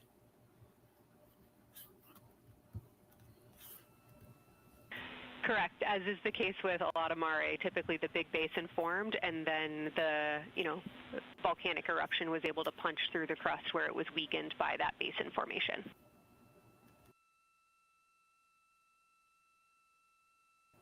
Perfect.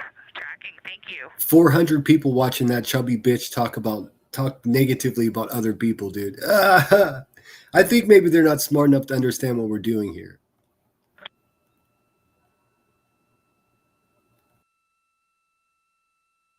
NASA astronaut Christina Cook calling down some questions to the science team on console. As you can tell, the moon appears to be getting larger as the capsule nears closer. The voice you're hearing with those answers is Dr. Kelsey Young. She is joined by Trevor Graff on console today. Christina asking about the age of Orion Tall. Mushrooms. My fucking crackhead neighbor just came home the other day making all kinds of noises. I looked outside and he had a garbage bag full of fucking magic mushrooms that he found in the forest somewhere. He's like, "You want some?" I'm like, "Nope." Never did, still don't. Specifically the mare regions. Those are those dark regions that you see. They are paved or filled by volcanic deposits.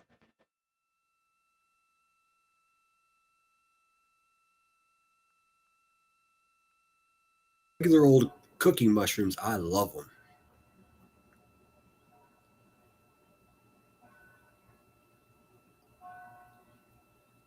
Look at that. Only 20 of us here. Wow, you guys really make my hard work worth it, I tell you that much.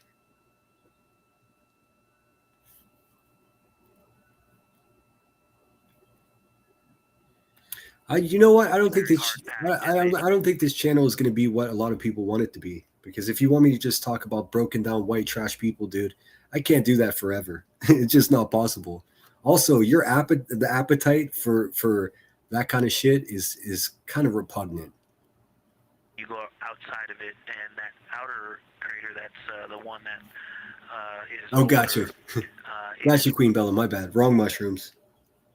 A little rougher and more jagged, and starts to get into more loose-looking terrain, and the smooth interior also causes the craters that are inside of the larger crater, the smaller craters, to have really sharp edges, sharp, distinct edges. And just a general comment on that area, Hertzsprung, that whole area, the average albedo there is darker. That is, I would say, 3.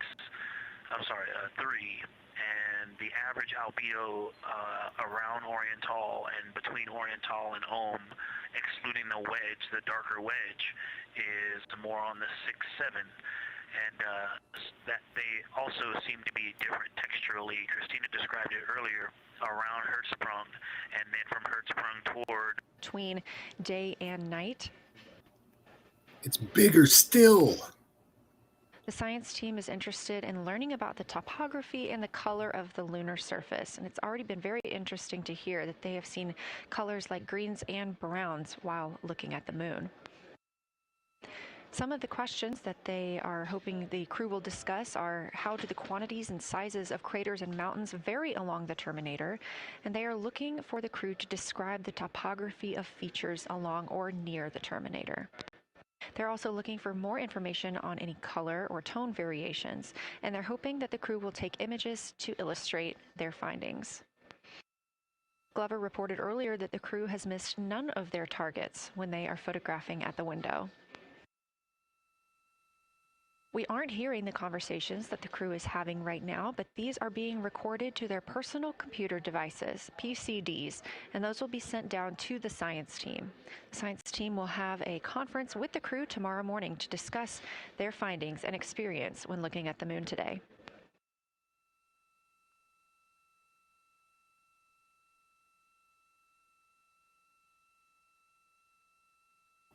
Speaking of craters, I got a photo that might make you laugh, maybe not, but I find it a funny photo since We we're have a talking. few minutes left while the crew is discussing the Terminator. And if you're just joining us, you're looking at a live view of the moon, our moon, from the Orion spacecraft and a camera on its solar array.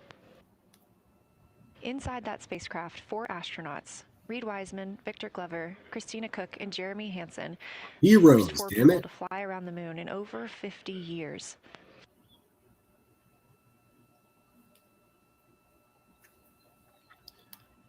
I wasn't even alive last time we tried to do this shit. This is our lunar flyby day, and the crew has already surpassed one record today.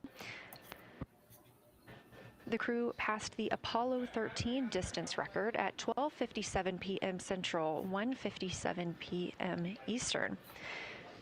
Canadian Space Agency astronaut Jeremy Hansen calling down that he hopes it's a record soon broken by other explorers.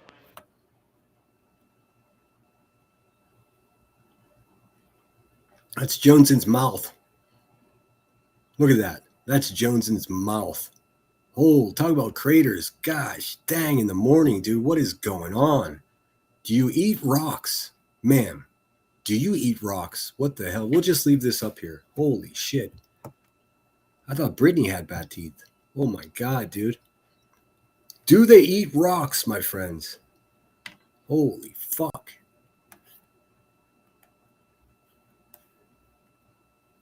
Very popular, though. She's making a lot of money today. Talking about the same shit everyone else does.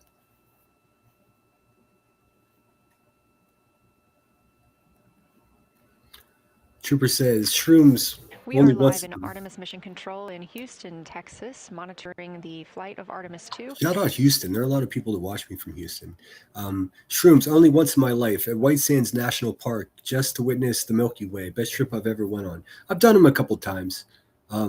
I only enjoyed them one time, and it was in Santa Barbara. It was just after a long rainstorm, and there's this creek, Mission Creek, that runs through the city, like down from the Mission, and it's like filled with boulders. And I didn't do a lot, just a little bit, but I went out there with a bunch of friends, and we kind of just went different ways because we were a bit out of our heads.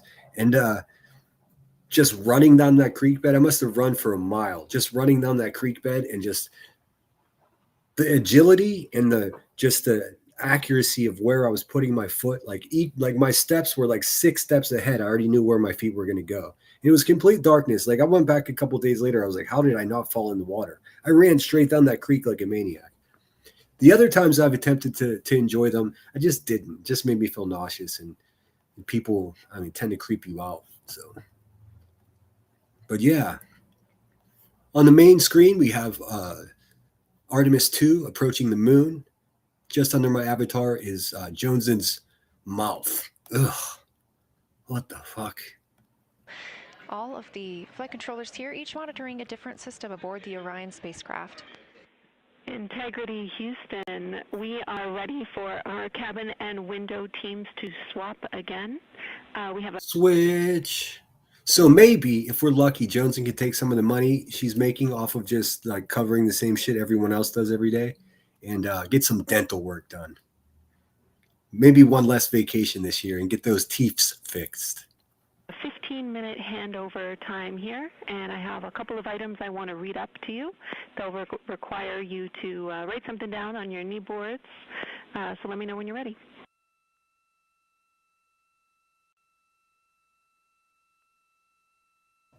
It's very dark in there. Mr. Glover, stay away from my wife. Okay, Houston, we are ready. Copy Integrity. First of all, once you start this next shift here, during this lunar observation shift, we will begin our... Well, according to my neighbor, Appalachian, right now is the time of the year. Well, once the spring rain starts, I've never gone that kind of mushroom hunting before. Lunar LOS, so you can expect a call from me a few minutes prior reminding you. And second of all, FIDO just sent us updated altitudes and METs for lunar closest approach and max Earth altitude. Let me know when you are ready to write those down. They differ slightly from Optimus.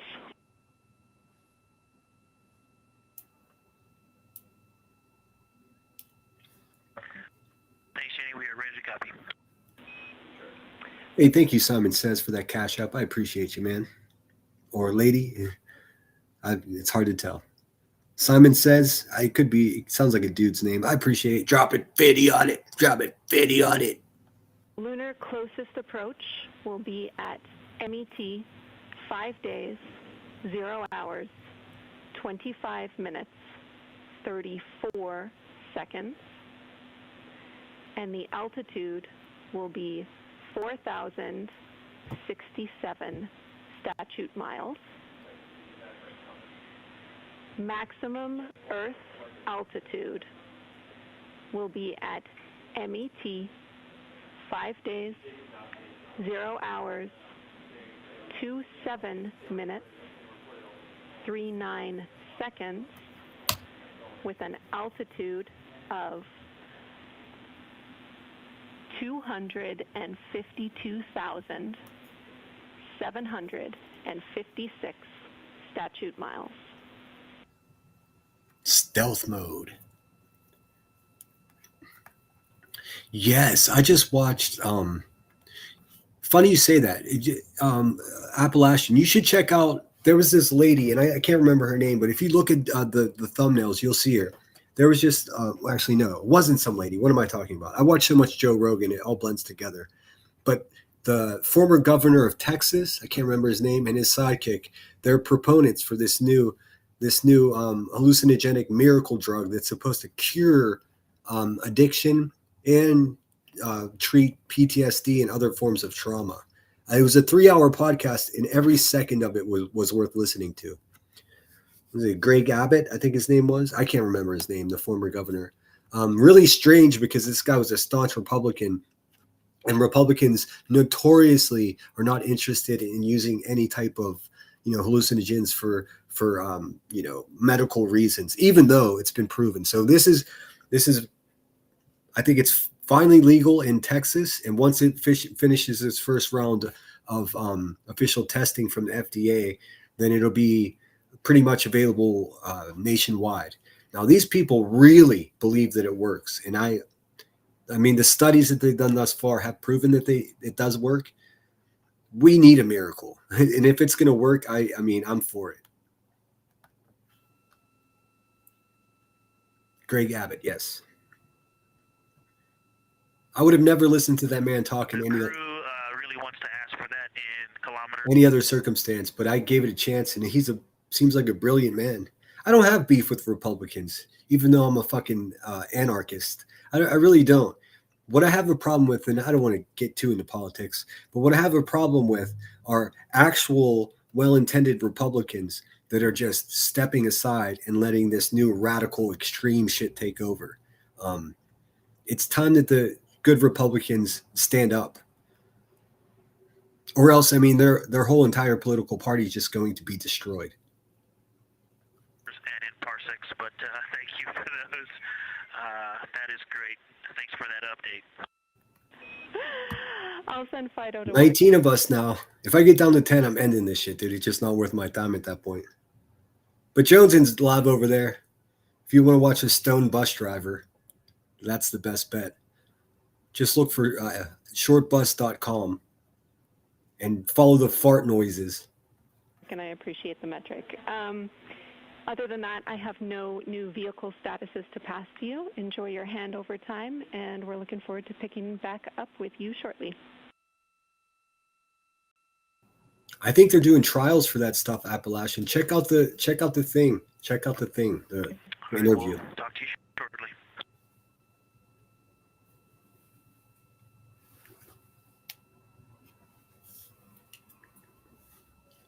Well, I intended on staying for the whole thing, but I mean, it's a complete waste of my time to sit here with 10 people. I mean, it just is. Those words called from Capcom Jenny Gibbons, CSA astronaut and Artemis II backup crew member to the crew working aboard the Orion spacecraft. Had a little bit of a view inside the cabin. As you can see, it is very dark. The crew has turned off the lights, and the light that you were able to see is coming through the window, a reflection of Earthshine and from the moon.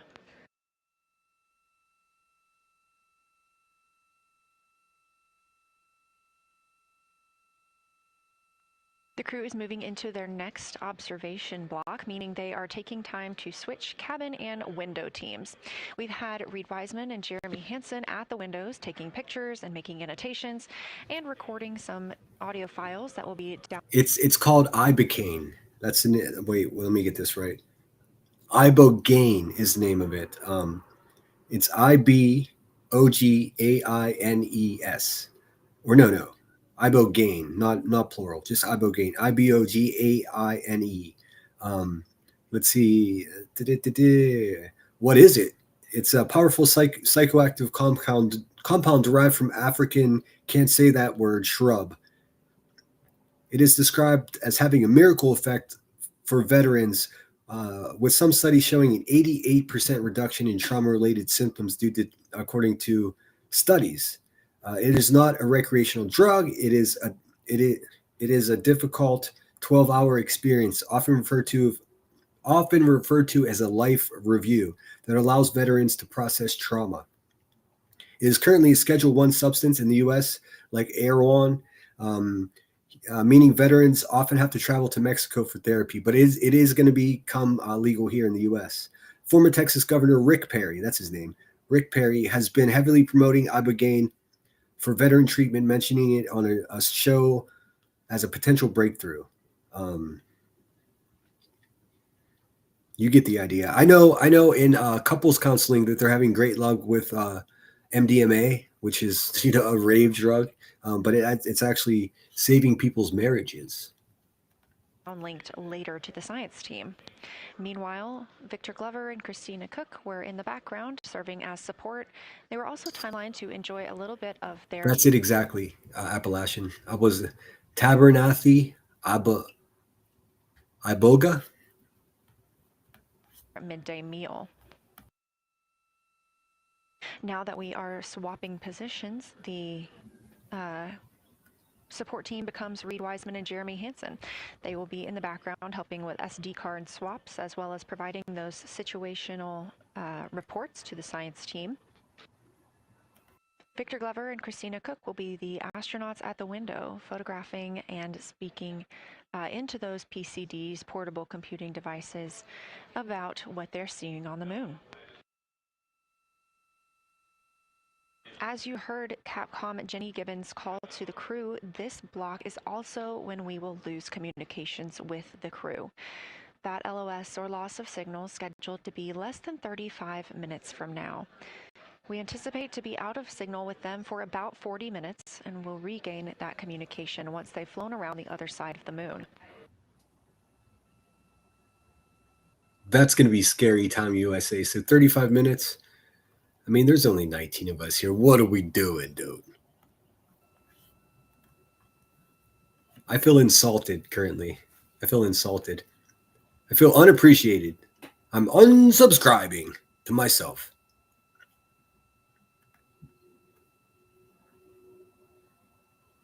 Now you know how I feel. Headstones, no one will know how you feel except for you. Now, even though the crew will be flying behind the moon, their observation period does not stop. They will still be taking pictures and making annotations of what they are seeing. They'll be looking for the limb of the moon, Earth set, and then Vavilov crater, which we have previously seen. They'll swap positions at the window before moving into a crew choice option. They will get to pick things that are interesting to them on the surface. Oh, we have a pretend recovered heroin addict screen sniping me. So let's return the favor. It's this retard bitch that I was talking about earlier today. You know, just Irish. So let's have a look at this dizzy bitch. Did you get your fix today, just Irish? This will be fun. We'll add some. Oh, you can't find it. I'm never going to be able to find this bitch. If someone could send me a link. I mean, she has the most generic name in the world. Garbage bitch. Garbage. Take pictures and explain why they find them that way. They'll also be looking for any impact flashes. These are short-lived flashes on the lunar surface. Imagine if your YouTube history is like, I was Moon's co-host. Wah, wah, wah. Heroin. Excuse me. Caused by impact bombardment. Yeah, that's probably right. That's probably right.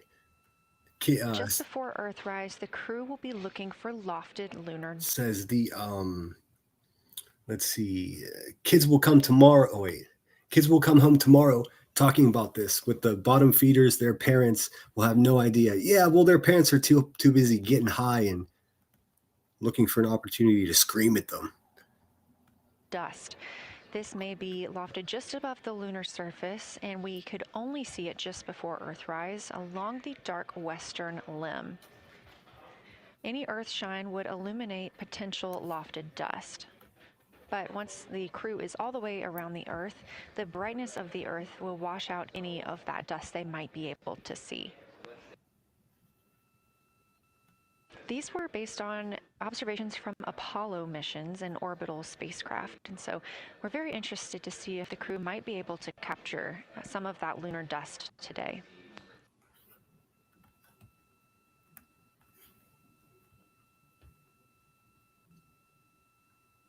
Let's have a look and see what these. Following that lofted lunar dust target, the next will be Earthrise. Earthrise. That sounds so fucking rad. All right, let's see what this useless bitch is doing. Oh, there's T-Roll. That dude tried to blow me for a year, man. He wouldn't take no for an answer. Look at this. We got T-Roll, Little Dick, Willow, True Crime, a bunch of fucking nobodies, dude. Let's see what they're saying.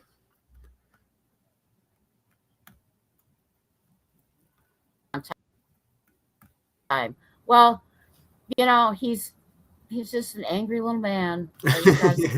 I'm an angry little man that's giving you content, you fucking junkie. Lord T-Roll, you can't blow me. You're not my type, bud.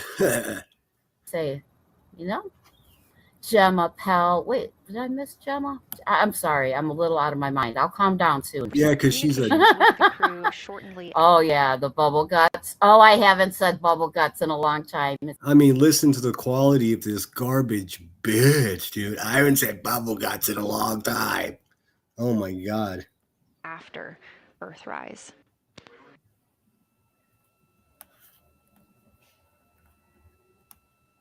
It's good to see you, Gemma. There will be a short observation break period where the moon is not in view.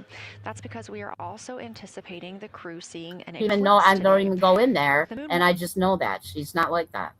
You know, there we go. It's all. I don't want to say, you know, but it's like, you know how shit runs around here. One day you have 400, the next day. Dude, that bitch is garbage, dude. You know how shit runs around here, you know. Yeah. Garbage. Won't be in view because the team here in Mission Control Houston will need to change the attitude of the spacecraft and ensure that its solar arrays are gathering light from the sun heading into that eclipse period. So we will have communication with the crew, we just won't be able to see the moon. However, the science team is looking to know it will only be illuminated by Earthshine at that point, so they want to know what the whole moon looks like. I mean, nobody watches Just Irish. Everyone knows she's a sad old bitch. The only reason anybody ever watched her is whenever she gets like drunk ass lupus, unsupervised maniacs up there talking like the most vulgar. Like she describes sex crimes, and it's just like, dude, you're getting a little too descriptive, dude. Gross. Like overall, but they also want the crew to look into deep space and potentially see if they can spot any planets.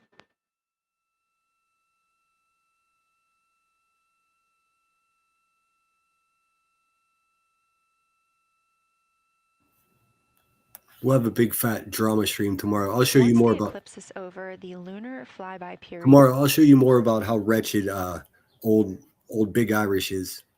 It will have ended. What's up, Marie? We are live through the whole thing, and even once flyby is over today, we remain live 24/7 on NASA's YouTube.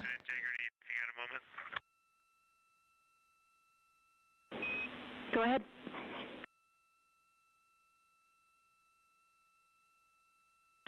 I don't know if Catherine and Devin are still there, but if they are, just wanted to just let them know how much fun for having out here. It's extraordinary to be on the far side of the moon right now, just seeing hanging out there and looking back at the Earth. And Ashley and Caitlin, I know you're back in Canada, but if you happen to be watching too, just wanted to say hi to all you guys. Love you guys, and we'll be heading back your way shortly. Well, it looks like Marlena is now a moderator for that wretched bitch. Hey, Just Irish, you can have my leftovers. It's fine.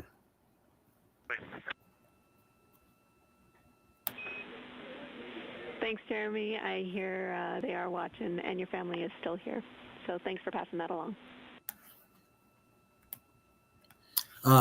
Yes, Marie. If there's an image out there with your teeth all rotted out and you end up being a bitch to me, I promise you I'll show it. I might even make a video.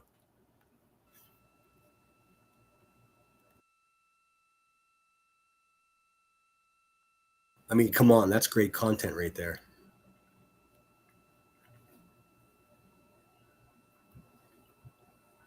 Oh, we can kind of see arms floating around there. Thanks, Kansas City.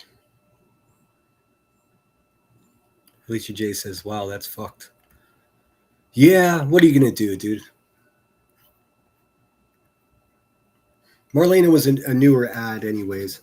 She was just really sweet. She always pops up, but recently she just runs away. Like, Joneson goes live and she leaves. So it's like, I don't need a moderator that's just going to leave every time This view inside the Orion spacecraft, and it's a little hard to make out, but on the left there, that is Jeremy Hansen just calling down some well wishes to his family, joining us. It's sort of looking like a hotel room after day 2. It's getting a little bit disorganized. But yeah, I mean, I won't have moderators that moderate for people that will screen snipe me and talk shit. I mean, are you retarded? In the viewing room and watching online.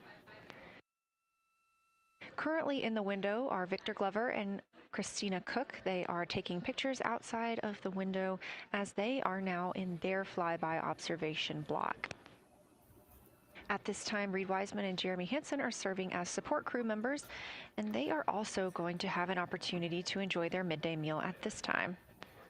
Some stuffed manicotti of veal parmesan. On the lunch menu today for Reed Wiseman and Jeremy Hansen, we have vegetarian chili, salmon croquettes, chicken with peanut sauce, sweet and savory kale, pickled beets, Yum. pudding, barbecued beef brisket, Yum. spaghetti and meat sauce, Italian vegetables, butternut squash, candy-coated chocolates, and maybe even a little bit of coffee. Maybe. You better have some coffee. You better have some coffee, dude. Are you kidding me? And if you look closely, you can see it looks like they are getting into some of their food for the midday meal. All of the food on the spacecraft. What's up, Tinker? So good to see you, friend. Hope you're well today. Is rehydratable. We don't have an option for fresh food as there's not a refrigerated section of the Orion spacecraft. So all of this food can either be rehydrated or eaten straight from the package. Just depends on what the food actually is. And for food that needs to be rehydrated, there is information on each package of how much water needs to fill that bag and what temperature it needs to be. Make sure you get your bag right, son. All right, let's check out Marlo Anderson, shall we? Take a quick break. It's going to be a couple of minutes before they get to the closest point of the moon, which is going to be the best part. Oh, this is bad news. This is bad news for Queen Bee, Joneson, Brittany J. They're gonna hate me so much for playing this. This is a nice little snack food that none of those brittle tooth bitches can eat. Let's see here. Take it away, Marlo. It's the snack that turned a box of sweets into a treasure hunt. April 6th is National Caramel Popcorn Day. While humans have been popping corn for thousands of years, the game changed in 1893 when the Rockheim brothers introduced the world to Cracker Jack. Then in 1912, they made marketing history by adding a toy surprise inside. From tiny whistles to metal charms, that hidden prize turned a simple snack into an American obsession. Whether you're at the ballpark or on the couch, today is the day to celebrate that perfect crunch and the nostalgia of finding a little something extra at the bottom of the bag. Hey. I'm Marlo Anderson with National Day Calendar, reminding you to celebrate every day. Thanks, Marlo. You're the fucking man. You're the man. How do you think Marlo would do in space? He seems like he might need a little more coffee in the morning than they have to offer.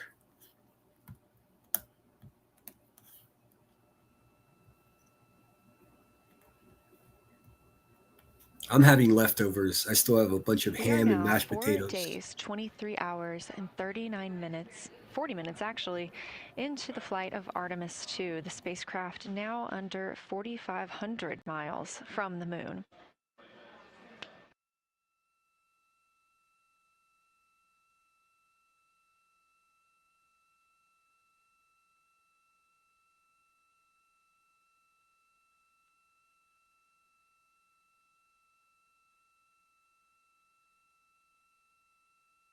We are now also under 30 minutes away from loss of signal with the astronauts. We will regain that communication about 40 minutes later.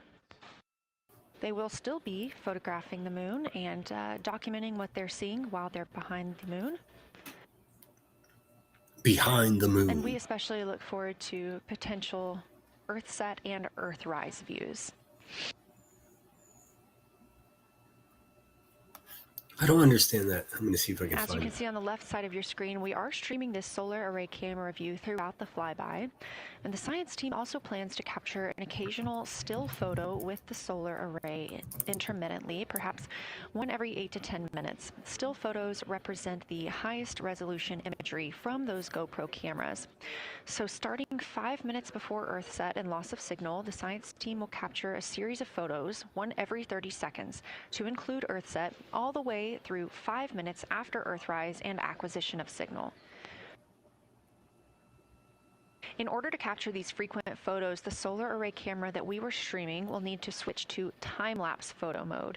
So during this time, the streaming video quality won't be as sharp as you have it right now, but we want to ensure that the science team captures the data that they need during these time frames. And we really look forward to seeing those higher resolution images once they're available.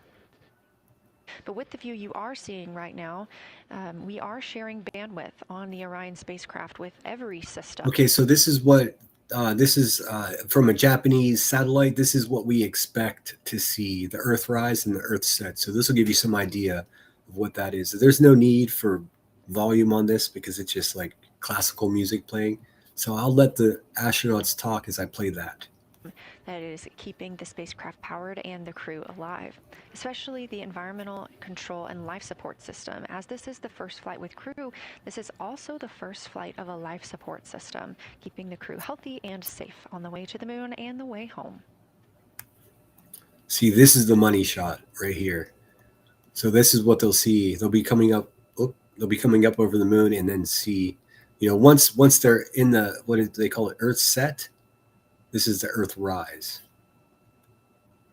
Earthrise, Earthset, you get it.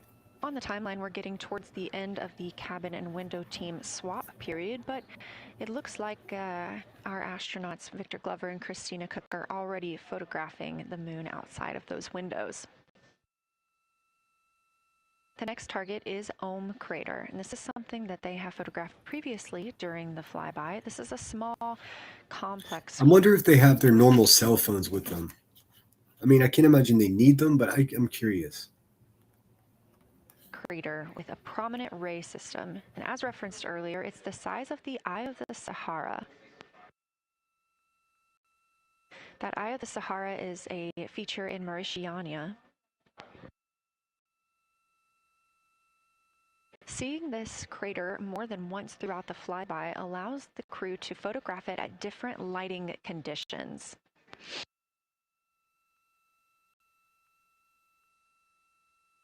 Those different lighting conditions help expose different portions. My neighbors brought me some portions of cake that they made. I think they made it. It didn't look store-bought, but I got to say, one of these, I took a picture and sent it to Headstones.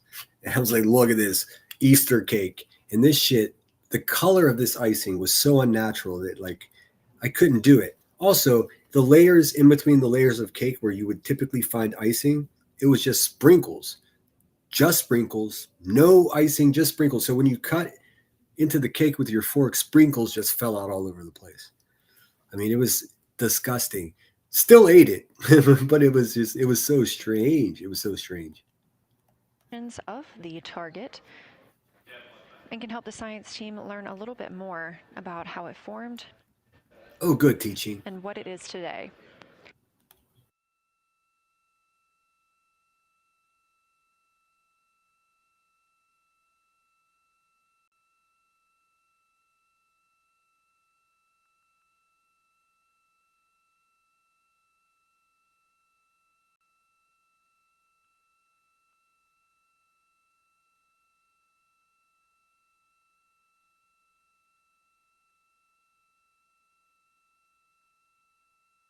Yeah, I mean, you're not going to have much luck discussing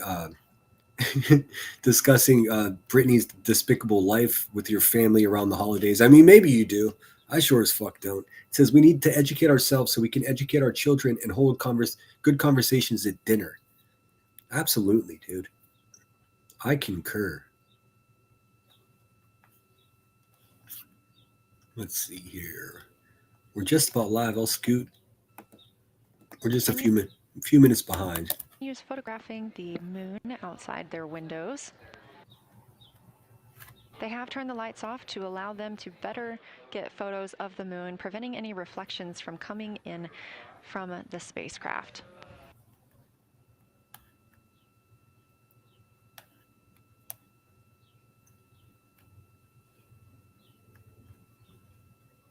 I'm sure there's a couple of you medicated, just statistically. I don't judge. So long as you're not driving kids to school on a bus, you're good.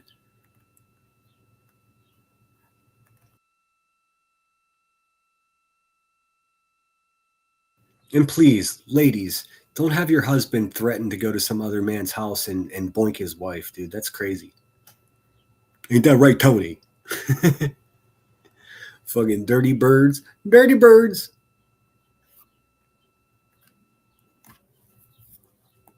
I'm just scooting ahead till they talk. And we're almost in real time now. We're almost caught up. I did inquire about these tablets that they have. They're not branded. It's not like I wondered, is that Android or Apple? Well, it's neither one. It's proprietary software specifically made for NASA.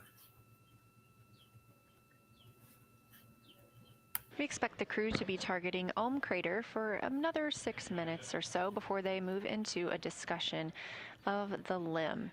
Now, the science team has asked for a science sit rep or a situation report during that time, so we hope to hear calls from the crew on what they are observing. Awesome. Let's scoot ahead a little bit.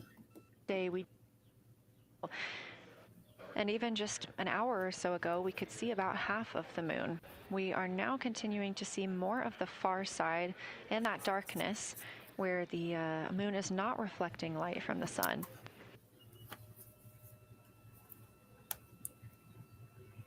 Lunatic says, we only deer hunt around here.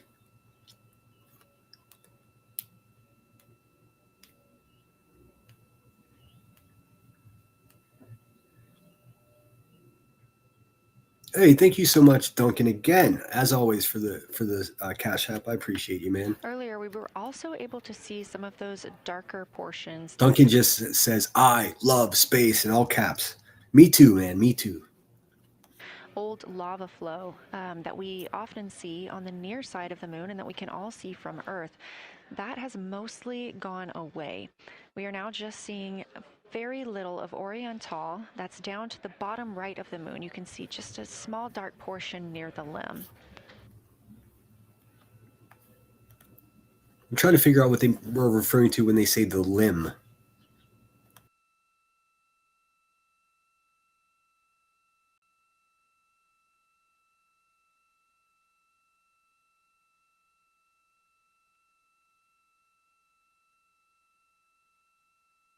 We're going to find out. Let's see. All right, I got you. We are now about 18 minutes away from loss of signal with the Orion crew. Oh my God, how scary. And this is exactly what I'm here for. Again, we use the space network to communicate with the crew members when they are this far from Earth. Once they get into that blackout zone, like they said, it'll be 35, 36 minutes with no communication whatsoever. And they keep referring to a limb. So let's see. And here, mention the word limb. They aren't talking about an arm or leg. In astronomy, the limb is simply the visual edge of a curved surface of a celestial body as being seen against the dark and background space. Okay, so it's essentially this. Just the division between light and dark is what they refer to as a limb. Think of it as a horizon line of the moon from the perspective of a spacecraft or an observer from Earth. Why the term matters. During Artemis II missions, you'll hear limb used frequently because it serves as a critical reference points for navigation and photography. Very cool. Very cool. This is the first mission since Apollo when we have had humans on the Deep Space Network. Yeah, half an hour behind the moon. When we started, I'll just show you. When we started, you could see how far away the moon was. Look. And then obviously closer and closer and closer. Capcom and CS. 13 minutes into Babylon. And now we're damn near there. 67 statute miles above the Earth's surface. Just over 2 minutes later, they will reach their maximum distance from Earth at mission elapsed time 5 minutes, 5 days, 27 minutes, and 39 seconds. The altitude at that time would be 252,756 statute miles.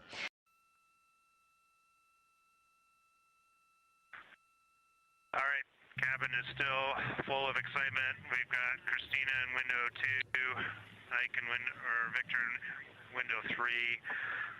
Reed's actually been trying to get some images out of the docking tunnel. We can see the Earth and the moon and part of the moon out of the docking tunnel, which is pretty good.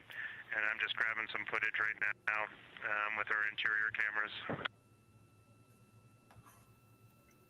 The excitement inside of the cabin. Copy, Jeremy. We'd like to know what camera Reed is using and also the status of window 1. Looks like there might be a shroud removed.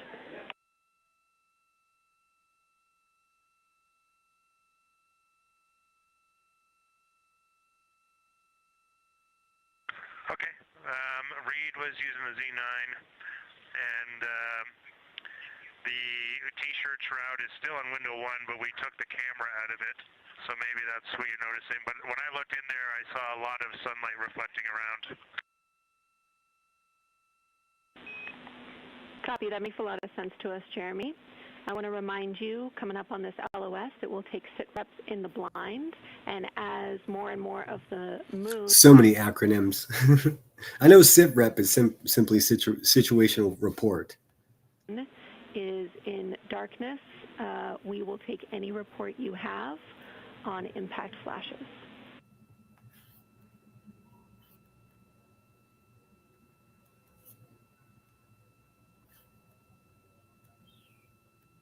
They're really talking a lot about how the sun is fucking up their night vision. All right, Jenny, you have to say again your last. There's a lot of conversation here, and I was on the other side of the cabin, so I missed all of it. Look out for impact flashes, and we'll take sit reps in the blind.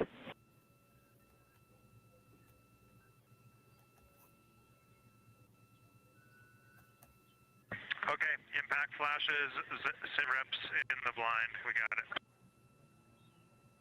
And yeah, just so you understand what's going on with window 1, there is light coming through the outer hall from window 2 into the inside of window 1, if that makes sense. Like I can see the inside of the vehicle when I look between the 2 panes of glass. Copy.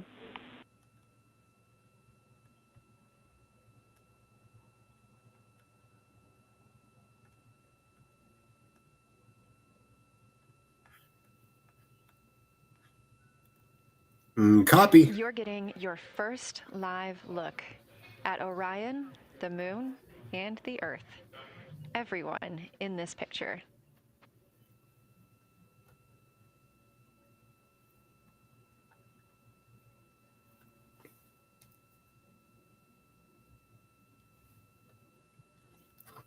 This is a live view from the Orion spacecraft.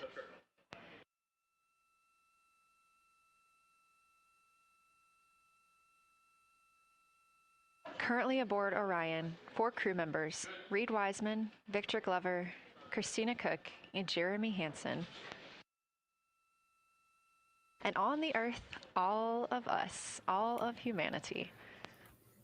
You can see the moon is starting to get a little bit dimmer as the astronauts are going to pass behind it.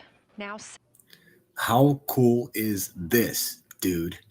There's Earth over here. 6 minutes and 26 seconds away from that loss of signal. Again, we will be out of communication with them for about 40 minutes until they come around the other side of the moon and we can re-establish contact. Marie says, was it from the police visiting neighbor? I'm not sure what the question is. Integrity Houston, you are 6 minutes from your 40-minute lunar flyby LOS. From all of us, it's a privilege to witness you carrying the fire past our farthest reach. Thank you. Oh yeah, dude. This is crazy. This is crazy. There's plenty of time for those drama cunts in the future, dude. This is happening live. What the fuck? Thank you for that, Jenny. And thank you to all of you for allowing us the immense privilege to be on this journey together. It's quite amazing. And as we go on this journey, thinking about the NASA mission. No. It was a neighbor that I wouldn't eat anything from those people. Not that they would share. Explore the unknown in air and space, to innovate for the benefit of humanity, and to inspire the world through discovery. And as you've gone along on this journey with us, hopefully we're doing just those things.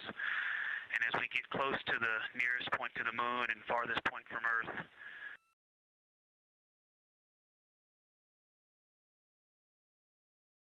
as we continue to unlock the mysteries of the cosmos.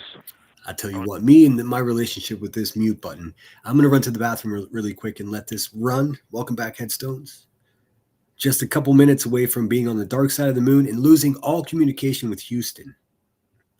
I'd like to remind you of one of the most important mysteries there on Earth, and that's love.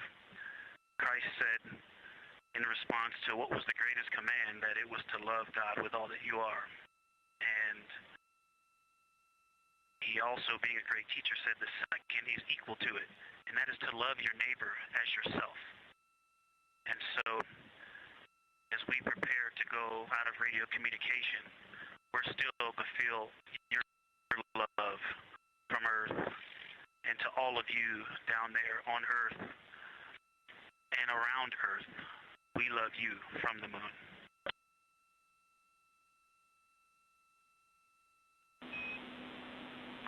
Houston copies. We'll see you on the other side.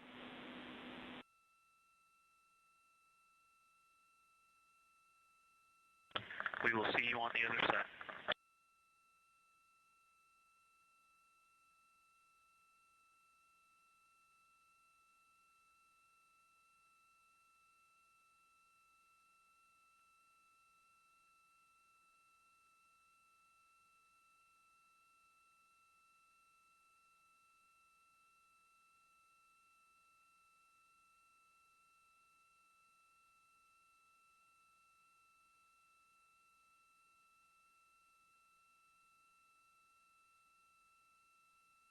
All right, I'm back. What'd I miss? What did I miss? Just shooting through space. Nothing to see here. Poignant words from NASA astronaut Victor Glover, and a little bit of a love letter from the other side of the moon all the way to Earth. Glover touching on the teachings of Jesus, including to love your neighbor as yourself. We are now less than 3 minutes away from loss of signal with the Orion astronauts. The Artemis II crew will be out of signal for about 40 minutes as they are on the other side of the moon, continuing their work photographing the lunar surface, and they will reemerge, and we will also get this view on the other side.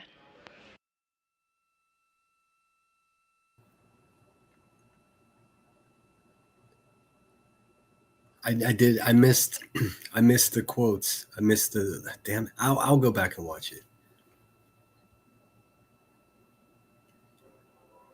Oh, here comes that train. I will mute myself as to not to disturb the peace here with this. Incredible. Pretty soon the moon will eclipse the Earth there, and they won't have a, well, they probably don't have a view of the Earth at all now, aside from that camera.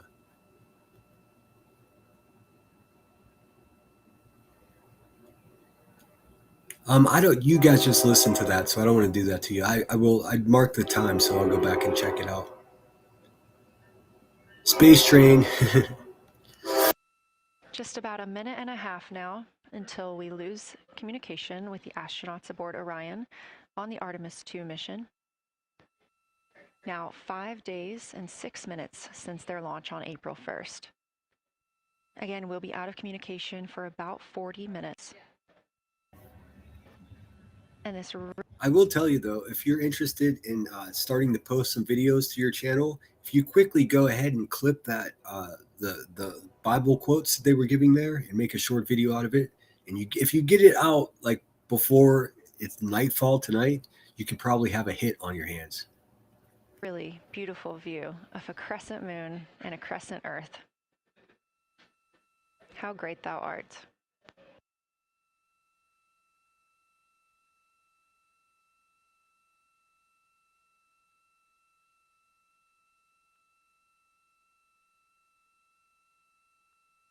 Pretty Hate Machine, how are you today? Welcome back. I don't know what's going on with the video. It said, is there anybody out there?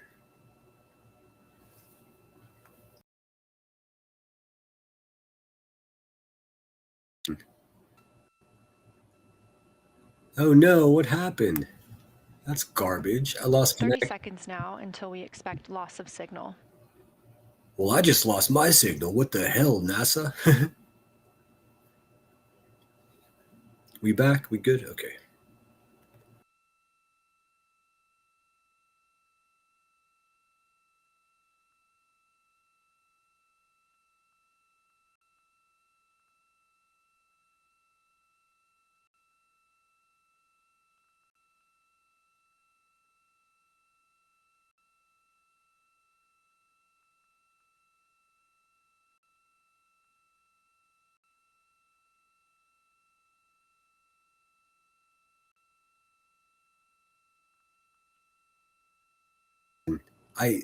I'm just expressing what many people also feel when they typically have a couple hundred people show up, and then you try to show them something that's actually important in this world, and what we get is 35 people. I mean, it just tells me that they don't actually support me, which is no big surprise, but all good. I have not one but two of my moderators today in other chats when people talking shit on me. So we're down 2 mods just in this live stream. I guess better now than later. And we have confirmation of loss of signal of the Orion spacecraft as it flies behind the moon. We expect to regain communications with them in another approximately 40 minutes. This was expected as their spacecraft is now out of direct line of sight with Earth and behind the moon. And now, everybody there is holding their breath for the next 40 minutes for sure. I'll try to put on some tunes for us. Poignant moment as it's the first time in over 50 years that we have humans completely unreachable by anyone else on Earth. No matter how distant or secluded, we could reach anyone living on Earth, but while the crew flies behind the moon, it's simply impossible to make contact with them. This is a live view inside the Science Evaluation Room here at Johnson Space Center and just down the hall from Mission Control. This team has been monitoring the flyby all day as the team has continued capturing targets on the lunar surface.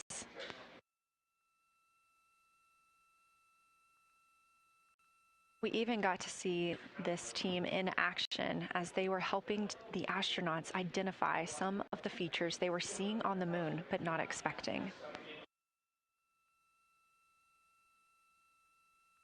There will be a couple of milestones during this loss of signal. The first will be when the astronauts make their closest approach of the moon at MET 5 days, 25 minutes, and 34 seconds, when we expect they'll be 4,067 statute miles above the lunar surface. Their maximum Earth altitude will be reached just 2 minutes later, at 5 days, 27 minutes, and 39 seconds, when their altitude should be approximately 252,756 statute miles. Once those milestones are reached and we have confirmation, we will report the official numbers.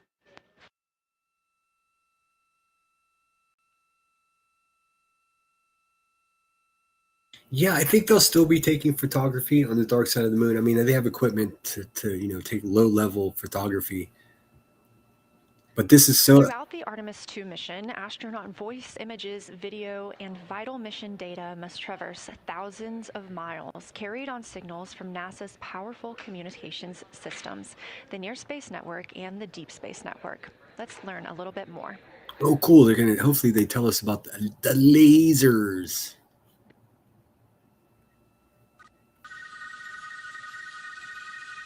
NASA's Artemis II will send 4 astronauts around the moon, preparing humanity for a long-term lunar presence and future journeys to Mars.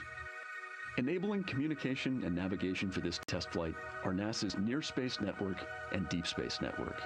With antennas around the world and a fleet of relay satellites, the networks will deliver vital data to and from Earth through all phases of the mission.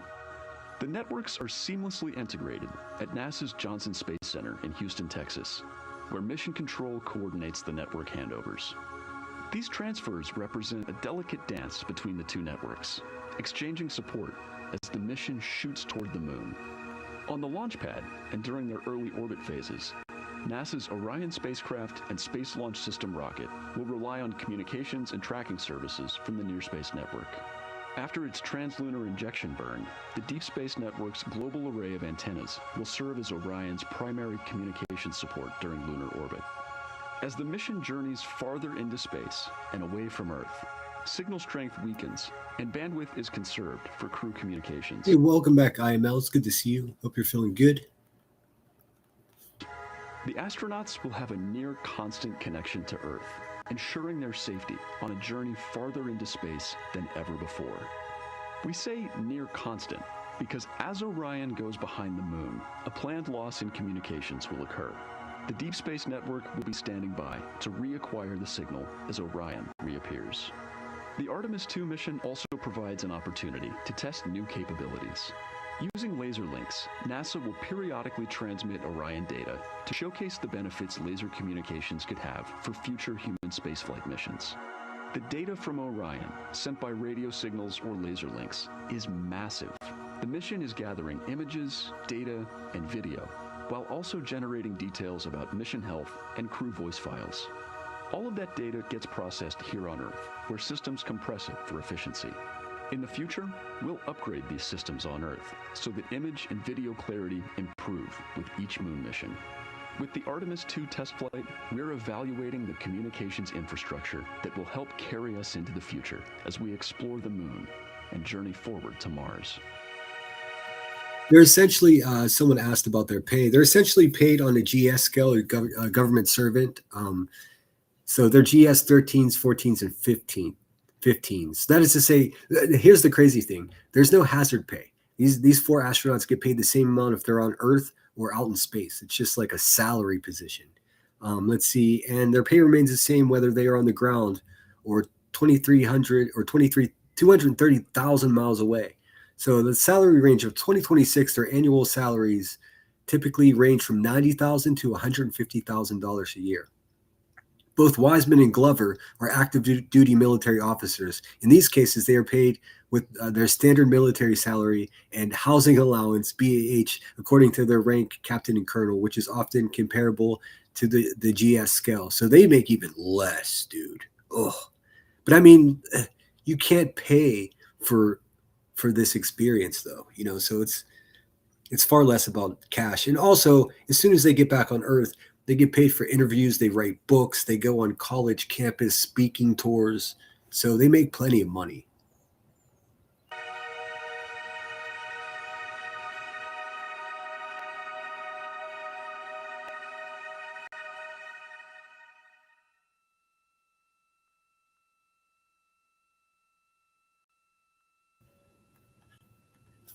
I wish I had a good telescope too. Georgia Peach says, we live in a very rural area, so we see meteor showers really well. Oh, that's so cool. I deal with light pollution big time where I am, obviously. But I tell you, the best view of the sky I've ever seen was out in 29 Palms or Joshua Tree National Park. Incredible. So they're behind the moon. I guess they're not going to show us much while this goes on. Everybody's just waiting, just playing the waiting game. I don't know what's up with spinning wheel of death there. It's actually going to be really exciting. So right under 50,000 targets for us. We've heard several amazing color descriptions so far. Just to highlight maybe one of them, we heard about greenish and brownish hues near Aristarchus, which is actually a feature that... What's up, Solar Rider? Thanks for being here. As you know, this is a far departure from the drama I usually provide, but I do appreciate you being here. That we can see here from the near side. And those greenish hues could actually tell us something about the volcanic evolution of that area. So you can bet that the science team is going to be prioritizing downlinking those images and the crew audio that we didn't hear that went into those recordings to learn a little bit more. Wow, that is fascinating. I was hearing those colors and very interested just from a personal standpoint, because looking at the moon from, 250,000 miles away, we don't see green or brown. So just hearing that them being so... We don't. We just see gray and ashy. I can't wait to see those photographs. Close and getting to see that. Fascinating, and I know very exciting for you. So what are you expecting? The Crayola crayon company is paying close attention. They're like, fuck, we're going to have to make a new color. See in the upcoming portion of the flyby. What's up, Oki? The upcoming portion is actually... Oki Crime News is in the house. So good to see you, my dear. I hope you're feeling good today. Hope you had a good Easter.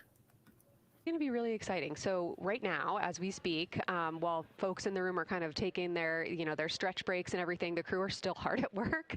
They still have targets to image and describe during this LOS. But when we come out, the first thing, of course, we're going to hear about is Earthrise. We're really looking forward to hearing about the crew's experience with something that we can connect with and that, Apollo 8 brought us such amazing images from.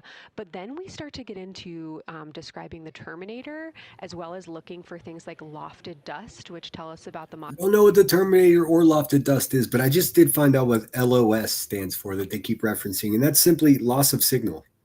It's a planned blackout. LOS is a planned period during the lunar flyby when Orion spacecraft passes behind the moon, blocking all radio communications and data transmissions between the crew and the mission control in Houston. Scary shit. I mean, this is all planned, but still scary shit. The first time we made this traverse as astronauts or as a space program, it was because of an emergency. Because of that emergency, we now know it's possible, and we're trying it on purpose this time. Our lunar environment. Then the vehicle's going to orient away from the moon for an hour and then pivot back for the eclipse observations, which is a whole different set of science observations that we're really looking forward to. It's kind of nice that the crew will get a little break in there, because they have been hitting it hard today with photos and videos and annotations. What are you hoping that the crew sees coming up? Is it that lunar dust? Oh my goodness, that's a hard question to answer. I mean, we've already gotten such great descriptions. I mean, the Terminator seems to just be like one of their favorite things to look at and describe. So I mean, what the fuck is the Terminator? I'm going to find out. Here, let's find out together. What the fuck? It seems like an ominous name for anything. In reference to the Artemis flight, what is this Terminator that they're referencing? feel like, that was something we were looking forward to. I feel like we've really gotten some great descriptions. So absolutely, I'm looking to the human moment of Earthrise. Lofted dust is an exciting one, and lofted dust... Okay, so let me correct myself. Earlier, I gave a definition as to what the limb is. I was incorrect. In context of Artemis II mission, the astronomy and in general, the Terminator is the moving line that divides the day side of a celestial body from the night side. So that's that division between the light side and the dark side of the moon. While the limb is the outer edge of the moon against the blackest of space. The Terminator is the line on the surface. Okay. Hope that makes sense to you guys. It does to me. A target for them in the right around the time of Earthrise, but again in the eclipse period. So I'm really looking forward to seeing, I mean, they've already highlighted just in the course of their flyby so far how the moon has changed. And this is going to be even more dramatic change to go from their end of this kind of lunar illuminated piece of the flyby into the eclipse time frame. And I can tell you they're going to be experiencing a very different moon during that time. And I can't wait to hear what their observations are. Yeah, that's absolutely fascinating. And what a privilege that we get to do that on this mission, because that's not always the case. If we had launched on a different day other than April 1st or 2nd, we wouldn't have gotten to see that eclipse. Is that right? That's correct. April 1st and 2nd. I will say, I was asked a lot in the weeks leading up to the launch, well, what's your favorite day? And my answer truly was, there is no bad day to launch to the moon. We were going to get great science out of it no matter what. But it's a really neat opportunity to, bring the sun into the picture, bring different planetary bodies into the picture while still literally keeping the moon in center stage. Fascinating. So what differences are we looking for at each site? We're hearing a lot of different terms. We're looking at craters, we're looking at mare. What are the differences that you're hoping to see? We do have, as you highlight, kind of different prompts for each target. That's what they're looking at in their lunar targeting plan, which I know you've been showing. I'm Googling that shit right now, Georgia Peach. Give me a sec. And we have even different prompts for the person with the, the really long lens on the camera versus the people with the unaided eye. And you've heard the crew talk about, oh my goodness, when I go from one to the other, I can really detect different nuances. And that's something that we experienced in simulations, but hearing them actually, see it for real has been really gratifying. But we're looking for different things based on the target. Sometimes we're looking for color. Sometimes we're looking for texture. For the Terminator, we're looking at kind of what texture and morphologies pop out to you and what kind of diversity you see along the Terminator. Okay, that makes sense. It's sort of like if you hold, how do I explain I have a great idea in my head what she's explaining, but I don't know how to describe it. Okay, imagine you're looking for something on a flat surface, a kitchen floor without turning the light on. Say you use a flashlight. And if you put the flashlight close to the ground, then you can see all the little, if there's crumbs there, you can see everything that's there. But if you pull the flashlight out wider, you can't really see. So it's basically causing the surface, having the light in such a position where it's on the surface and shows the height and sizes and shapes of whatever may be on that surface, if that makes any sense. As far as the moon dust goes, let's see, the moon dust, they are looking for isn't just dirt on the ground. It's a mysterious glowing phenomenon above the surface. While they won't be landing on this mission, they are specifically hunting for lunar horizon glow, the levitating dust, horizon glow. During the Apollo missions, astronauts reported seeing strange faint glow or streamers of light along the moon's horizon just before sunrise or after sunset. Scientists believe that the sun's radiation creates an electrostatic charge on the moon's surface. This charge causes tiny, jagged particles of lunar dust to repel each other and loft or levitate miles into the sky. The crew is looking for the dust atmosphere along with the Terminator, the line between the day and night, because the sun is hitting the moon at a sharp angle there. It can catch these floating dust notes and dust bunnies like a sunbeam. There you go. I hope that made sense. You've heard, Victor especially make some comments about future impacts for exploration. So already I think that their descriptions in this first part of the flyby have told us something scientifically, but also— I forgot it was somebody's birthday today. I know it's George's was yesterday. It was somebody's birthday today, and I can't remember. I meant to write it down. About future surface missions. Well, it was so interesting to hear Victor talking about he was imagining in his mind's eye being down on the surface and walking around. That was very cool to hear. And when we're thinking about targets, I know some of them are determined based on the launch day because that determines the lunar illumination. So the ones that we're looking— Dust bunnies. Thank you so much, Kansas City Chiefs, for the cash app. I appreciate you. Looking at today, how and why were these selected? Such a wonderful question. Here, since these ladies are just talking, I can play you something for your cash app, for your donation to the channel. Let's see. What do I got? What do I got here? What do we got? Let's pull up something funny. I got some good stuff in here, I'm sure. I always look for something I haven't shown you guys already, but I think I've shown you. I got to make some new stuff. I do make a lot of stuff, though. Let's see. What is this? I don't even know what this one is, but let's have a look.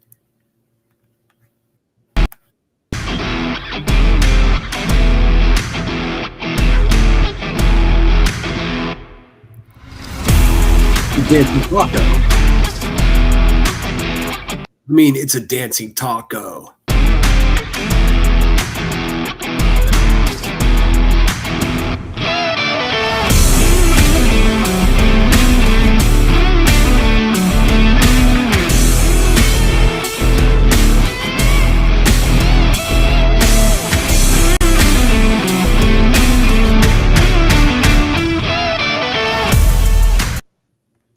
There you go.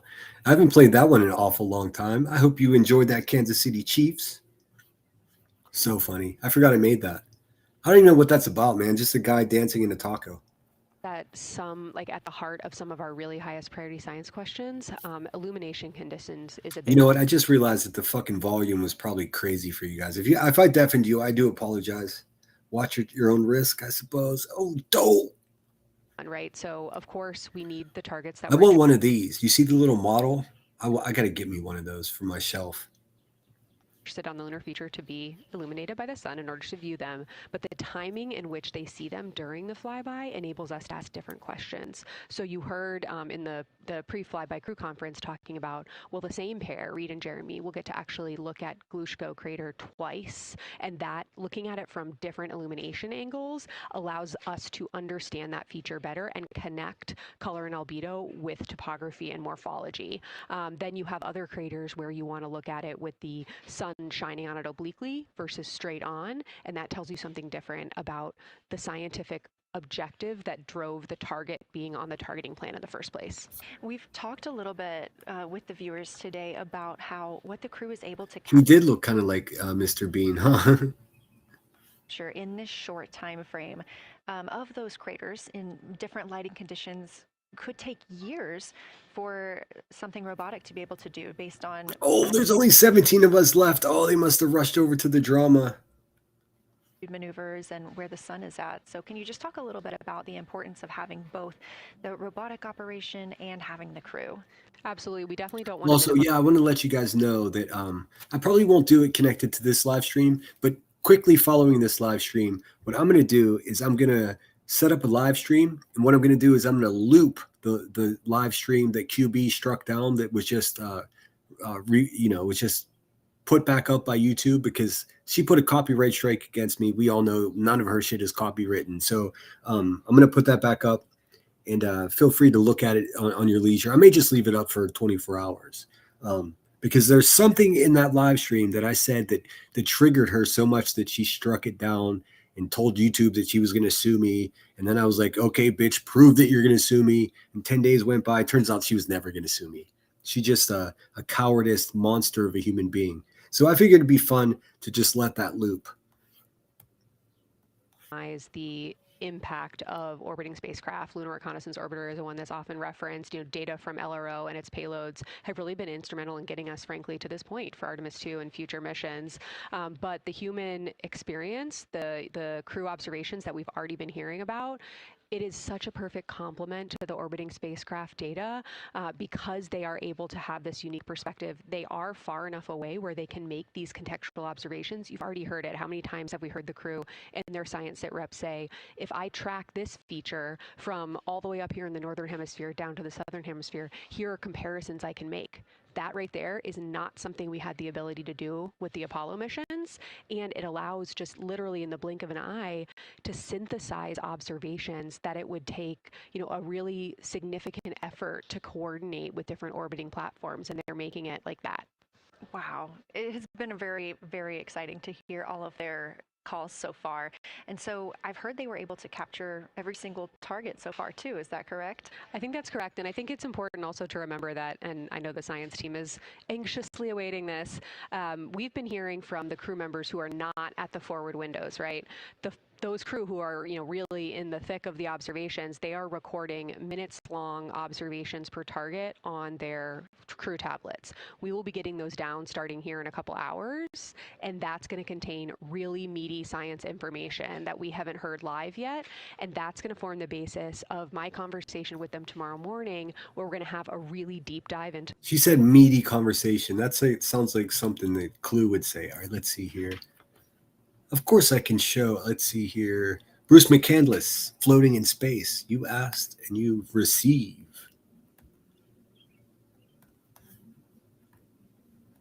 The science and absolutely nerd out about what they were able to do today. One of the most gratifying things for me today is hearing multiple crew members say, thank you for putting the discussion times in the targeting plan, because when we have had the ability to put multiple brains on a problem, we have elevated each other. And I'm looking forward to them, sleeping on it overnight, and then us actually being able to really, truly have an elevated science discourse tomorrow. Some context here, some context. On February 7, 1984, NASA astronaut Bruce McCandless II performed the first ever untethered spacewalk, floating free from the Space Shuttle Challenger during the STS-41-B mission, using a nitrogen-propelled backpack called the Manned Maneuver Unit, MMU. He maneuvered 300 feet away from the shuttle, creating one of the space exploration's most iconic images. The backpack, which weighed roughly 300 pounds on Earth, was steered by hand controllers, firing 24 nitrogen thrusters for movement. McCandless spent several hours conducting tests and testing the MMU's capabilities. He reached a distance of 300 to 320 feet from the Challenger. McCandless describes the experience. I'll play that again. McCandless described the experience as a mix of personal elation and professional pride, having worked on the project for over a decade, though he also noted it was quite cold. While stepping out, he famously quipped, that may have been one small step for Neil, but it's a heck of a big leap for me. The test was designed to show the feasibility of untethered space travel for tasks such as satellite repair or assisting other astronauts. The MMU was only used on 2 subsequent shuttle missions in 1984 and eventually retired, but McCandless's 1984 demonstration remains a milestone in space technology. Look at that motherfucker, dude. Are you kidding me? He said it was cold. I bet it was, man. Holy shit.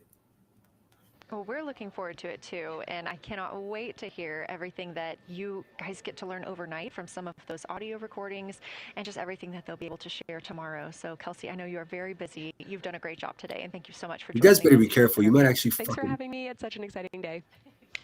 You guys got to be careful. You might actually learn something here. That's dangerous. We are now expecting acquisition of signal in about 24 minutes. As a reminder, the Orion spacecraft has flown around the other side of the moon, where they are out of contact with our deep space network.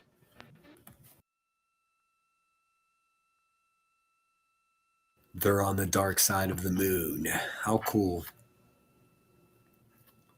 Now let me see. So I think we're about 10 minutes in, so another half an hour they'll be popping out the other side.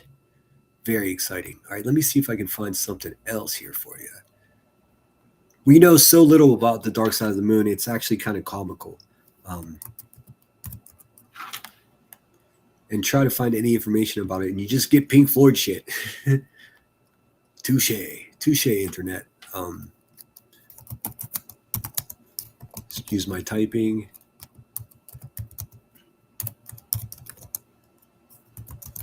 Conversely, if you do a rail grind or a rail slide or a box slide on a skateboard and you're on the grip, like you flip the board over so you're sliding on the grip tape, that's called a dark slide. Let's see here. Let's have a look, shall we? Let's see here. Let's see. Oh boy. These fucking Joe Rogan's always got some wacky person. Let's see. Why is it still such a mystery? Let's see. I'm looking for something that's not 45 minutes long that I can just show you. Oh, we'll listen to this asshole. He seems to be famous. Let's see.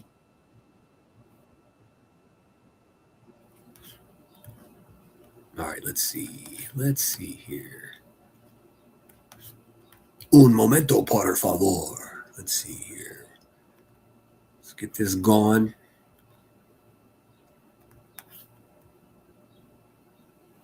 And we just heard confirmation here in Mission Control Houston that we have reached the closest point of our destination to the moon. Fuck yeah, MET, dude. 5 days, 25 minutes, and 34 seconds.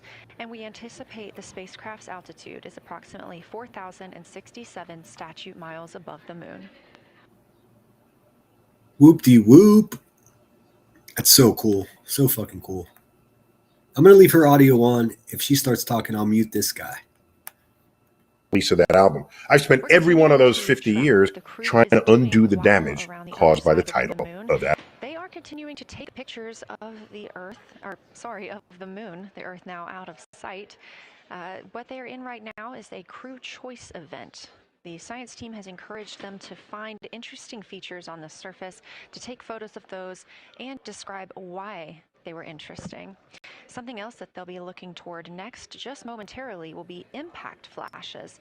They've got a few minutes allotted to look at the darkest portions of the moon. They're interested in short-lived flashes on the lunar surface because these would be caused by impact bombardment. It sounds to me like a class project. Okay, guys, you go take pictures and explain to us what you see. I guess it's a great way to collect data. After their impact flash targeting, the team is interested in if the crew can see lofted lunar dust. This would only be visible just before Earthrise. Now 20 minutes until we expect to regain communications with integrity and the astronauts for Artemis II. Oh, cool. This was not on here before, so it's giving you an idea where. I mean, that is so fucking cool, dude. Whatever. There's no escaping it. Some percentage of people who walk this earth, when asked, would be sure that there's such a thing as the dark side of the moon. Yeah, that's where the Transformers hide out. I thought it was just the other side of the moon. All right. I'm worried about playing this video. I don't want to get a copyright strike. I just got rid of my only strike on the channel. We'll watch a second of it. So the dark side of the moon, I think, hit a peak in 1973. Do you know what happened then? Did Pink Floyd put out an album? Pink Floyd put out an album. Because that would do it. And, the album did... Well, as described by Mission Control, they should be taking photographs and notes taking photographs and recording themselves describing what they see. Really well. See, that's the problem. If people hated the album, my job would have been way easier because no one would have been brainwashed by it. Exactly. 2023 is the 50th year anniversary of the release of that album. Man, I thought he was going to talk about space. He's talking about Pink Floyd. Come on. True. Which is interesting for anybody to think that because you've never seen the far side, that side of the moon. So why would you even conclude that? The moon does always show the same face to Earth. When we talk about tidal locking. That's right. So the other side of the moon gets as much sunlight as the near side. So there's a far side and a near side. And a day on the moon lasts 30 days, 30 Earth days. So there's like 15 days of sunlight and 15 days of... That's bananas, dude. I can never wrap my mind around that. What's up, Miss Kelsey? So good to see you. I hope you're well. Welcome back. Darkness. Gotcha. So yeah, so moon has days just as we do. But so had you thought about it, Chuck? When you see a half moon in the sky, right? Wouldn't you think that like the half you don't see on the other side is also getting sunlight, right? Right. Wouldn't you? Well, I mean, isn't that how shadows work? Shadows and round things. Shadows and round things kind of work that way, Yeah. So people should have been tipped off by that. Right. So here's the thing: when the Indians landed right, I love this guy, but he's talking too fucking much, dude. He's not telling me what I want to hear. I just want him to. So there is technically no dark side of the moon, but because of the lock in the universe, the way the moon traverses around us, it doesn't. We only see one side of it. So the dark side of the moon, whereas it sometimes does get sunlight, just like any other cycle of a day, we can't see it. So I guess it's more of a metaphor. The dark side is the side we cannot see. It's not necessarily always dark, but it is in the case today with these astronauts. They're on the on the blacked out side of the moon. Let's see what they're talking about in Houston. About what the moon means to them and how they see its place in human history.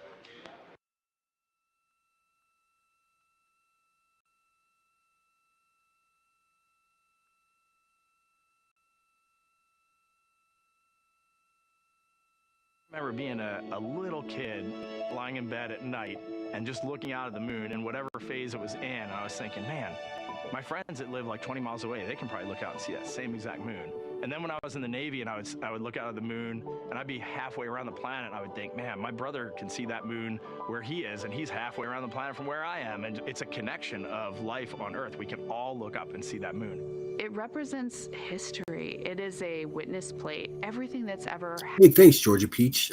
For the Cash App, it says, for art supplies. How did you know? Like, I'm running short on all kinds of shit. I very much appreciate that.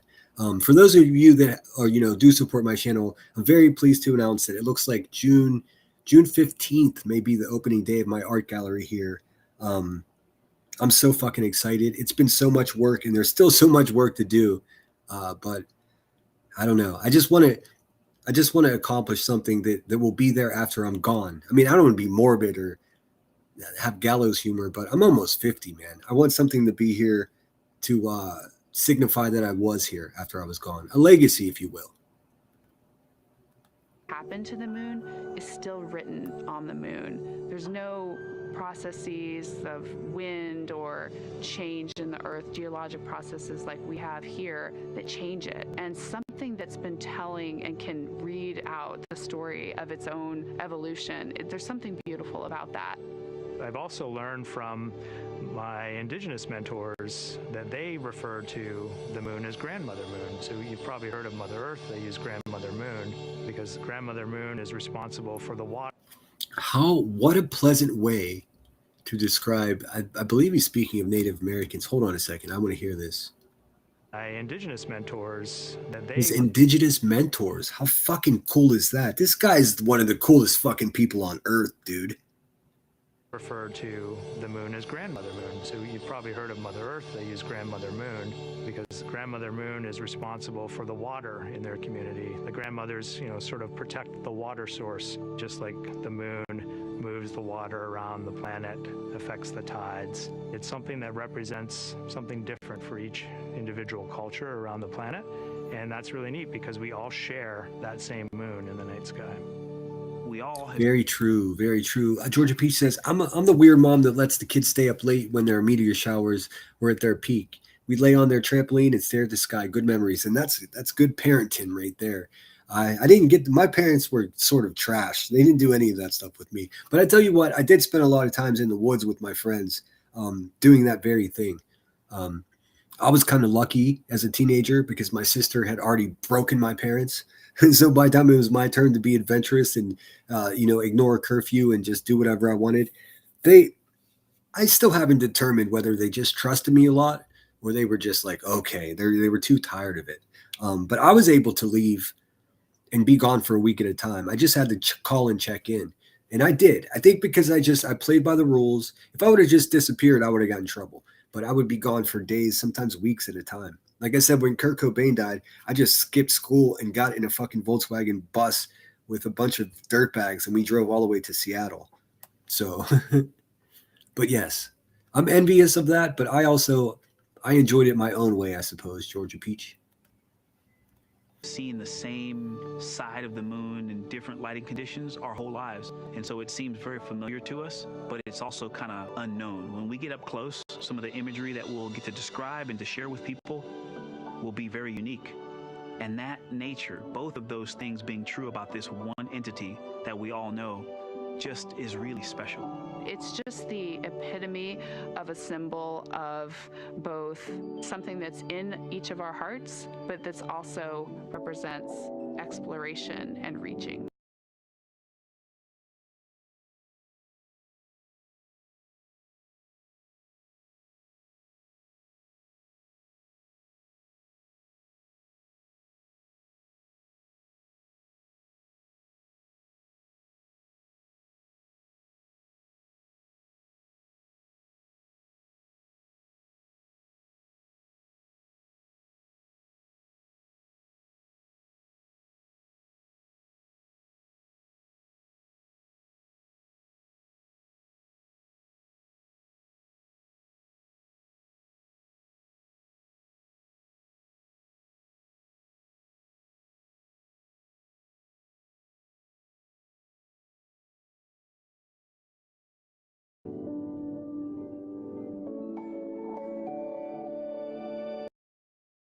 I thank you, Pretty Hate Machine. Sorry about that. Me and this mute button, dude. It's a violent relationship.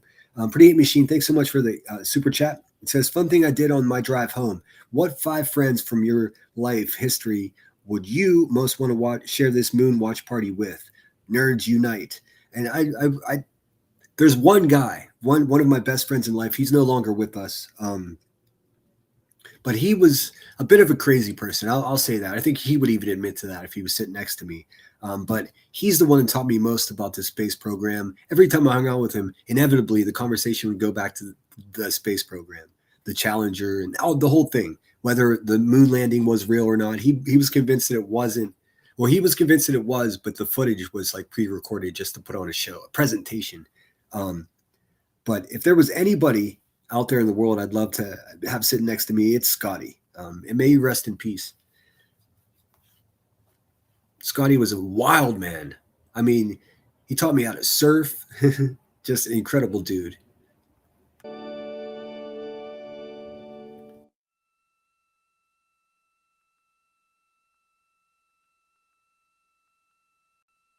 Yeah, I was muted. I'm an asshole. We're looking at a live view inside Artemis Mission Control here at Johnson Space Center in Houston, Texas. We are currently out of contact with the Artemis II crew. This was a planned, or not really a planned, but a tracked loss of signal that occurs.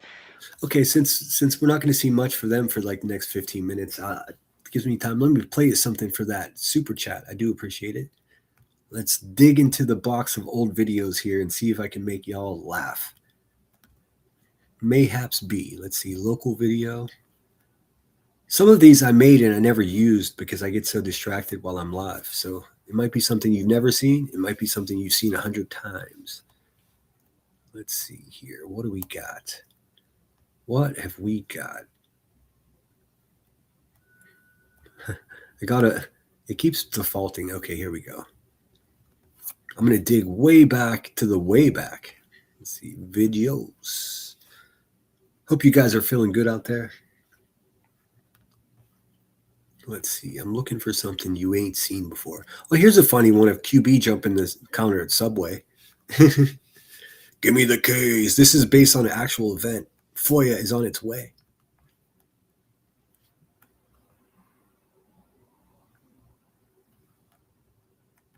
Or is it not working? What's happening? Oh. What happened? Excuse the technical difficulties. Let's see here. What the fuck? I'm stuck in this shit. Let's see. Hold on. I'm stuck in this weird purgatory.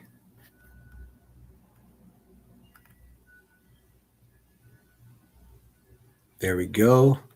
How do I end up back down here? See, now my shit's all scrambled up, dude. Well, give me a second. I'll figure out. I think I had too much shit open. Let's see.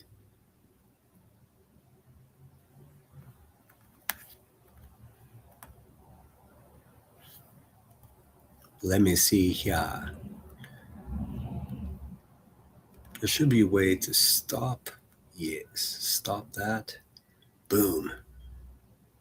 All right, now we're in business. Give me 1 sec. Let me pull that back up. Dang, I don't know. That's so weird. Artemis. And if you didn't hear me say it 10 times already, Artemis is the name of Apollo's twin sister, which is incredible. How smart. Let's see here. Which one shall I show you?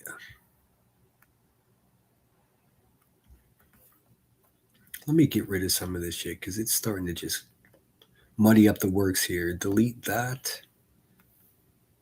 Go ahead and delete that. All right, now we're in business. All right, add scene. All right, guys, thanks again for not only helping me reach the super chat goal, but we've far surpassed it. And thank you so much, Okie Crime News. I hope you had a great Easter as well. I was here live talking some shit. Had a great dinner with family. I even made my way to Catholic Mass. Just a surreal experience for sure. All right, let's see here. What do we got here? Local video. What have we got? I got all kinds of shit. Let's see.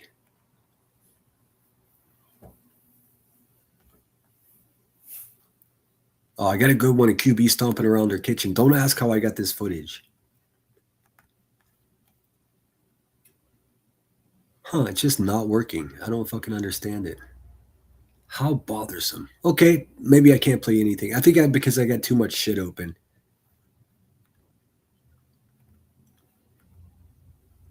So, sorry. I'll work on it and see what I can do. It's so weird. Oh, here we go.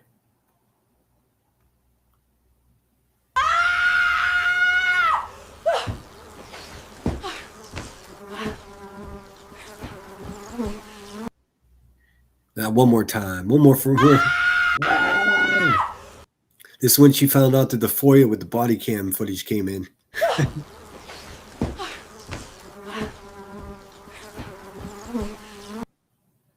Oh, man. What a despicable person, I tell you. All right, let's get ahead. We're still a couple minutes behind. Let's see where we are. What they saying? You notice that no one's high-fiving now. Everyone's holding their breath. Super cool. Like this is the most intense part other than re-entry at 5,000 plus degrees.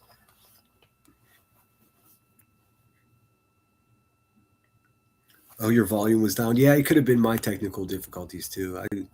I'm still a noob over here. All right, looks like we're all caught up. There's well, I guess the best they can offer us is a digital rendition of what they're doing. 925 miles per hour, 252,677 miles from Earth, 4,278 miles from the surface of the moon. In fucking credible. That's all I can say about that. Incredible. Yes, I guess I should take a second to talk about, like, I know a lot of us are going through health issues. I hope you know that if you share it, like share email with me and asking, you know, include me include you in my prayers, that I absolutely do that.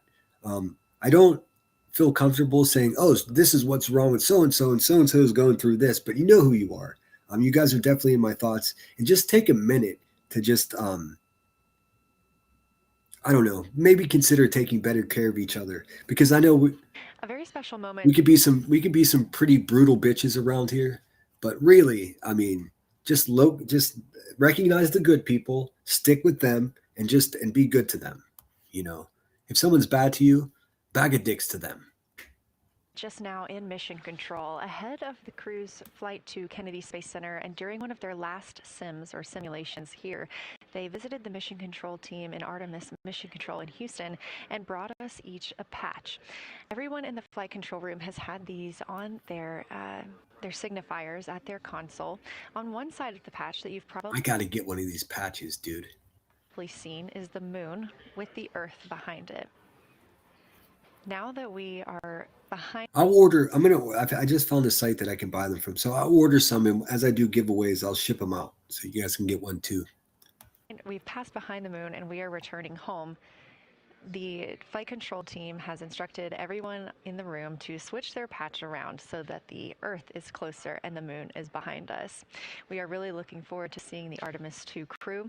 And the Capcom, Jenny Gibbons, did call that update up to the crew that the flight control team here has turned their patches around as was instructed by the crew during that last sim. And we are counting down the days until they get home. They are now 5 days, 1 hour, and 3 minutes mission elapsed time into the Artemis II mission. So it'll be April 10th when the capsule splashes down Pacific Ocean, San Diego. If you're in California, I would try to get down there if you got time.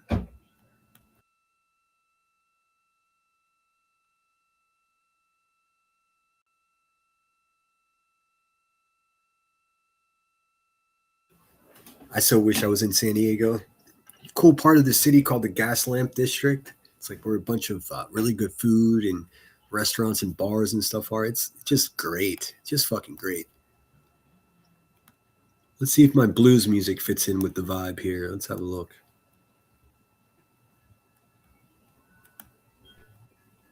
Oh, way too loud. Way too loud. Sorry.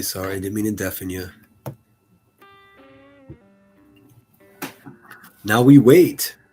926 miles per hour. We're up to speed. We're just waiting with them. I suppose maybe not the most exciting.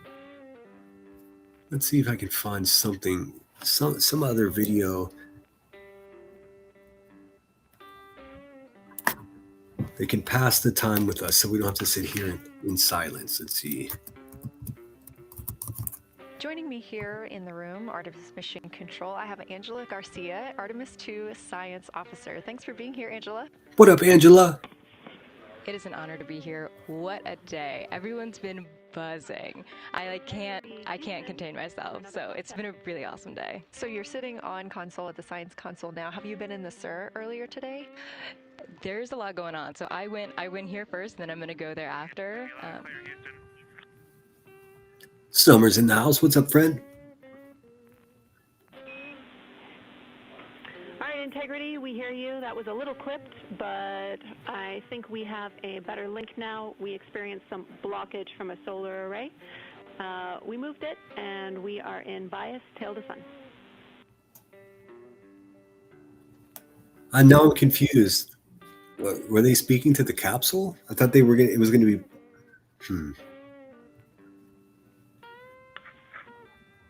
Okay, Houston, you're coming in loud and clear, and copy. We're in bias tail to sun now.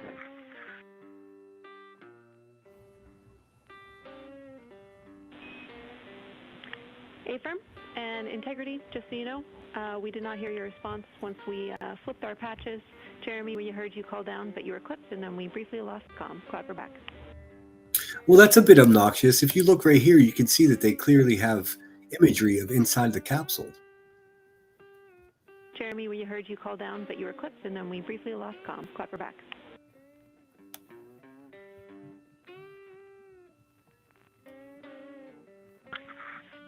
Okay, copy that. We were just excited that we got to share in that you, the MER, and Mission Control have flipped your patches around, and that side of the patch is getting to see the light of day. Thanks for sharing that with us. Our pleasure. Okay, so I don't think that they're speaking with the capsule. I think they're talking with the other comm center. What did Georgia Peach say? Sinner, I know you get in trouble for playing the original Rocket Man by Elton John, so you can. I cannot. Oh man, could you imagine what they do to me if I tried to sing on here? Whew. I will see if I can play the original though, if you'd like. We still gotta. No, they weren't back in touch. I think that was just another comm center. From the best of my knowledge. Is this paused? I don't want this to be paused. Come on. Okay, Angela, so can you tell me a little bit about your role supporting Artemis II and the science preparation for the mission? Yes, so I'm one of the 3 science officers. So Kelsey's been on console all day. I'll take over kind of closer to the end of the day. And then Trevor Graff is on the planning shift. And so it's the 3 of us in this 24-hour cycle supporting the mission. And so the science officer console is a brand new console to mission control. And it's not every day that you get a new discipline incorporated into mission control, so it's been such a significant milestone for us, and it's just a testament to like the commitment that the Flight Operations Directorate and NASA have, that they're going to be integrating science and maximizing science throughout Artemis. So it's really exciting. And then the science preparation. So I'm on the operations team, but I'm also on the training team. So all the incredible training and shout outs that you've gotten today, it warms. I know, I was thinking the same thing. Steph B says, it's so weird to be at the age where all these people seem so young. I know, Steph B, I was thinking the same thing. I mean, I could feel the wrinkles forming on my face here. I'm okay with it.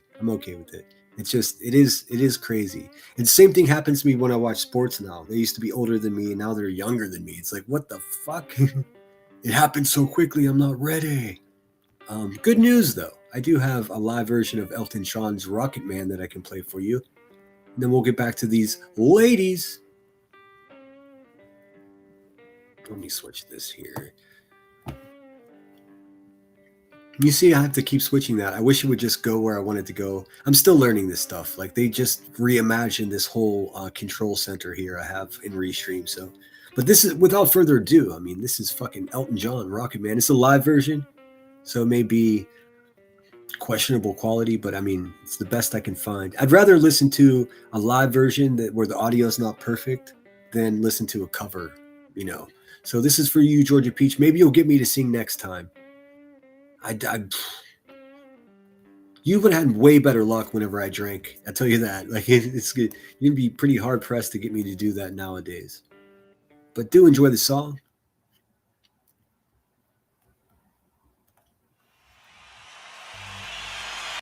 Thank you very much. She packed my bags last night. We fly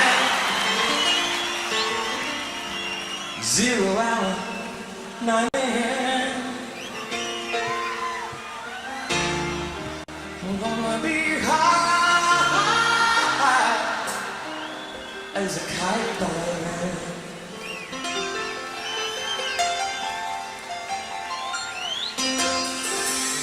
I miss the earth so much. I miss my wife. It's lonely out in space. And such a timeless flight.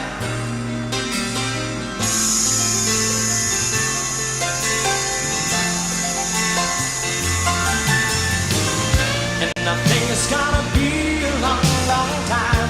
The touchdown brings me round again to find I'm not the man that think I am at home. No. I'm a rocket man. Rocket man, burning out the shoes I held along.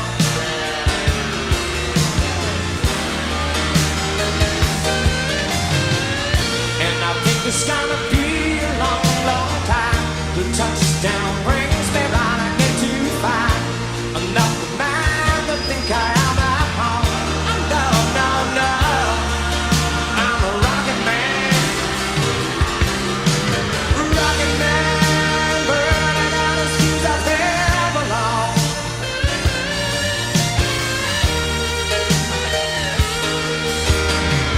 Mars ain't the kind of place to raise your kid. In fact, it's cold as hell. And there's no one there to raise him. If he did,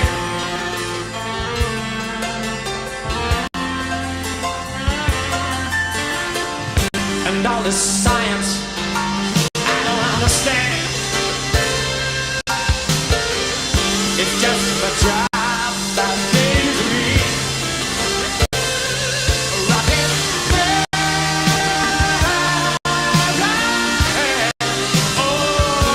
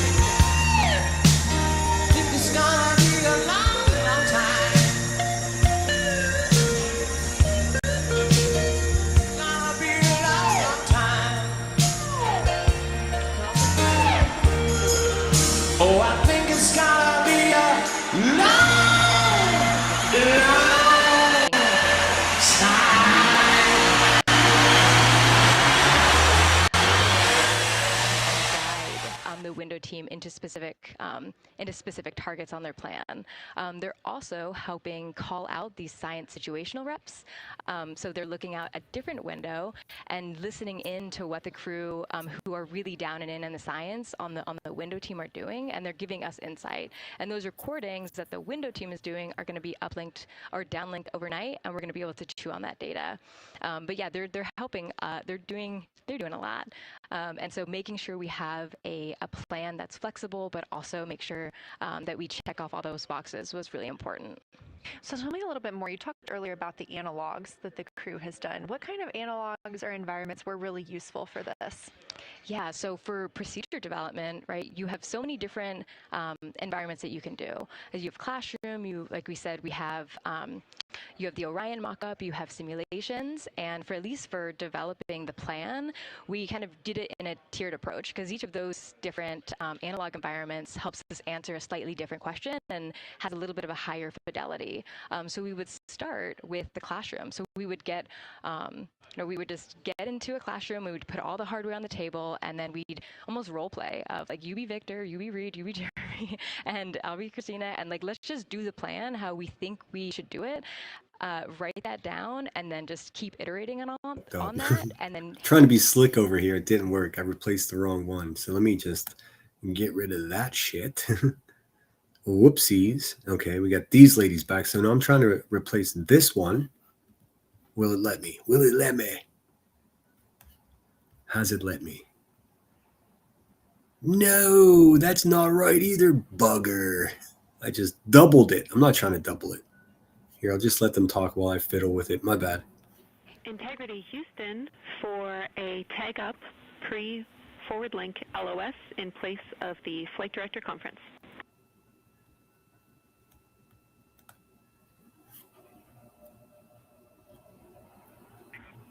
Okay, Jenny, we're ready.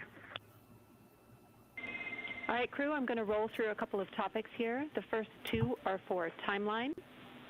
First of all, Reed for your toilet maintenance. It is a shortened toilet maintenance where you do not have to do the oxone changeout. That portion of the procedure is canceled. Victor, you have an HHP stop activity on your timeline. We need you to perform that as scheduled for bandwidth reasons.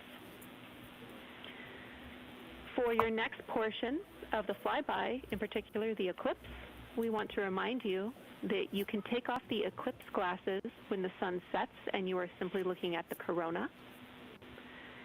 And then finally, for the D5 with the long or zoom lens, which sets the solar corona, we want to remind you that when you are capturing Earthline.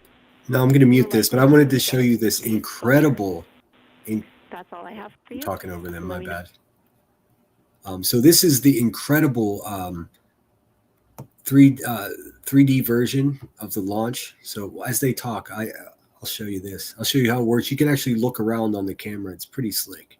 I can't wait till I can have live streams this way. Know if you have anything for us. You look. You can look around. Okay, Houston, we copy y'all. Thanks for those words, Jenny.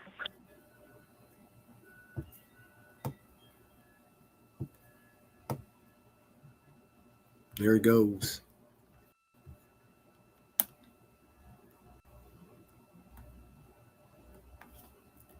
All right, just a quick call up to the crew ahead of a forward link LOS, meaning that we won't be communicating with them, but we will be receiving stations and data during that time frame. So Angela, we were talking about analog environments. You were telling me about the classroom and getting in there and pretending who's Victor, who's Reed. Tell me more about this.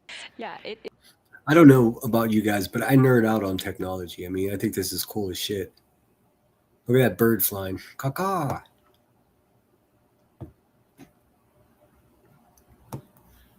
I remember when this sort of technology started, it was pretty rudimentary, but these are all the cameras that got all the shots. And there they are. They're off. How cool, man. How fucking cool. it works pretty well. So you're gonna do the plan how you expect it to be, and then once we finalize that plan, we'll give it to a completely new group of people and have them practice it, and then they'll be like, these steps don't make sense, and we'll reiterate on it over and over. And then we'll take it to a higher fidelity environment like the Orion mock-up, and we'll do the same thing because that volume is smaller, the window placement, their seating, what things have we forgotten with this addition of this environment. And then once we reiterate on that, we'll take it then, we'll give it to the crew and have them execute off of it during mission simulations. That's the highest fidelity that we can do before we send it to space. So this is the first time we've had to do this because we're a brand new console, and it just sparks so many neurons of like, how are we going to do this for surface missions and integrate this in so many different ways. So excited. Yes, prayers to the astronauts. If you got any left, use them up. Let's see, what are you guys up to? Wonder what their sleep pattern is. Well, they've been sleeping 6 hour. Well, the goal was to sleep 6 hours, but the first night they were interrupted very often. Nervous Nancy's in Houston, which I completely understand. And so I'm sure the astronauts do as well. But last night and the night before, they slept much better. Never had a chance to see Elton John. Let's see, Sinner or Cheese. I call Cheese Sinner. Oh no, the conspiracies. I remember Sinner played Carpenter's calling occupants of interplanetary planetary craft. I never laughed so hard in my life. Yeah, I play some wild shit. I mean that fucking 360 video of the launch. I watched it for I looked in every direction. I watched that thing for a whole hour. So fucking cool.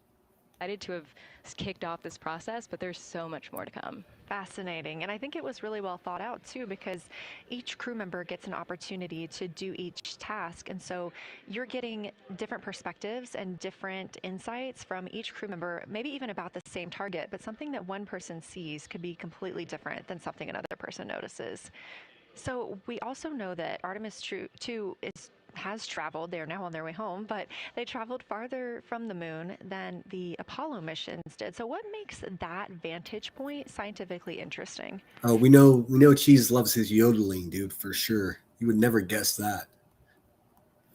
Yeah, observations are so fundamental in the scientific toolkit, particularly observations from different perspectives, different scales, and with different techniques. And so for this, so we really tried to make the plan to optimize those. There's pros and cons for all those things for this mission. So we really just focused the plan to have all those pros.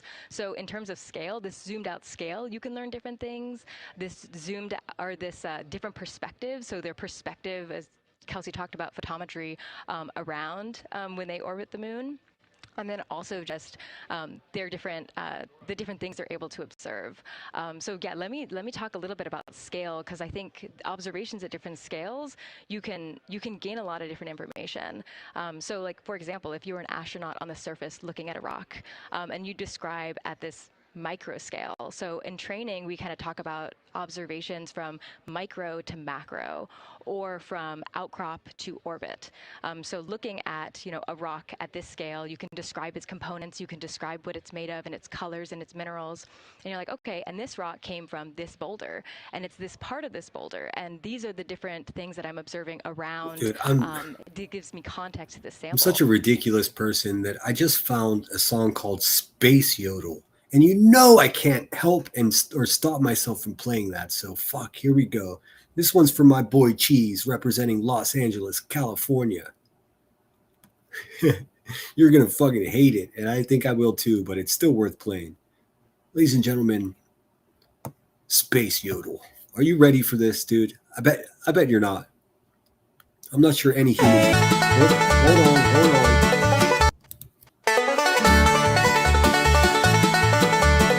Space Yodel.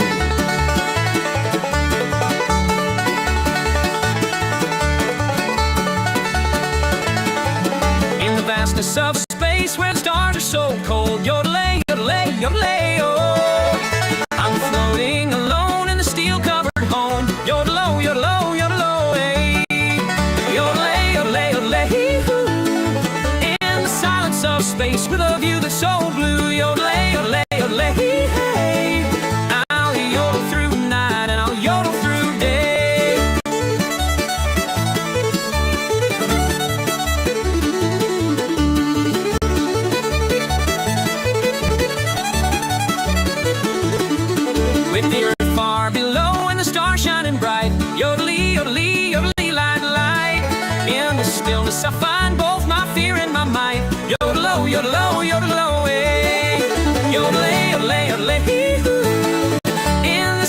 silence of space with a view that's so blue. Yodelay, yodelay, yodelay. Hey, feel free to sing along if you know the words, dude.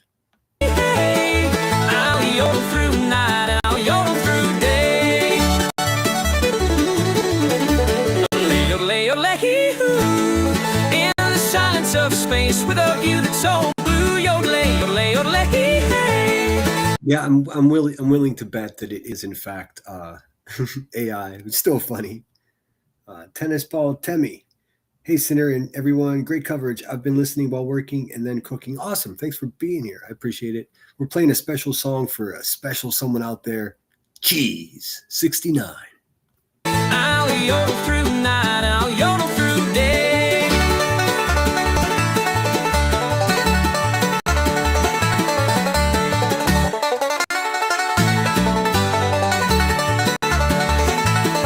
Yodelay, hi, yodelay, hi, yodelay, hi, ho. Through the darkness and stars in the vacuum we go. Yodelay, hi, yodelay, hi, yodelay, hi, ho. With a heart full of hope and a song just for you.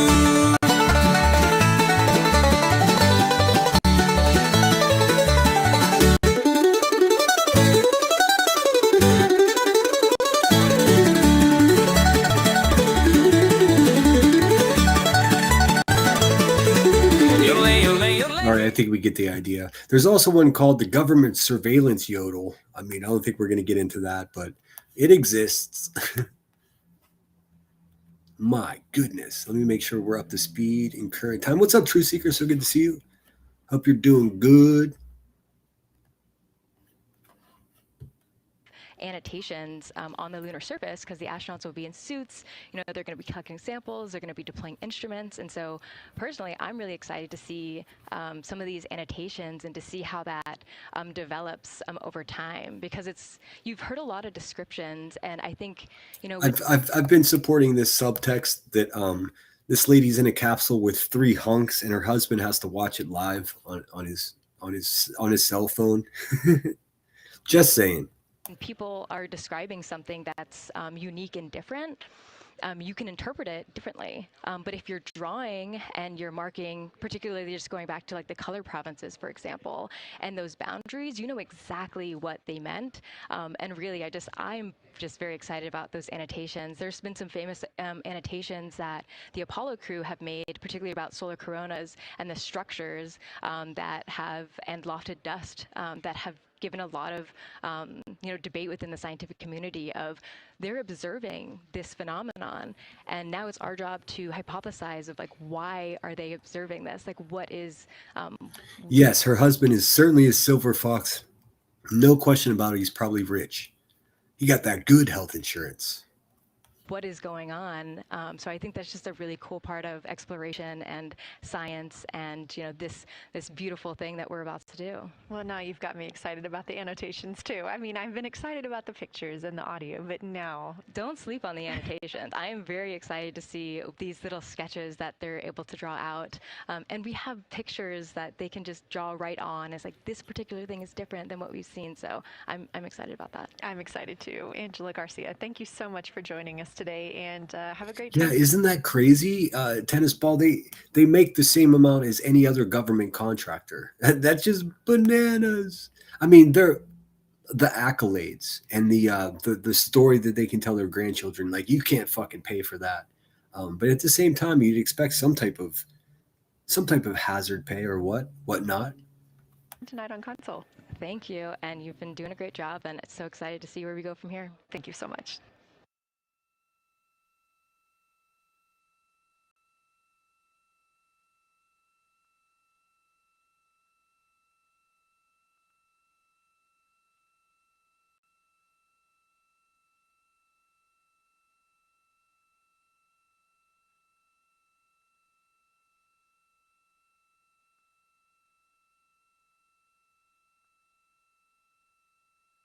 I don't know why they have video footage if they're supposed to be blacked out. I'm so confused. If they're supposed to have no communication, a video signal is certainly fucking communication. So I'm working here to try to figure out what the fuck. In the meantime, let me get some blues music going.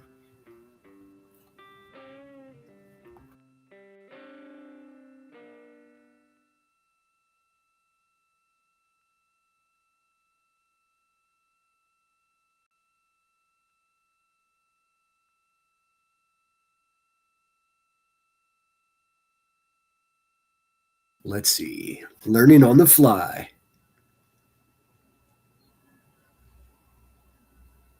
Okay, it says, it is a bit of quote unquote magic of television moment. What you're seeing is a mix of cutting edge technology and some clever broadcasting. Oh, have we seen this before? While you are right that there is a physical blackout. Integrity Houston, you have 3 minutes until we go into a forward link LOS. We will be back up with you in about an hour during the eclipse on Madrid. Okay, so they're not, I thought they were already behind there. So they are not yet. LOS simply means loss of signal. It says, while you are right that there is a physical blackout when the moon blocks the line of sight to Earth, here is how NASA is keeping the live feed feel during the mission today. The planned 40-minute blackout. As the Orion capsule passes behind the far side of the moon, quote unquote dark side, it entered scheduled communications blackout, which began at 6:44 p.m. to 7:25. Okay, so we're just behind. That's what's going on. No real-time signal can reach Earth because the moon acts as a 2,000-mile thick radio shield.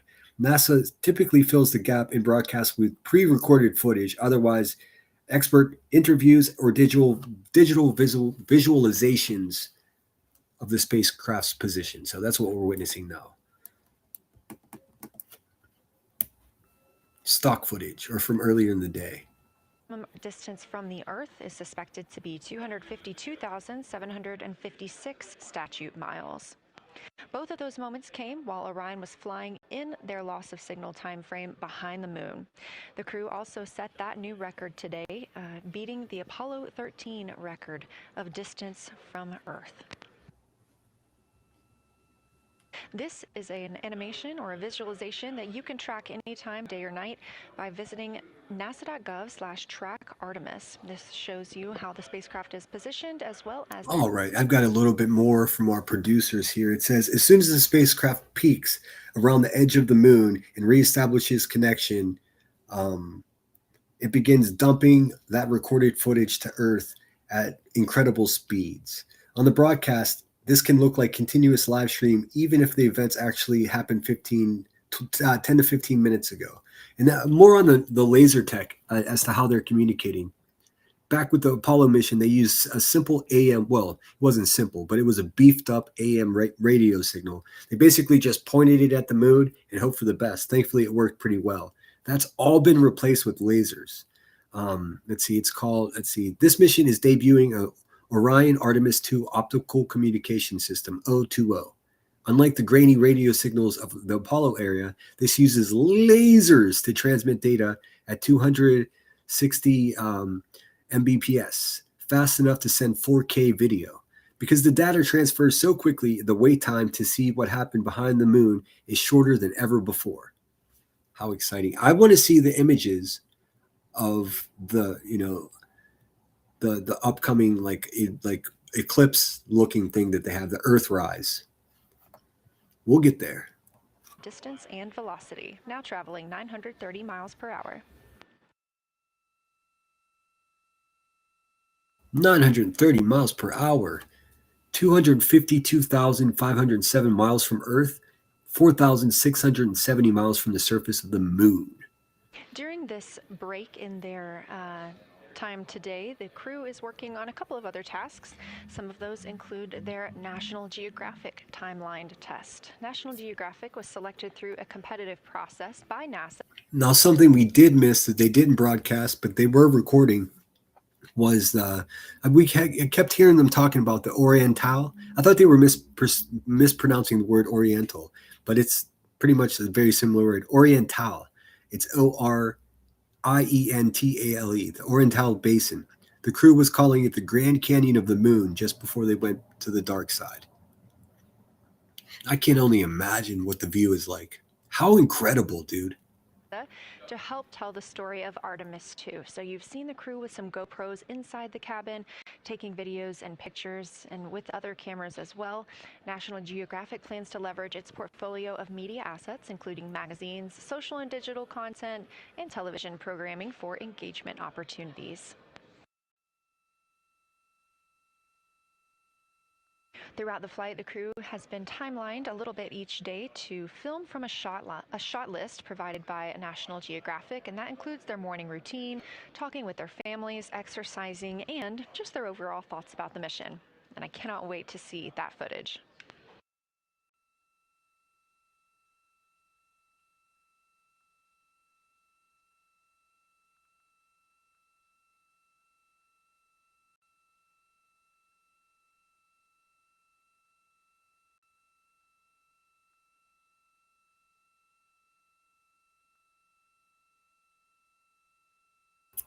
Get a good butt shot of an astronaut. Let's see.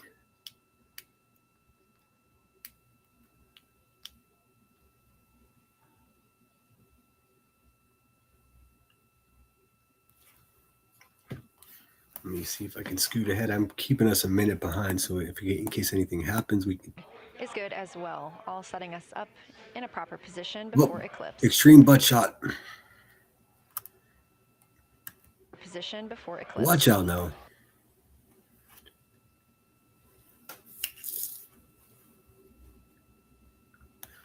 And now we wait. I'm going to stay live until they shoot out the other side of the moon and reach communication, and then I don't think I'll have much else to show you today. This has been really fun, even though there's only been 10 of us here the whole time. I enjoyed it, and I thank you for being here.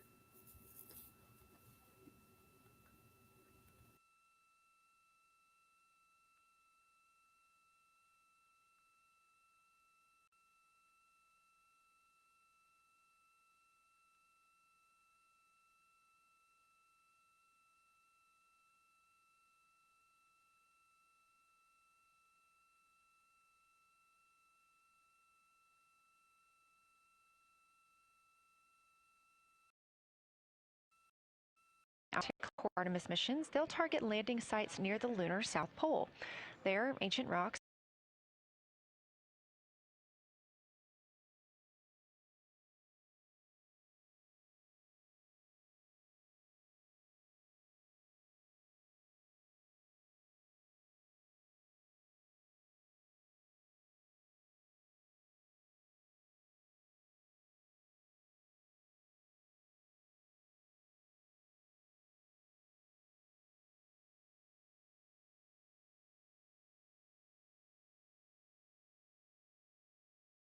minerals and trapped water ice will not only provide resources for human explorers. Oh shit, I was muted again. So yes, that crater at the south pole of the moon is what we're racing China to get to.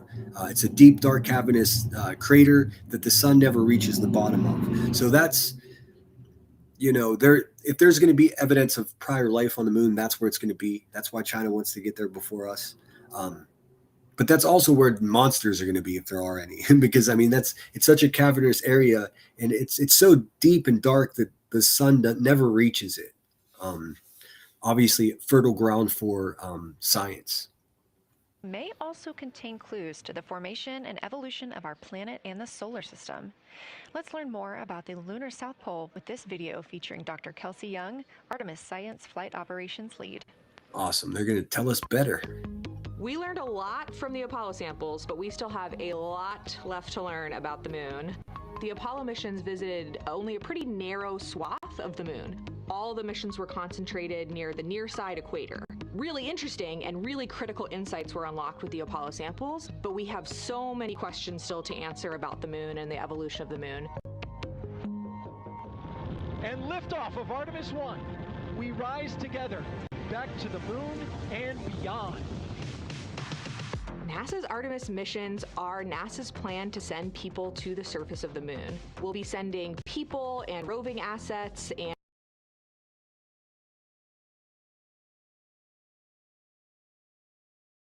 scientific equipment to, among other things, answer a lot of really compelling science questions. Scientists have a lot to learn about the moon. It's our nearest celestial neighbor here to Earth, so what the moon has experienced, we've experienced. Except here on Earth, we have things like plate tectonics, oceans, forests, people that erase the rock record. Whereas on the moon, that whole record of our planet's history, of the moon's history, is just kind of waiting there at the surface. No, that is certainly a great way to look at it. That's why I'm trying to, put some bells and whistles on it, play some songs, look at other things while we do this. We got how to The Artemis space shuttle had a really close look at Jones's bad teeth today. That was fun. But yeah, I do appreciate you guys being here. And really, like, I think we're the readers of the group. I think people that are typically here just to hear about negative stuff, they don't read much. So they just gravitate towards the hate and the anger. It's all good. I suggest that you get yourself a channel that you watch that can do both. I mean, that's what I'm doing here. For us to explore. The South Pole, which is where Artemis missions are going to target, is specifically interesting for a couple key reasons. We think there are volatiles at the South Pole of the moon that are not present near the equator. Things like water and water ice that are trapped in the lunar regolith. Water. If there's water, there's life. It's just that simple. Basically just means lunar soil that can easily become untrapped from that lunar regolith, and scientists can scoop up and study for return to Earth. The lunar South Pole is a really exciting scientific target, and it also comes with some challenges for operating. For example, the lighting environment will change drastically within the course of one mission, and even over sometimes the course of one spacewalk. So preparing the crew members, preparing the hardware that we're sending to the moon, and preparing the mission control teams is really, really important. The South Pole Aitken Basin is particularly exciting. We think it's one of the oldest and largest impact basins in the solar system. And if we can get the right rock from the South Pole Aitken Basin and bring it back to No, Rebecca, not that kind of rock. Jeez.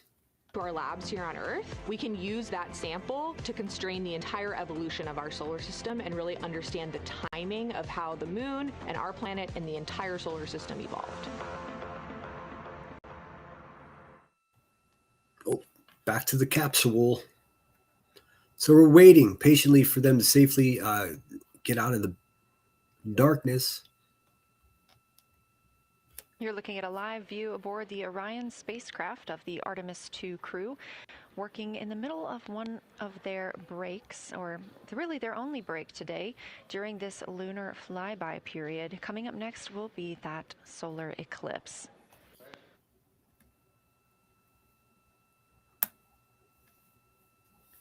Chats are what makes me return. Is that right? I haven't been chatting recently when I watch stuff, but that makes sense. I watch this podcast every week. It's called Kill Tony. I think I mentioned it. It's a stand-up comedy show. And they have a really healthy chat. I turn the chat off because it's too distracting. In other places, I'm here throughout for the Artemis II mission, and of course throughout today, you've likely heard the crew being called with the name Integrity. The Artemis II crew members named their Orion spacecraft Integrity during a news conference September 24th, 2025. So is it called Integrity or Orion? I've been calling it Orion because every graph and every graphic that I've seen calls the capsule that they're in Orion. So now they changed it. Okay, it's Integrity. The name Integrity embodies the foundation of trust, respect, candor, and humility across the crew, and the many engineers, technicians, scientists, planners, and dreamers required for mission success. They said this name is also a nod to the extensive integrated effort from the more than 300,000 spacecraft components to the thousands of people across the world that must come together to venture to the moon and back, inspire the world, and set the course for a long-term presence at the moon. The crew also said that integrity is rooted in a shared core value of NASA, the agency's astronaut office, and the CSA, the Canadian Space Agency. Yes, one of the astronauts is a Canuck. And they don't talk about it too much, but a lot of the equipment is worked up and scienced up by the British astronaut program as well. A lot of the tech, specifically in Integrity or Orion, whatever they're going to call it now, is actually British technology. So it's very much an international effort here. Where in the past it was not. I mean, the whole Apollo project was just old white American men, and that was it. Because remember, we were racing the story was we were racing the Russians to space. What's up, Marco Intel? Good to see you, my friend. The Artemis crew is on the dark side of the moon. This is stock footage from just a little while ago. We're waiting for them to shoot out the other side. I've been on here for 6.5 hours. So once they do come out the other side, I'm going to wrap this bitch up. But I've been inspired today. I will have one of the most scathing fucking drama streams you've ever seen tomorrow. Maybe it'll be my last one. Because these motherfuckers make me sick.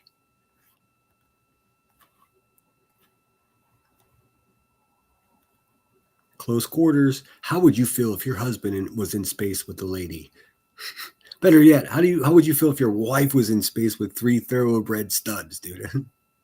You better not be jealous. Here, I got a little bit of buffer.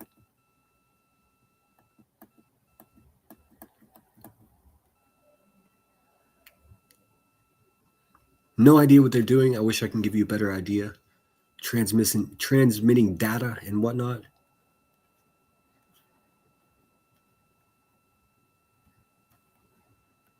There were some very inspirational speeches given from the cabin. I suppose I can scoot back and show you that while we wait, although it may be impossible for me to find. We are 5 days, 1 hour, and 38 minutes mission elapsed time into Artemis II. In this view on the screen, you can see the crew starting to even look through some photos that they may have captured today. We really look forward to sharing these photos with you as soon as we possibly can. And the best way to keep up with those is to follow NASA on social media. You can do so at NASA, and for this mission specifically, at NASA Artemis. I'm connected to every single NASA social media there is now. I can't get enough.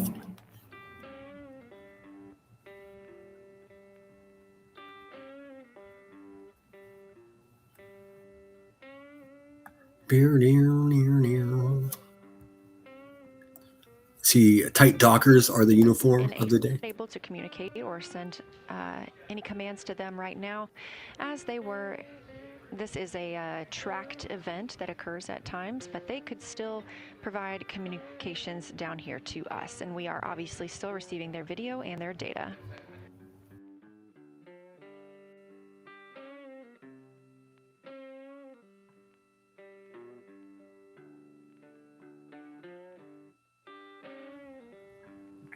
The capsule is the Orion spacecraft. The Artemis II crew named their specific capsule Integrity. Yeah, that's what confused me since the beginning, because I kept hearing them say, we're a go for Integrity, and then communication would start. I was like, what the fuck? I've been calling the capsule Orion. That's my fuck up. Clearly, if I was an astronaut, I wouldn't be sitting here on YouTube. We're just waiting for them to come out the other side. Let's see. Apply for PAO and then high priority PAO. Thank you. It's like listening to a scanner almost.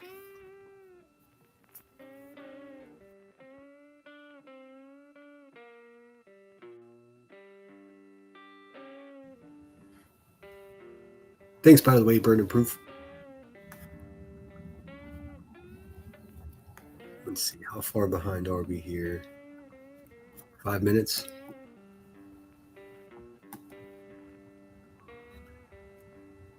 We're back to real time. Artemis Mission Control, you heard Reed Wiseman, commander of the Artemis II mission aboard Orion, make a call in the blind. This means he knows we cannot call back and that he knows we may not receive his call. However, we have good communications with the spacecraft. They just cannot hear from us right now due to a forward link loss of signal.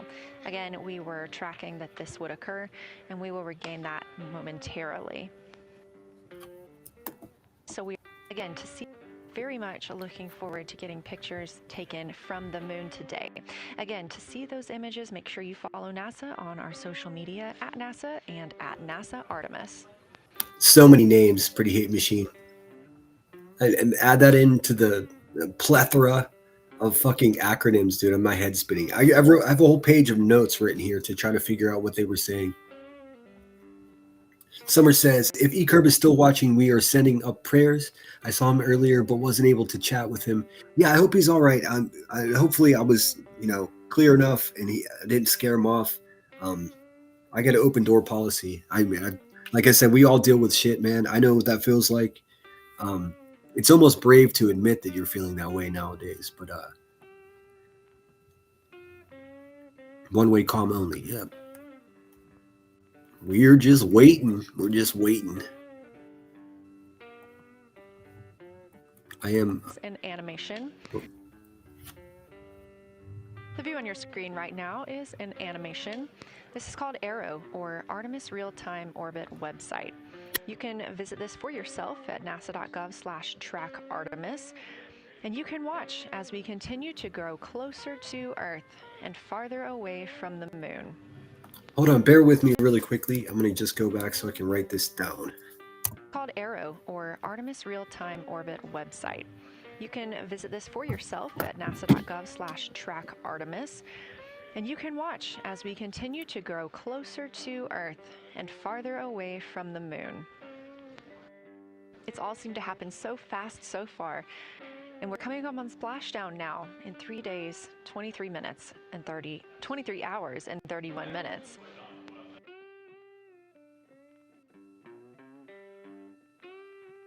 You find yourself in the San Diego area on the 10th of the month, go check it out, man. Once in a lifetime opportunity. It's going to splash down right in the Pacific Ocean just off the San Diego coast. Shout out San Diego, La Jolla, Oceanside. God, I love Oceanside.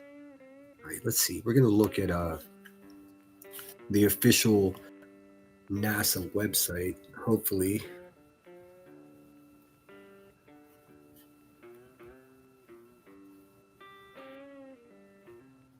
Welcome to the Artemis Real-Time Orbit website, or ARROW. This application will allow you to join NASA's Artemis II mission with a visualization of real-time telemetry, and orbit or Orion spacecraft. Would you like to take a brief tour of ARROW? Well, why not, huh? The ARROW defaults spacecraft view, allowing you to view the Orion as if you were a camera orbiting the spacecraft. Click the left mouse button to drag. I only have a mouse pad. Let's see. Oh, okay. Pretty fucking cool. See, that's a good view of the solar array panels. All those little wing-looking things. Okay, it says click here. Okay, so I can go from mission view to spacecraft view. Okay, holy shit. A whole new world. Wow, this is fucking rad. I'm not sure why I didn't check this out before. But we do have the live stream of NASA's broadcast still playing, just reflecting pretty much the same thing we have on the NASA website. But we can move this guy around. So this is what it looks like.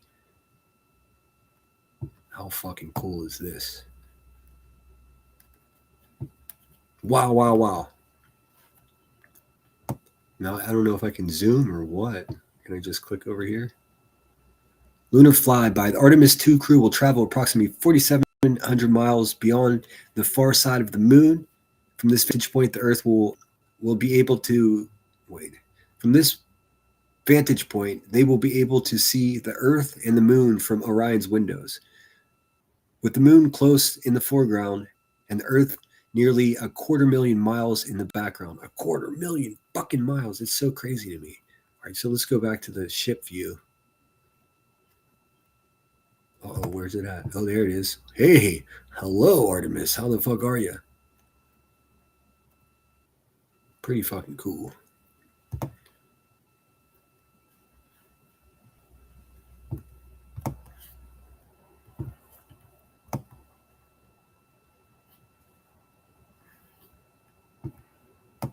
Look at that shit, dude. Are you kidding me? All right, look at that, dude. So there's the Earth, there's the sun, and there's the moon. So it's going this way. It's going to loop around. And then it looked like, unless I'm looking at this crazy, it looks like whenever they return to Earth, because yeah, that's the end of it, San Diego. So they're going to come back and they're going to do a loop or two around the Earth before finally landing in San Diego. This is Artemis Mission Control. We are in a forward link LOS with the spacecraft. We're not able to send commands or communications to them right now. However, they could send them to us, and we do get spacecraft data. This is tracked as we are on the Deep Space Network. This is the network that we use to communicate with the spacecraft now that we are so far from Earth, over 252,000 miles. I meant to set a timer. We are still in our lunar flyby coverage. The crew still have a very important and very exciting flyby milestone coming up when they will see a solar eclipse from the moon, the first humans to ever do so. I wish I could tell you exactly. I didn't set a timer. They said it would be. Something that we also have to consider when it comes to our missions and launches. They said it would be 37 minutes. I think we've passed that now. So I'm just watching the live broadcast. Hopefully they'll explain, because I'm a bit confused. Is space weather. So since the Apollo 16 and 17 missions, there were some solar eruptions near that time frame that could have been dangerous to our explorers. Over those 50 years since those storms, the data, technology, and resources available to NASA have improved, enabling advancements towards space weather forecasts and astronaut protection, which is key to NASA's Artemis program to return astronauts to the moon.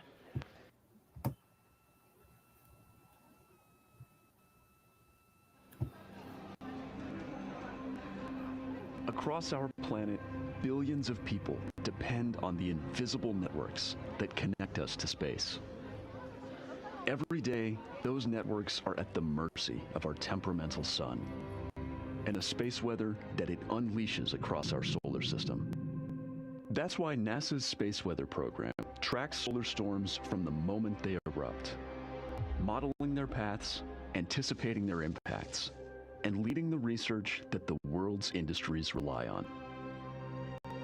NASA's space weather research and modeling is driven by the needs of society and enables critical decision-making that equips pilots to reroute around high radiation areas.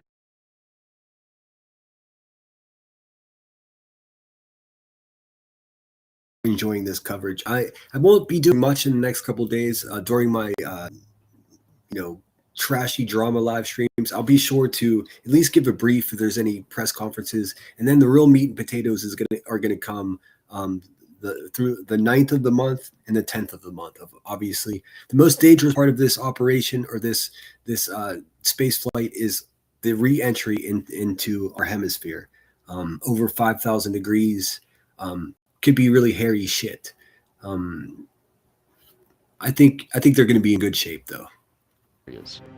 Farmers to adjust GPS-based precision planting and harvesting plans, and power grid operators to mitigate the impacts of potential surges. For those exploring other worlds, NASA provides 24/7 space weather monitoring for Artemis crews at the moon and future Mars astronauts who may be exposed to dangerous levels of radiation during solar storms. Whether you're a pilot or a passenger, a farmer or a consumer, a power grid operator or energy customer, a satellite controller or GPS user, space weather impacts us all. Weird commercial. This is a live view from the Orion spacecraft on the Artemis II mission. It's now been 5 days, 1 hour, and 54 minutes since we launched. As do I, Marie. I think they're in good shape. We are still in our flyby coverage, and the crew is on a short break right now as we have changed the attitude of the spacecraft to help charge the batteries aboard. We use the solar arrays to gather energy from the sun and store it in the batteries. That way, when we are not in the sunlight, we have those batteries to continue powering Orion. Now, we're doing so because the Artemis astronauts are about to experience a solar eclipse from their capsule. And this is a solar eclipse that no one else on Earth will experience. This eclipse is about 54 minutes, and to the astronauts, it'll look a lot like a total solar eclipse on Earth, except the moon is going to be huge compared to the sun, unlike when you watch one on Earth and the moon and the sun appear about the same size in the sky. We're interested to learn if they see the outer corona when the sun is fully obscured by the moon. Say there's quite a few motherfuckers around here that need an attitude change. I might be one of them. Heyo! And because of how big the moon will be from their perspective, the total phase of the eclipse will last nearly an hour. The astronauts will see a partial solar eclipse as the moon covers and uncovers the sun, which is before and after totality. So, much like us on Earth, they will have eclipse glasses so they can safely view that portion. The astronauts will also be using cameras to capture images of the corona during the eclipse. I feel like I'm going to need some styrofoam balls and some hanger wire to set up a diagram to fucking understand what's going on here. But I think I basically understand.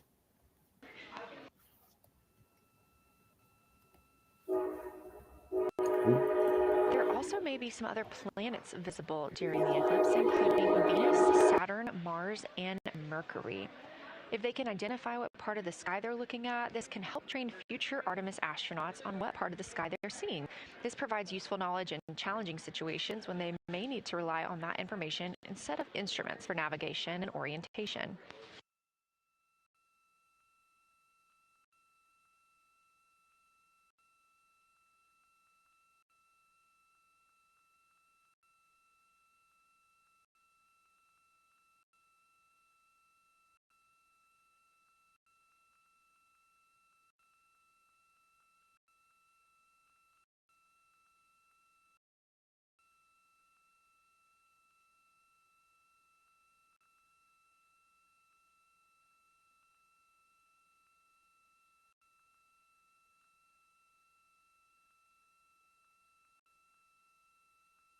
Confirmation from teams here in the ground that we have reached the eclipse attitude, meaning Orion is in the proper position to observe it. How's your fucking eclipse attitude, guys? How you feeling out there? My Chromebook's struggling right now. I don't know what's going on. Any function I try to perform. The astronauts' break during this observation period is now over. Hold on, lady. I'm talking to my people. Every time I try to do anything, it's just really sluggish.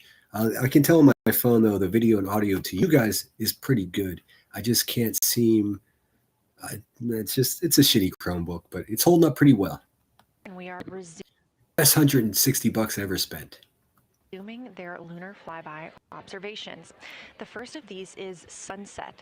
This is the solar corona that we'll be looking for. It's the outer atmosphere of the sun. The science team is also interested in if the astronauts can see polar plumes. These are thin streamers that project from the sun's north and south poles. Additionally, they're interested in seeing if the crew can witness coronal loops. These are arcs close to the sun's surface. And something else that we've previously mentioned is lunar dust. This is dust from the moon that is lofted above the lunar surface and illuminated by the sun. It was reported visible by Apollo astronauts.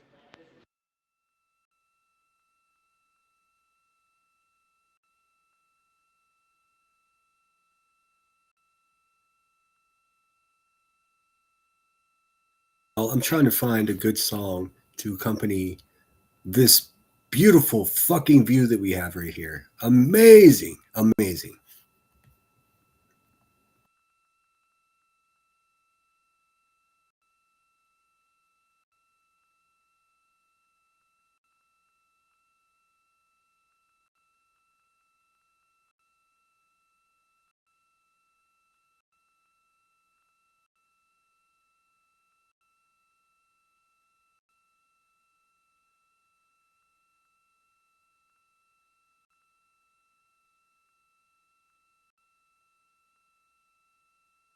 What you ask for, because you might get it, man. Hopefully, if this show will work, everything is very just. It takes 2 seconds for anything to open as I go here. So hopefully, let's see here. Let me see here. Is this gonna work for me? Glitch Stradamus. Oh, what happened there? Hold on.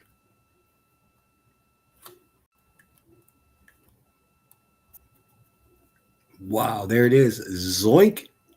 Au revoir, son. How fucking cool, man. Hey, KCG, good to see you. Hope you're doing well. Basically have an image of the moon enjoying the eclipse from the dark side of, or the ship enjoying an eclipse from the dark side of the moon. Enjoy this tune. It's a little cheesy. You might even laugh. Turn around. Every now and then I get a little bit lonely and you're never coming around. As the crew observes a solar eclipse Every from now the moon.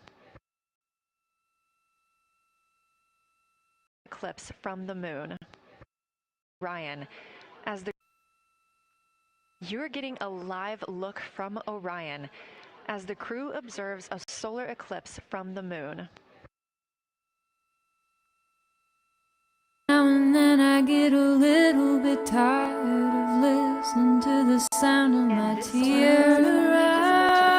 Every now and then I get a little bit nervous that the best of all the years have gone by. Turn around. Every now and then I get a little bit terrified, and then I see the look in your eye. Turn around, bright eye. Every now and then I fall apart.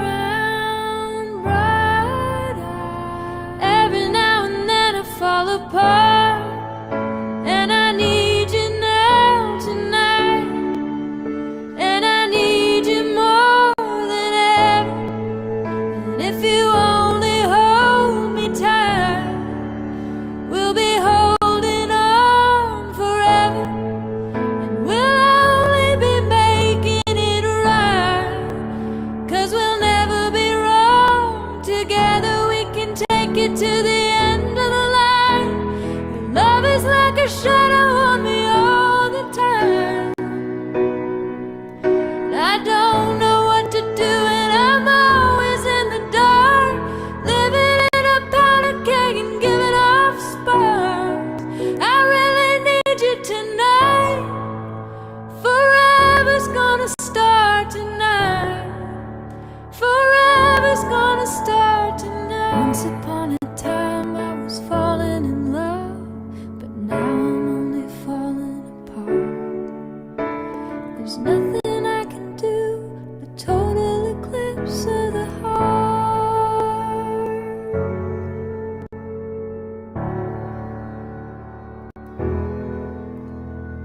Once upon a time there was light in my life, but now there's only love in the dark. Nothing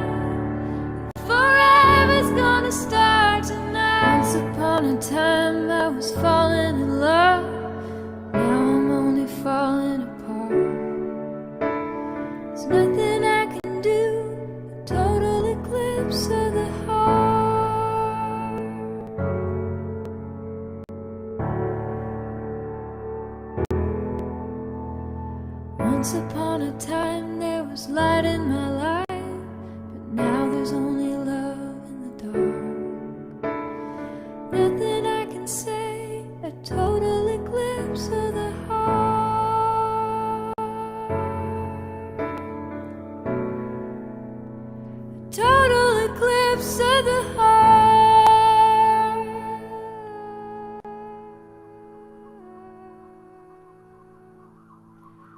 And the police sirens wail in the city. If you're interested in who that, excuse me, who that musician was, her name is Jill Andrews, and what a great rendition of that song! Holy cow! All right, Cheese, I'm gonna take a risk here, man. I can't play the original, but this I think may be it. Let's see.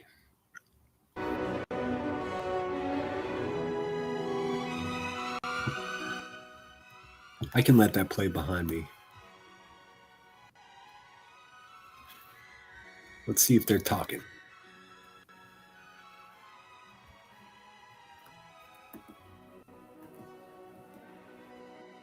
Oh. Lots of crossed arms over here.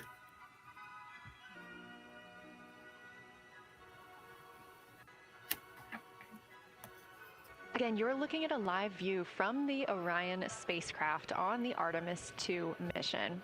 Orion is now 252,125 miles away from us all on Earth. We're here in the Artemis mission control room in Houston, Texas. And what you had just before we lost that view quickly was the corona of the sun peeking around the moon as the astronauts are entering a solar eclipse for this portion of the lunar flyby. We're now over 5,500 statute miles from the moon. That closest approach today was just about 4,067 statute miles away. And teams in the room beginning to get a little busier and filter in and out as we are stepping through a handover. The Orbit 1 team is handing over to Orbit 2, who will continue monitoring lunar flyby and all of the systems aboard the Orion spacecraft.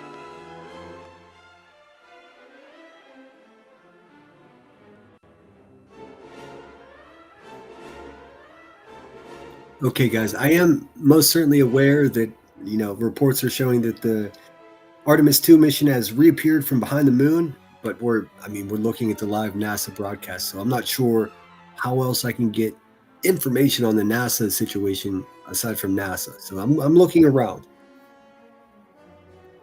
I'm guessing we're going to get there.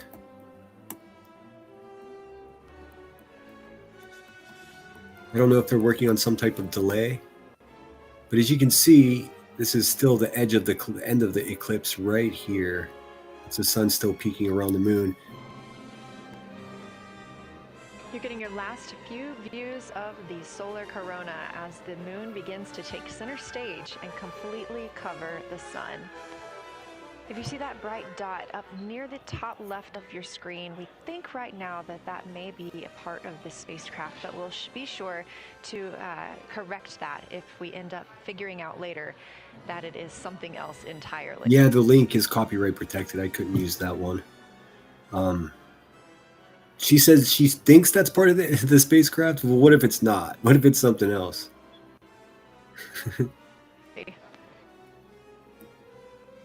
I think she's talking about this little dot right here. I don't know if you can see it.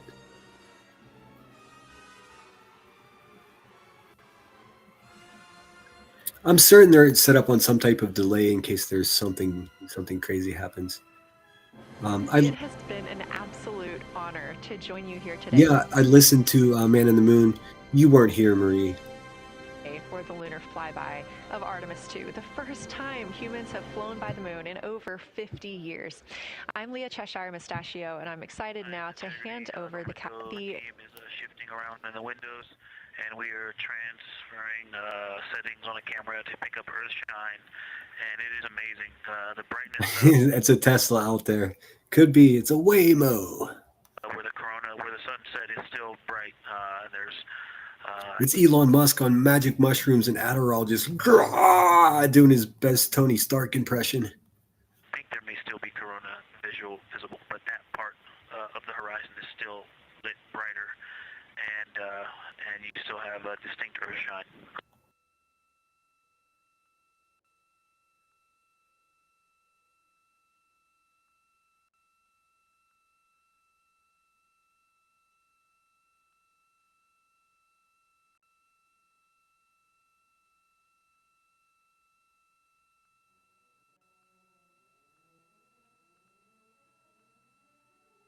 Pretty cool. I still want to know what that friggin' dot is. Tony Stark, is that you, friend? I want to see creatures. I want to see a stereotypical fucking big-headed alien just float by with a Bob Marley shirt on and just wave at the camera. That's what I want to see.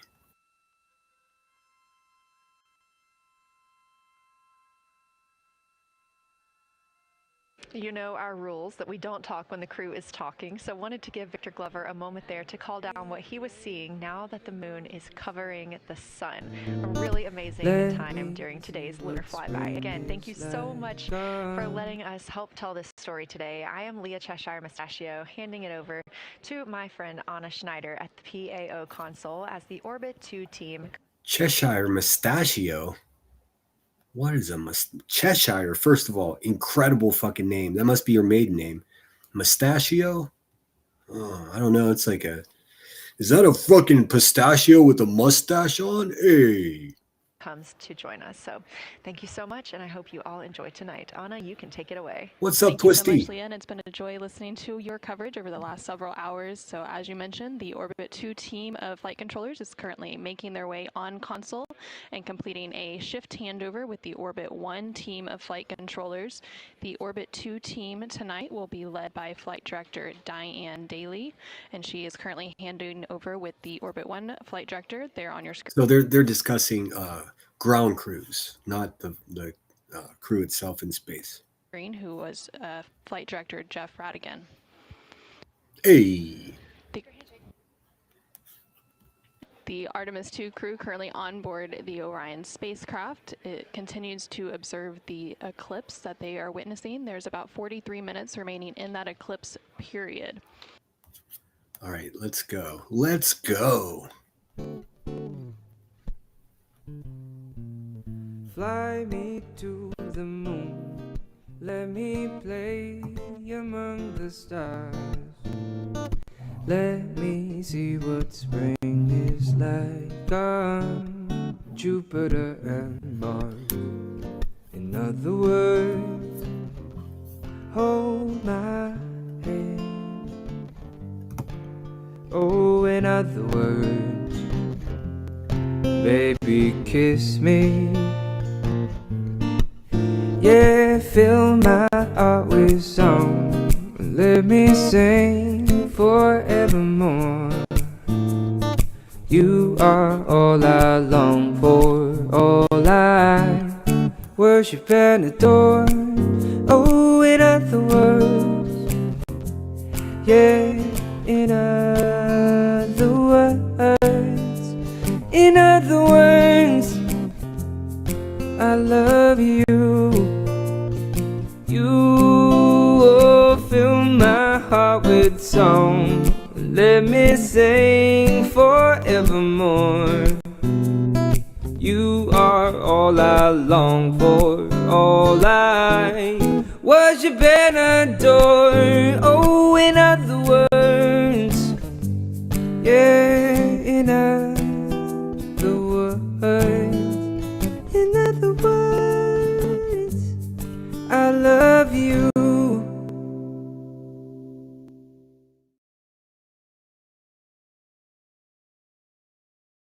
Well, that was a short-lived tune. We're just waiting. I mean, let's see. I am 2 minutes behind in the broadcast, but I'm not thinking that's going to affect anything. Let's see.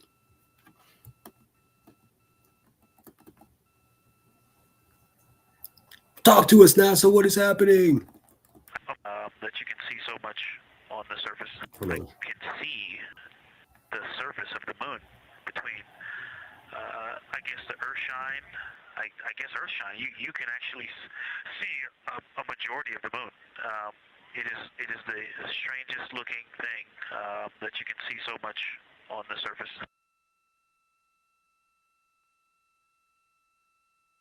I mean, I can only imagine, like, human eyes looking at something that just they never imagined seeing. What a magic, dude! Nothing short. This is Mr. Clever. Control, you were just hearing some communications called down from NASA astronaut Victor Glover, currently on board the Orion spacecraft. They are currently observing an eclipse. There's about 39 minutes remaining in that eclipse period. Currently, we are in a forward link LOS, or loss of signal, so the crew can communicate down with... He's seen 2 meteors, science. Yes, Earth shine. It's basically the reflection or the shine that the Earth is showing from the sun hitting it in a different direction. Essentially, imagine something in the darkness, like a flashlight being pointed at it.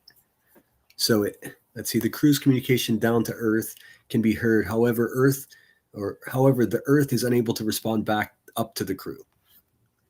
That's why she keeps like cutting herself off so she doesn't miss anything.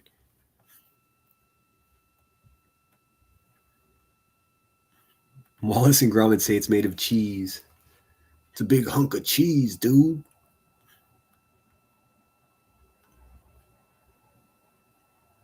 We're just sort of out here so waiting. We are in a forward link loss of signal. We do expect to regain signal in about 3 minutes. And at that point, then the ground can communicate back up to the crew on board the Orion spacecraft. Okay, so obviously they're working on a delay. We know because of the way we communicate as humans that they've already made it out the other side, but for some reason there's a delay from NASA, which is cool. It makes sense. I guess if something goes wrong, they don't want to be broadcasting it live. In the meantime, the crew can continue to communicate down to the ground. The ground is just unable to respond, so they are continuing to provide some science observations during this eclipse period. They've made some comments about Earth shine, which is the sunlight reflected from Earth when they come around towards the moon's near side late in this flyby window.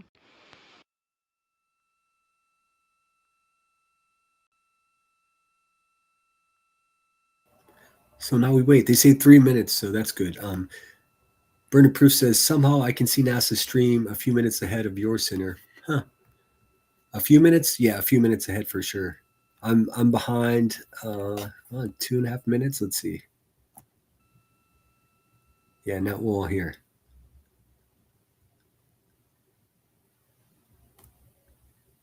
Now will be real time. NASA Artemis II mission coverage. Hey, Jenny, we have you loud and clear. Thanks. Copy. Victor, we're handing you over to science for some critical questions. Thanks for your... Awesome. So they made it out, dude. Fuck yeah.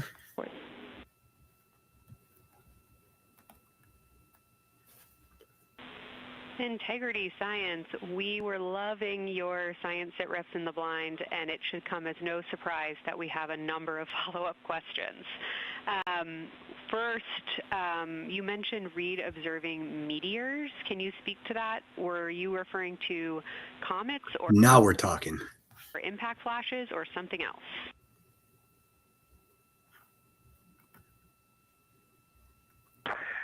Yeah, there was a little bit of giddiness. We have seen 3 impact flashes so far.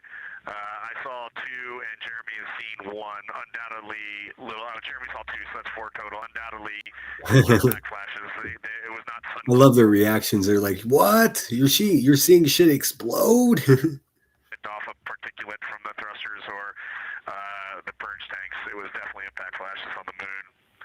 And Jeremy just saw another one. Go ahead with your next question. Yes, good point, Georgia. Amazing news. I literally just looked over at the SIR and they were jumping up and down literally. If you could describe where on the moon you saw them, please.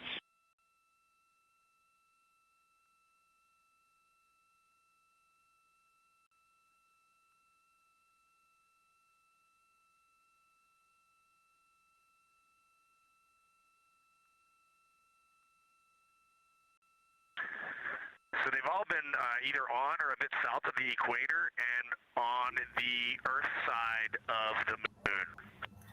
I just have to comment again that they're on the other side of just coming out of the other side of the moon, and they have better ability to communicate than most YouTubers do. Like, what the fuck? We got to step up our game, fellas.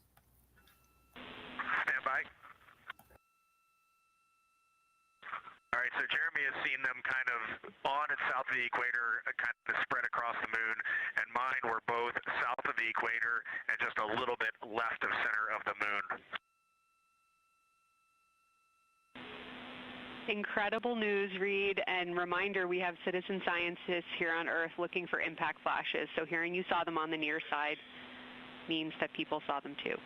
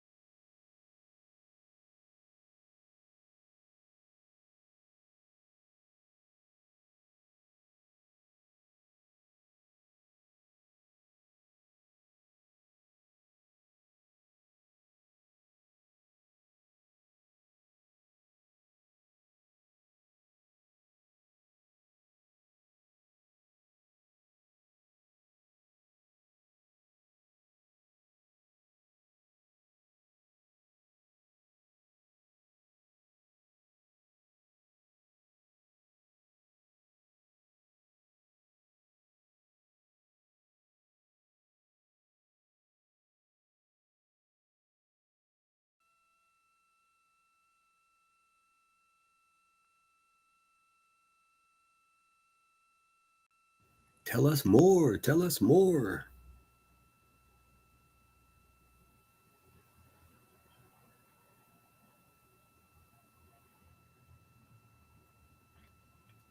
Well, I'll read a little more while they do that. A flash is also a catch-all term for what astronomers call TLPs. Okay, they're not going to see what... This is Artemis Mission Control. We have regained that signal, so the team here in Mission Control was able to call back up to the crew on board the Orion spacecraft as they continue their lunar flyby. Specifically, they are now in that eclipse period. I'm not muted. I simply wasn't talking. I was reading this.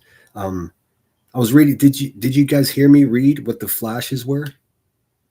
Check, check, check. Put a 1 in the chat if you can hear me. Hello. Hello, hello. Can you fucking hear me? Like, this is the most ridiculous shit ever. They can communicate better on the moon than I can with my chat. It's crazy. Can you hear me? Can you not hear me? Because I'm talking. I see that I'm talking. Can you not hear me? Is this some kind of fucking prank? Are you pranking me right now? I'm not in the mood. Hello? Okay, you guys can't hear me. Then what are you talking about? My God. Did you hear me read what the flashes were? By chance? Awesome. You guys can't hear me. What the fuck, dude? I was trying to tell you guys what the whole flash thing was about, but if you didn't hear me, what can I do? So the science team here in Mission Control was able to ask some questions about some of the situational reports they were providing during that loss of signal. Specifically, they were interested in some of the meteors that they mentioned seeing and those impact flashes, and they did provide confirmation that they did see at least 4 impact flashes during that lost signal. Are you still with us, Houston, or do we lose you? Integrity, I hear you loud and clear. How do you hear me? It did get it got quiet. Maybe. Okay, we got you loud and clear. One of the other things I wanted to describe, which was surprising to me, but the entire moon is lit up. It's glowing behind the entire moon. I thought it would look, dark against the black sky or deep space, but the sun is lighting up the entire limb of the moon. You can see. No, it's hard to tell, but I'm laughing. I really do. I think it's funny that these guys can communicate from the moon better than we can. I just get a kick out of it. Did you guys hear me describe what these moon flashes were that they're getting excited about? I'd love for you to know, and I can tell you right now. So I'll try this again. Think of moon flashes as scientifically called lunar impact flashes as space sparks, because the moon has no atmosphere to act like a shield. It is constantly being pelted by space rocks ranging from the size of a grain of sand to the size of a boulder. So because it hits with such impact, it causes the rock or whatever it is to turn into molten on impact. So it causes a glow or sometimes even a spark. That's what they were getting so excited about. The temperature becomes so high, hotter than the surface of the sun for a split second. that the rock in the lunar soil turned into glowing vapor or plasma. To an observer or an astronaut, the Artemis capsule, it looks like tiny, brilliant point of lights that pop on and off for less than a second. Pretty fucking cool. The entire perimeter of it, and even now with the sun far behind the moon, you can still make out little bits of topography around the entire limb, just bumps as you go around it. And there's about the glow around the moon, once your eyes adjust, is easily 10 widths or diameters of the sun around the entire moon.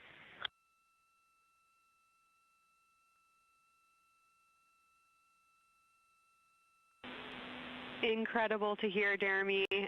Were you able to actually pick out any discrete features on the lunar surface? And if so, how do they look different than when you observe them in solar illumination?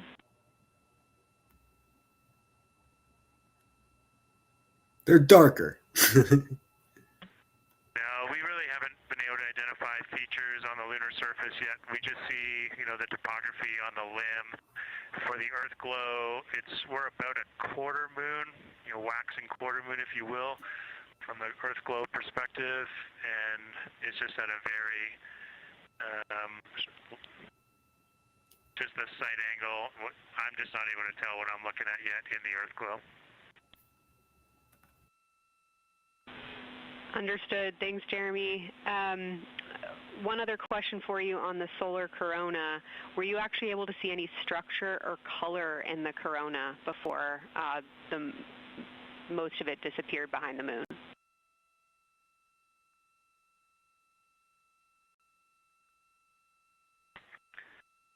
Yeah, I didn't pick out any color, but definitely structure. There were streamers, and they were not uniform at all. For me, the 5 o'clock position, there was just this constant streamer. It would change in intensity and diameter, but it was always there, and it was always at the 5 o'clock. Look at my man celebrating down here. Position. I only saw one plume, and it came out of basically the 3 o'clock position of the sun. That was very short-lived when I could see the plume. Exactly what we were looking for. Thanks, Jeremy. And a heads up that we, calculated here on the ground about how long you could see the corona for, and we expect it to start to appear again in the next 11 minutes. Thanks for those amazing descriptions. All right, guys. I think we did our work here today. I may stick around for that additional. Okay, we're excited to see it all again. The additional 11 minutes, so we can see the second eclipse for these guys in as much as an hour. So that should be pretty cool. They're basically, it's going to be a mirror image and be coming out the other side. So they'll be seeing the eclipse from the other side. Pretty fucking slick, dude. Oops.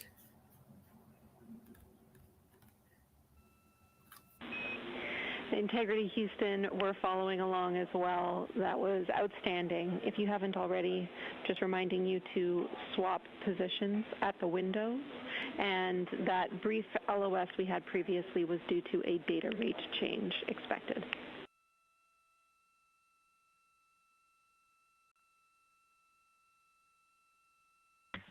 Okay, we copy that, Jenny.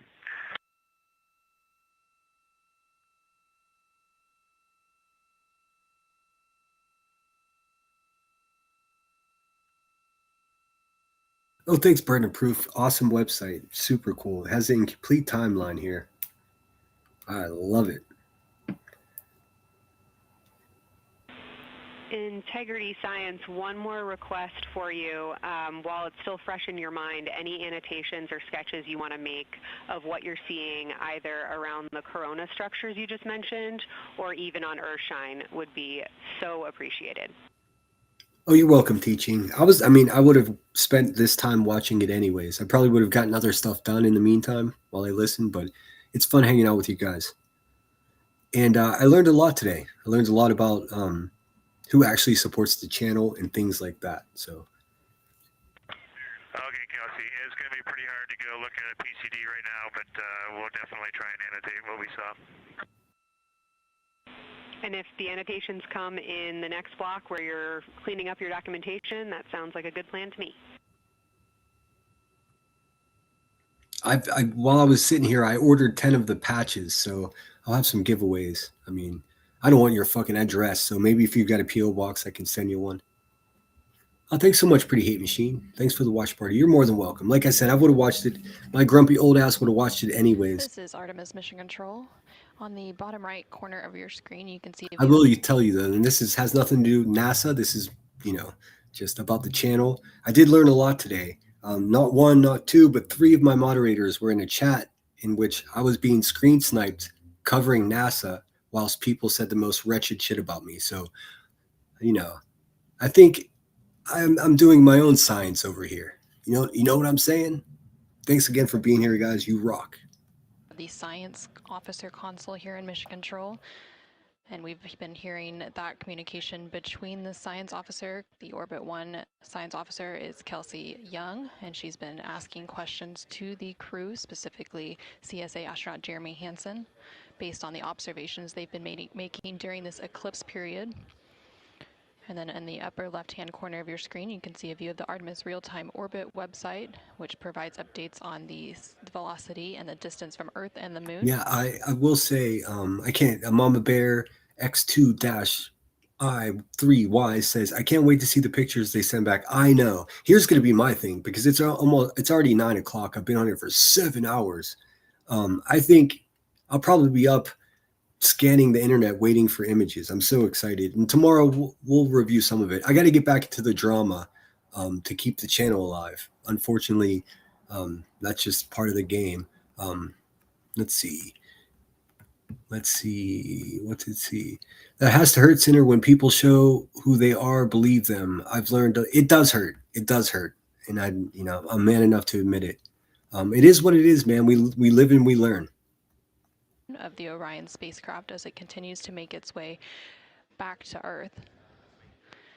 The distance from the Moon will continue to increase at this point. So right now, Orion and its crew are about 6,300 miles away from the Moon and about 251,000 miles away from the Earth.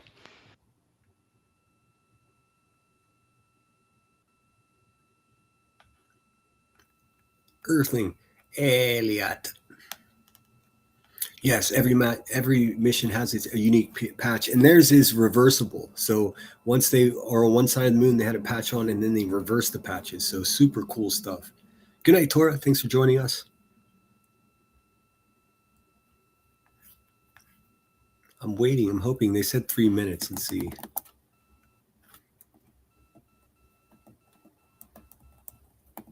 Yeah, they're not talking too much. They got not too much to say. I wonder how the mainstream media is going to report this stuff. I guess I can have a quick look and see what they're saying, huh? Okay, science, we're getting set up for sunrise. The window teams are, Christina is supporting, and also Z9 in window 1. Jeremy's got the long lens in window 2.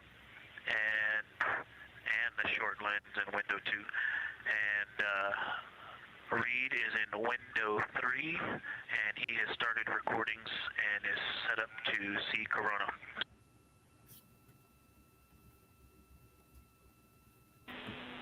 Great sit rep, Victor. That sounds like a good config, and we're showing coronal effects start to appear on your video camera. So in the next few minutes, we should start to hear your observations.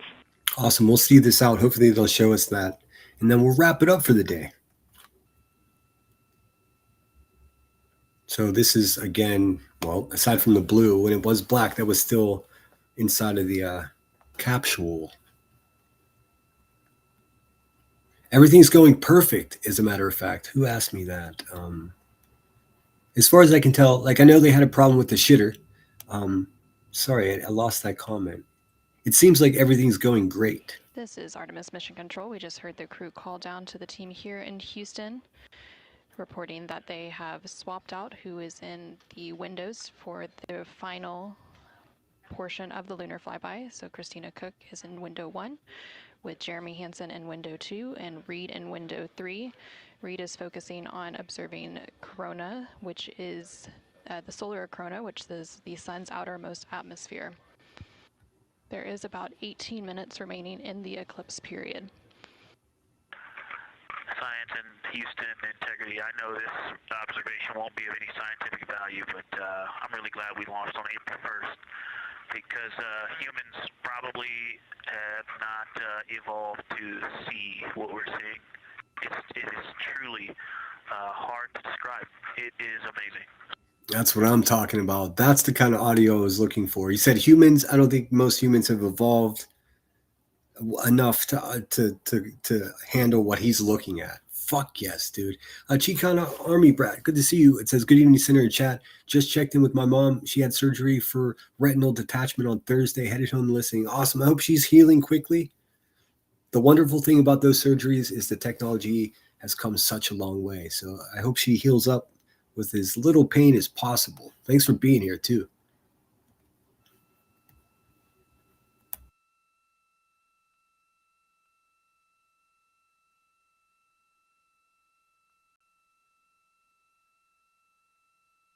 I'm definitely going to try to record the...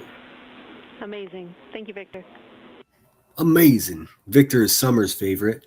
Hunk of a man. It says, I'm definitely going to try to record the re-entry. Yeah, that's the most dangerous part of the operation. I think they got it down. I have no worries about it at all. But if something does happen to go wrong, that's probably when it will. They will be re-entering the atmosphere at the highest speed that any astronauts ever had. Temperatures over 5,000 degrees. And then, of course, after they get through that, which I think they'll be fine, we have to worry about the splashdown. If it's just off the coast in the Pacific Ocean, just off the coast of San Diego, the calculations have to be so proper because they're planning to land in the ocean. So it's got to land in the ocean. I'm sure that's not a big problem, but I guess I'm just voicing what my concerns are, and I'm no fucking astronaut. And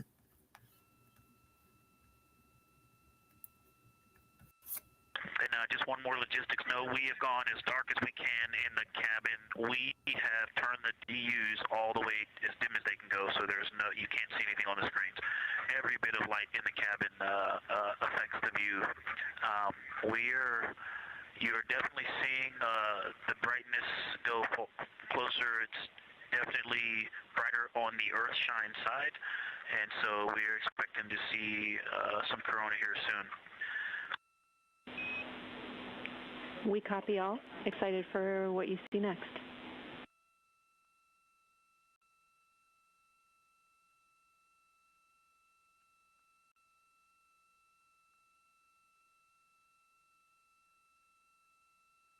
While we wait just a couple of minutes, I'll put in the small screen next to us. The unmanned. I'm not sure if we talked much about the star field, but we've got lots of stars. You've got the nice glow around the moon, but right off the we're upside down now, but from upside down 4 o'clock, right off the edge of the moon, looks like a planet. That line of planets. There's something a moon diameter to the left, and something right off the limb of the moon to the right, and then something orange. Our return to the moon will be different than the last. To the right of that, about half the moon diameter. So, but anyway, there are definitely stars. I think some of those planets that you said we might see, we're seeing. And so, in unreal view, the moon in the foreground is one of the darkest things we see out the window, and now it's deep space. Okay, so I switched it up now. In the center screen, obviously, it says November 16th, 2022. This is the Artemis I. It shows the launch, and basically what these people are waiting for, I believe, is the splashdown. So it gives us a great indication of where we're headed with Artemis II. Behind it is kind of dark blue, like it looks from Earth, but we can also still see stars. It's quite a wicked view. Wicked view. Victor, Victor's doing the best job, and I'm not going to try to add on to what he's doing. It's indescribable. No matter how long we look at this, our brains are not processing this image in front of us. It is absolutely spectacular, surreal. There's there's no adjectives. I'm going to need to invent some new ones to describe what we are looking at out this window. This is just absolutely beautiful and inspiring to hear. And Victor, we suspect what you're seeing is Saturn and Mars. That reddish object is likely Mars. Good opportunity to look to the future of where we're going.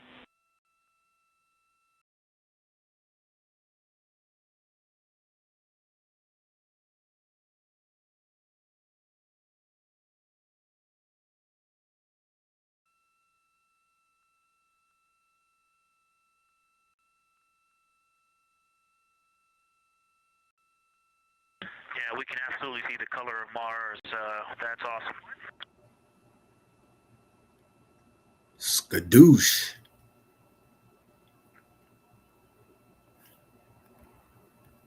Now, there have been some updates to the system, to the capsule for when it does crash or splash down. I said crash down. Gosh, don't say that. When it does splash down, it has a whole new buoy system, this controllable, like remote controlled inflatable, what's the what like rafts, not rafts, but like inflation devices to level it out in case it takes a little bit further. Can you see a picture of Victor? Sure. Let me get it for you. 1 second.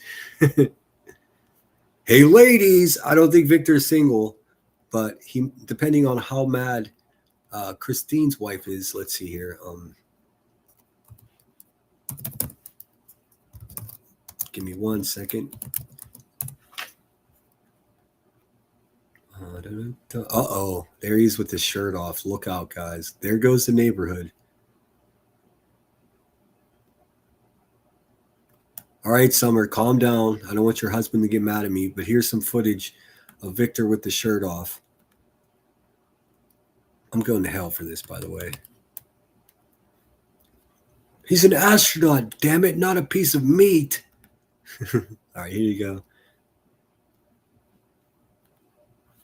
All right. Hey, ladies.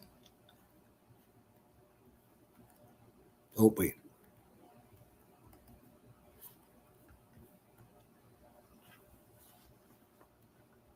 There you go. There you have it. That's Victor, right?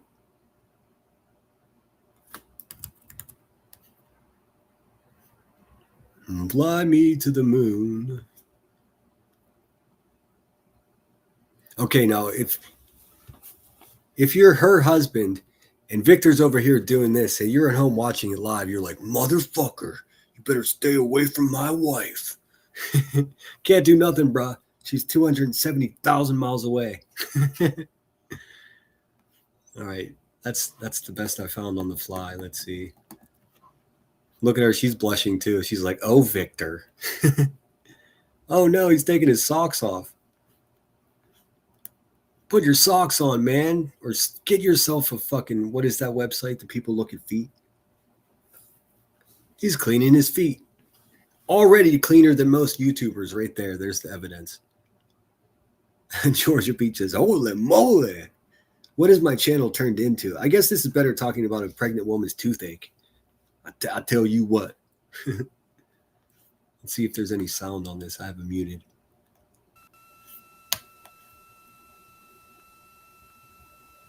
Be like, hey, man, I'm trying to eat. Will you put your feet away?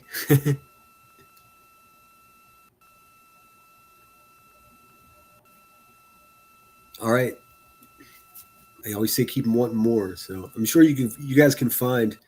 Oh, put his watch back on. All right, there you go. There's that. Hey, ladies. Tinker said, I'll take his socks off. All right, let's see what's happening here. From this vantage point, the 4 o'clock on the Earthshine side is definitely getting brighter. Still no coronal structure.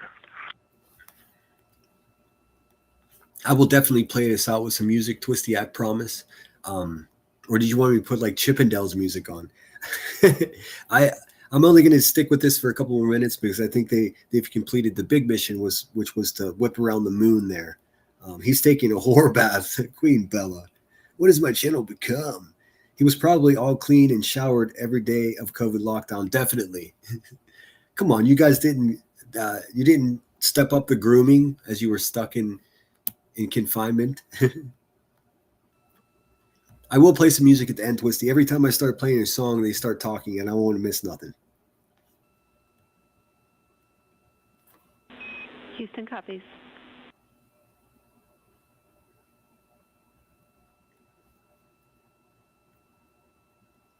I'll try to get my hands on some astronaut calendars for you guys if I can find one.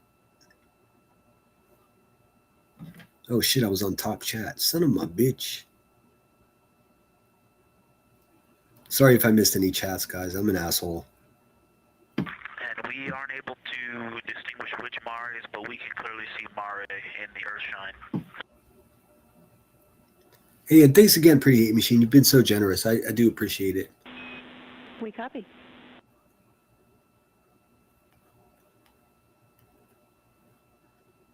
Victor's like, motherfucker, Houston showing my feed again. Artemis Mission Control in Houston, Texas. We have not seen an impact flash in the last 5 minutes. Again, those Sounds unlucky, but you had a pretty strong start, so we'll take it. So those impact flashes, like I said, it could be something just as small as a grain of rice or a fucking Volkswagen-sized boulder hurtling towards the moon. So they don't have an atmosphere to slow shit down. You know, if something like meteors, the reason we see them is because they hit our atmosphere and they burn up because there's like a physical barrier there. The moon doesn't have that.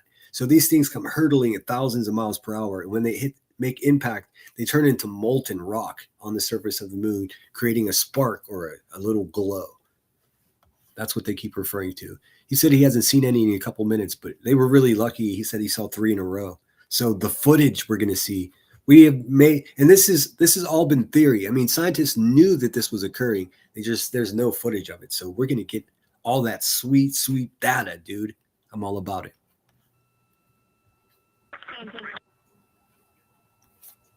And actually, right after I said that, right at the South Pole, Yeah, some of you were getting heat flashes from old Victor. near the South Pole on the Terminator, Reed just saw one. Amazing. Hopefully it's not menopause. I mean, it could be.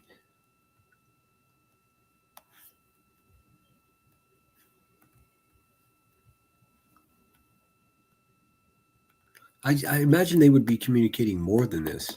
I'm a few minutes System behind. neighborhood, you should see Saturn setting behind the moon right now. Sentence you don't often hear. From your point of view, you should see Saturn behind the moon. We do. We've been watching it track close to the horizon, and it's right tangential to the moon at this moment.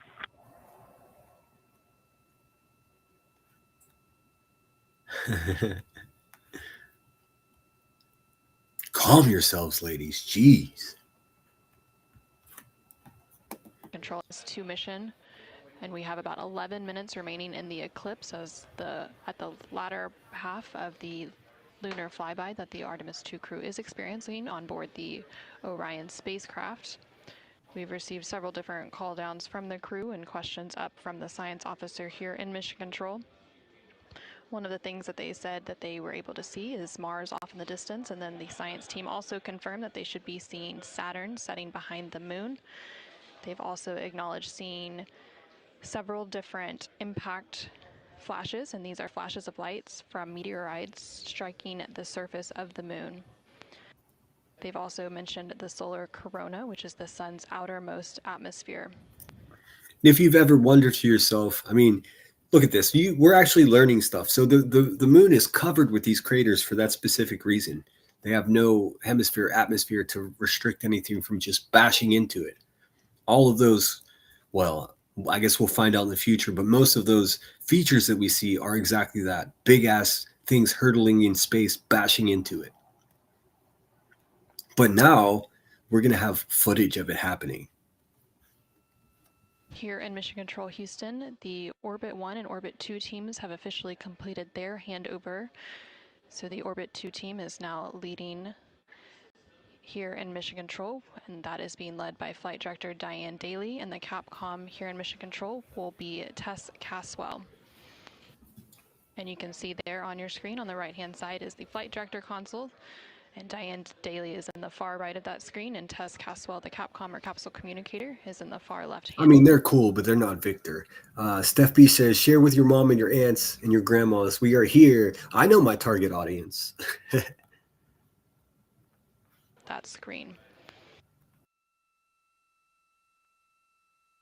So now they're coming out the other side, so they're going to get this image of the sun's corona out the left side of the moon. I guess, well, what's upside down at this point? I don't even know for sure, but the other side. Light is continuing to grow in intensity.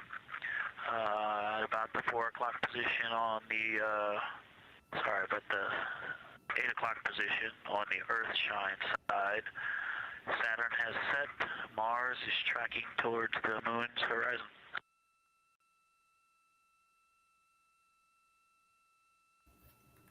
Steph's going to the corner. You're good. You're good. Integrity Science, we copy, and we're starting to see it on the vehicle stream. Looking forward to any coronal observations you can share with us. Coronal observations. More sentences you'll never, ever hear again in your life. My relentless dog. My dog is relentless. Off to walk him. Good night. Hey, pretty hate machine. Thanks again for the contributions to the channel today. I very much appreciate it. My ass has been sitting here on this motherfucker for 7.5 hours, so a couple bucks doesn't hurt.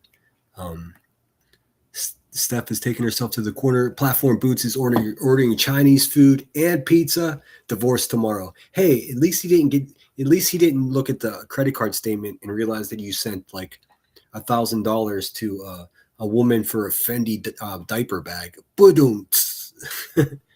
So yeah, we're coming out the other side here. Once we can see the corona, I'll wrap it up here. I see now I'm down to 11 people watching me, so I got some respect for myself. Let's see. Yes, thanks everybody for being here. I do appreciate you. My cat's starting to look at me funny. It's like, dude, you've been on the fucking internet all day, bro. What are you doing? Just licking its paw and judging me. Fucking full judgment going on. I don't blame it. Let's see here. What have we got from the New York Times? Has got an article. Breaking news.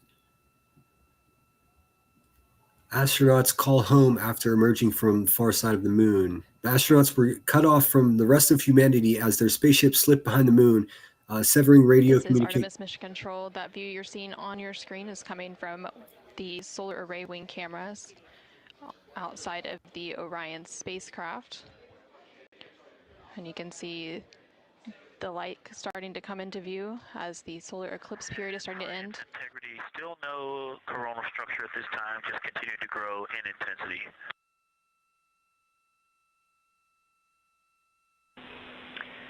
Copy, Victor, and reminder, you still should have several minutes before the eclipse classes need to go on, and we can send you up a reminder when you're getting close to take your eyes away from the D5 viewfinder, but you should be good for several more minutes.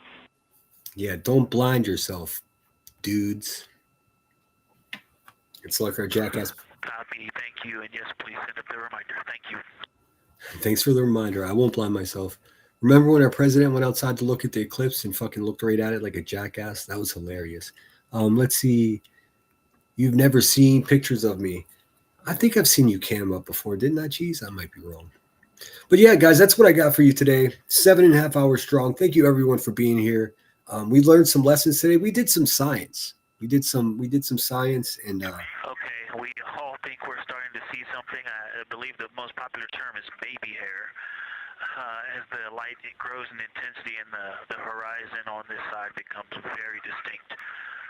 You can still see Earth shine, even though the sun's brightness is definitely growing in intensity. All right. I feel like as soon as I end this. Love the description, Victor. I'm sure as the next couple minutes progress, more of those structures will continue to pop out. I mean, Victor was popping out of his socks over there. Let's see. Orion's face up the moon is much larger compared to the sun. Unlike a terrestrial solar eclipse where the moon and the sun appear the same size in the sky. We are definitely starting to see structure. That baby hair is rapidly growing out toward the 9 o'clock and the 8 o'clock.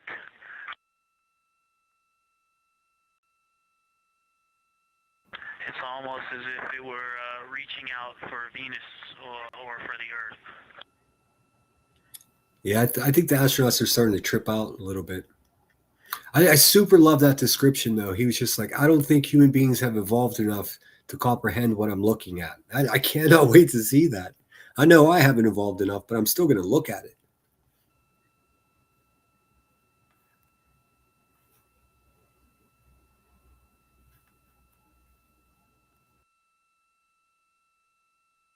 If you've ever seen the spotlight off the top of the Luxor at night in Las Vegas, this looks like what that wants to be when it grows up. Somebody's a gambler. Victor? Integrity Science, glad to hear you're following your training of tell it like you see it. Of course, Twisty. Thanks for joining us. Sorry I couldn't play. So far, it's pretty symmetrical. Sorry I couldn't play a song right at that moment. It's really interesting now, the communications. I didn't want to miss any of it. There are 2 or 3 streamers that are growing in intensity and in magnitude, and it's slowly starting to widen, starting to spread out across the horizon. Pretty amazing view.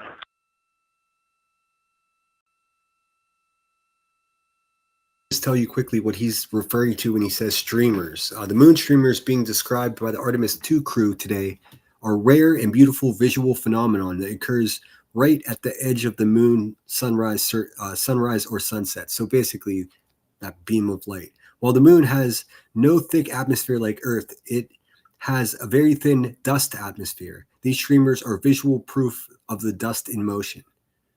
Imagine sunbeams peeking through the clouds on a stormy day. Those are called, crepuscular rays.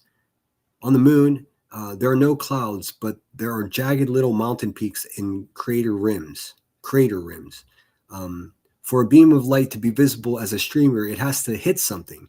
In this case, the sunlight is hitting microscopic particles of levitating lunar dust floating just above the surface. So the reason that they can see that light is because of the dust.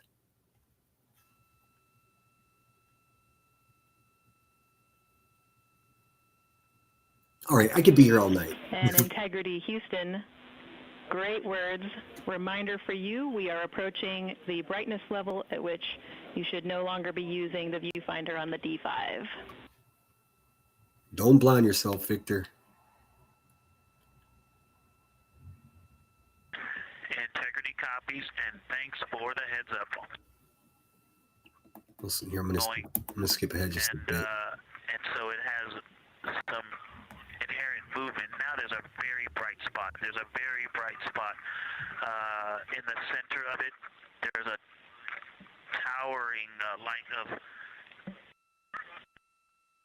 There's a towering light, and then there were like 2 streamers. I will not be responsible if you're accidentally vision impaired due to this live stream.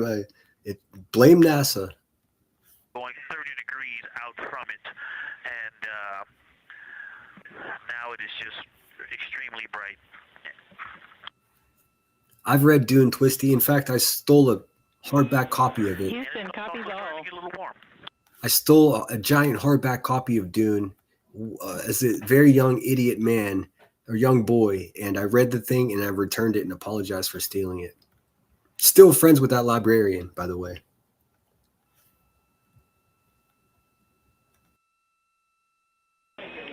And we copied all. We wanted to remind you at this point on the eclipse glasses. Should be about time for those.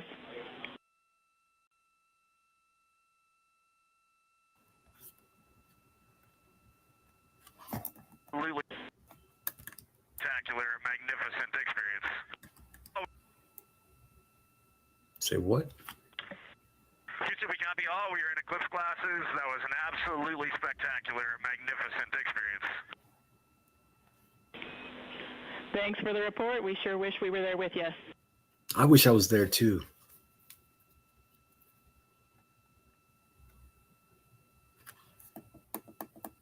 this final portion of the eclipse.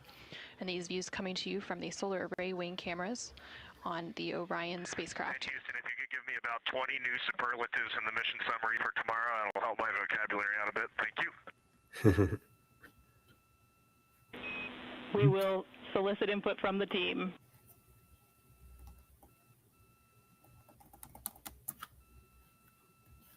All right, that gives some idea there. I'm behind a couple minutes, so let me get to real time. Man, look, they're just looking at what looks like an eyeball looking at them in control. So friggin' cool. Okay, we copy, and if you didn't copy my request for the mission summary to add about 20 new superlatives to help my vocabulary, I would appreciate it. See, I can help him with superlatives. We copied it fantastically. See, she threw in a superlative. She said fantastically. Witty. I really like witty women. And integrity science, this is basically wrapping up your fly-by-day observations. I can't say enough how much science we've already learned and how much inspiration you've provided to our entire team, the lunar science community, and the entire world with what you were able to bring today. You really brought the moon closer for us today, and we cannot say thank you enough. And science signing off, and can't wait to talk to you tomorrow morning. Bedtime. To your entire team, Kelsey, to the entire NASA science team, you all really turned to when we shifted launch dates to April 1st, and you got the most incredible package together for us to go do some great science and some great, truly human experience moments here. And we were well prepared, and we appreciate all of you. And this is what we do best when we all come together and work as a team. So y'all knocked it out of the park. Thank you for giving us this opportunity. Hell yeah. Beautiful words, Reed. Thanks so much. I think that's a great ending point right there, guys. Thank you. I will be back tomorrow with an update on this and some nice gritty. This is Artemis Mission Control. The lunar flyby observation period is starting to come to a close following. Thanks, lady. I'll be back tomorrow morning with some nice gritty drama, and I'm sure the shit's gonna fly. I got a spacesuit. Bring it on. Well, shoot. I thought you were signing off. I am. I'm leaving now. Let me get rid of this, and I think I might as well head out of here with some. Oh, man, I wish I could play David Bowie. I'm gonna have to play. I'm gonna have to play a knockoff of David Bowie, but that's okay. That's all right. Let's see here. Let me get this up here. And thanks again for being here, guys. This was a lot of fun. I'm gonna try to not stay up all night and dig around for photographs of this shit. I'm sure there'll be plenty of time to look at that stuff. So I'm gonna lead you with a David Bowie song. Let's see. I think you could probably guess which one. I'm telling myself about the low viewership today. It's quality, not quantity. And boy, that's true. Doesn't matter. It's a lesson I keep learning. Let's see here. David Bowie. Space Oddity. Let's see if we can find a good version of it. A lot of times I just want to motherfuck the system and just play the. Well, here's a version I can play. It's probably live and crappy. Let's test it.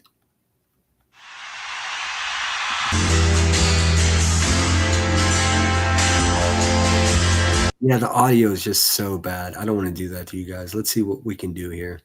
1, 2, 3. All right, that's what I'm looking for. Thank you so much, guys, for being here. Please hit the thumbs up on the way out. If you're in the hyping videos, please hype this video. Let's get some more eyes on it. I will continue to do live streams as a departure from the typical drama here, even if it doesn't catch a lot of steam, because I enjoy doing it. I think I want to do this thing. Well, we'll get into it. I've got other things in mind other than drama. You can only do that so many days in a row before your fucking spirit is broken. So look forward to that. Thanks so much for the support. We came into this live stream expecting to see some magic, and I do believe we did. Another thing about this is it gives me practice on covering things. Anyone can just slap up someone else's live stream and talk shit. Turns out I can do it with the best of them. But I have more to offer you, and that's exactly what I intend on doing. So thanks so much for being here, guys. Enjoy this cover of David Bowie's Space Odyssey, and I will see you cool cats tomorrow. Sinner out.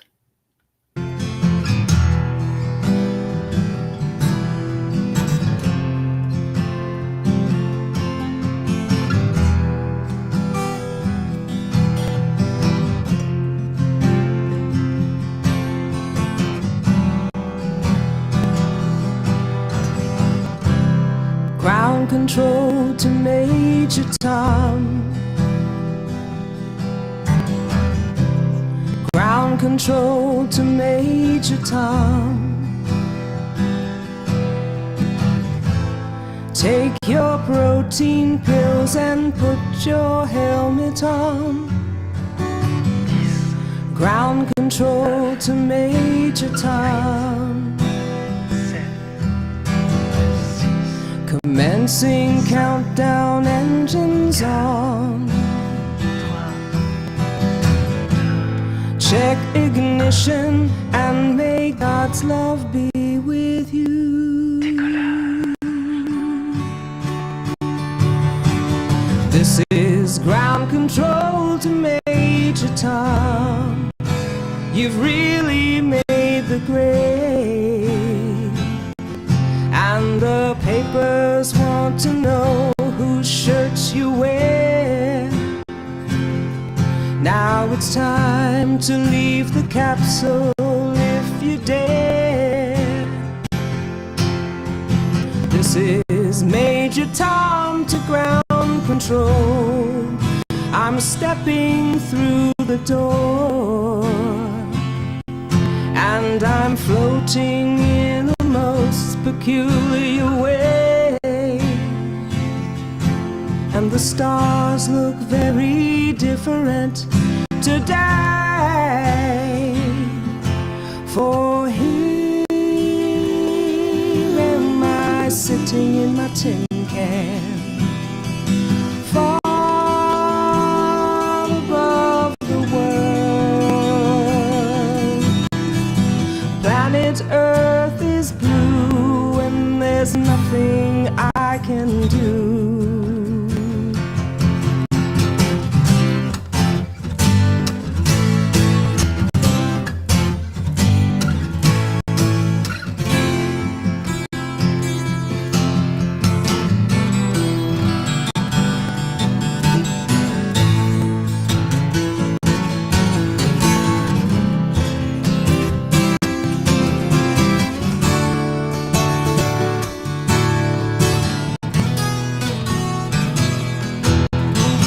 Though I've passed 100,000 miles, I'm feeling very still, and I think my spaceship knows which way to go.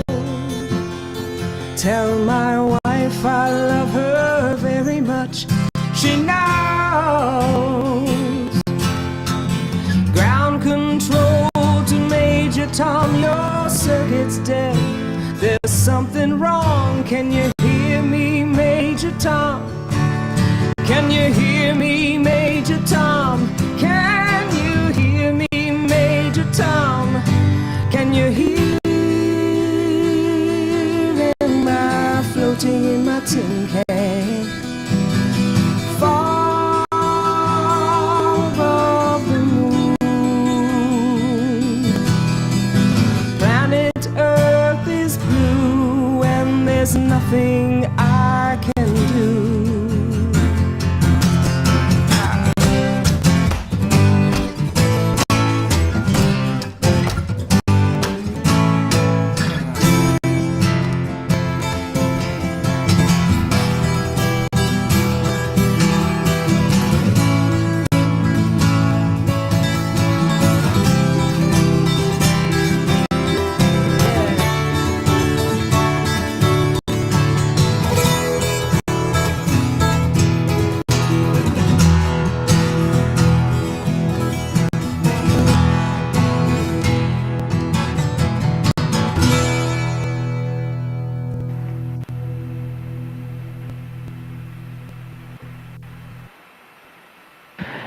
Yeah, so I've only been eating space food for a couple of days here, but Christina, she lived in space for pretty close to a year. She's eaten a lot of space food, and so we have a few items here to show you. Christina, you want to help me out? Sure.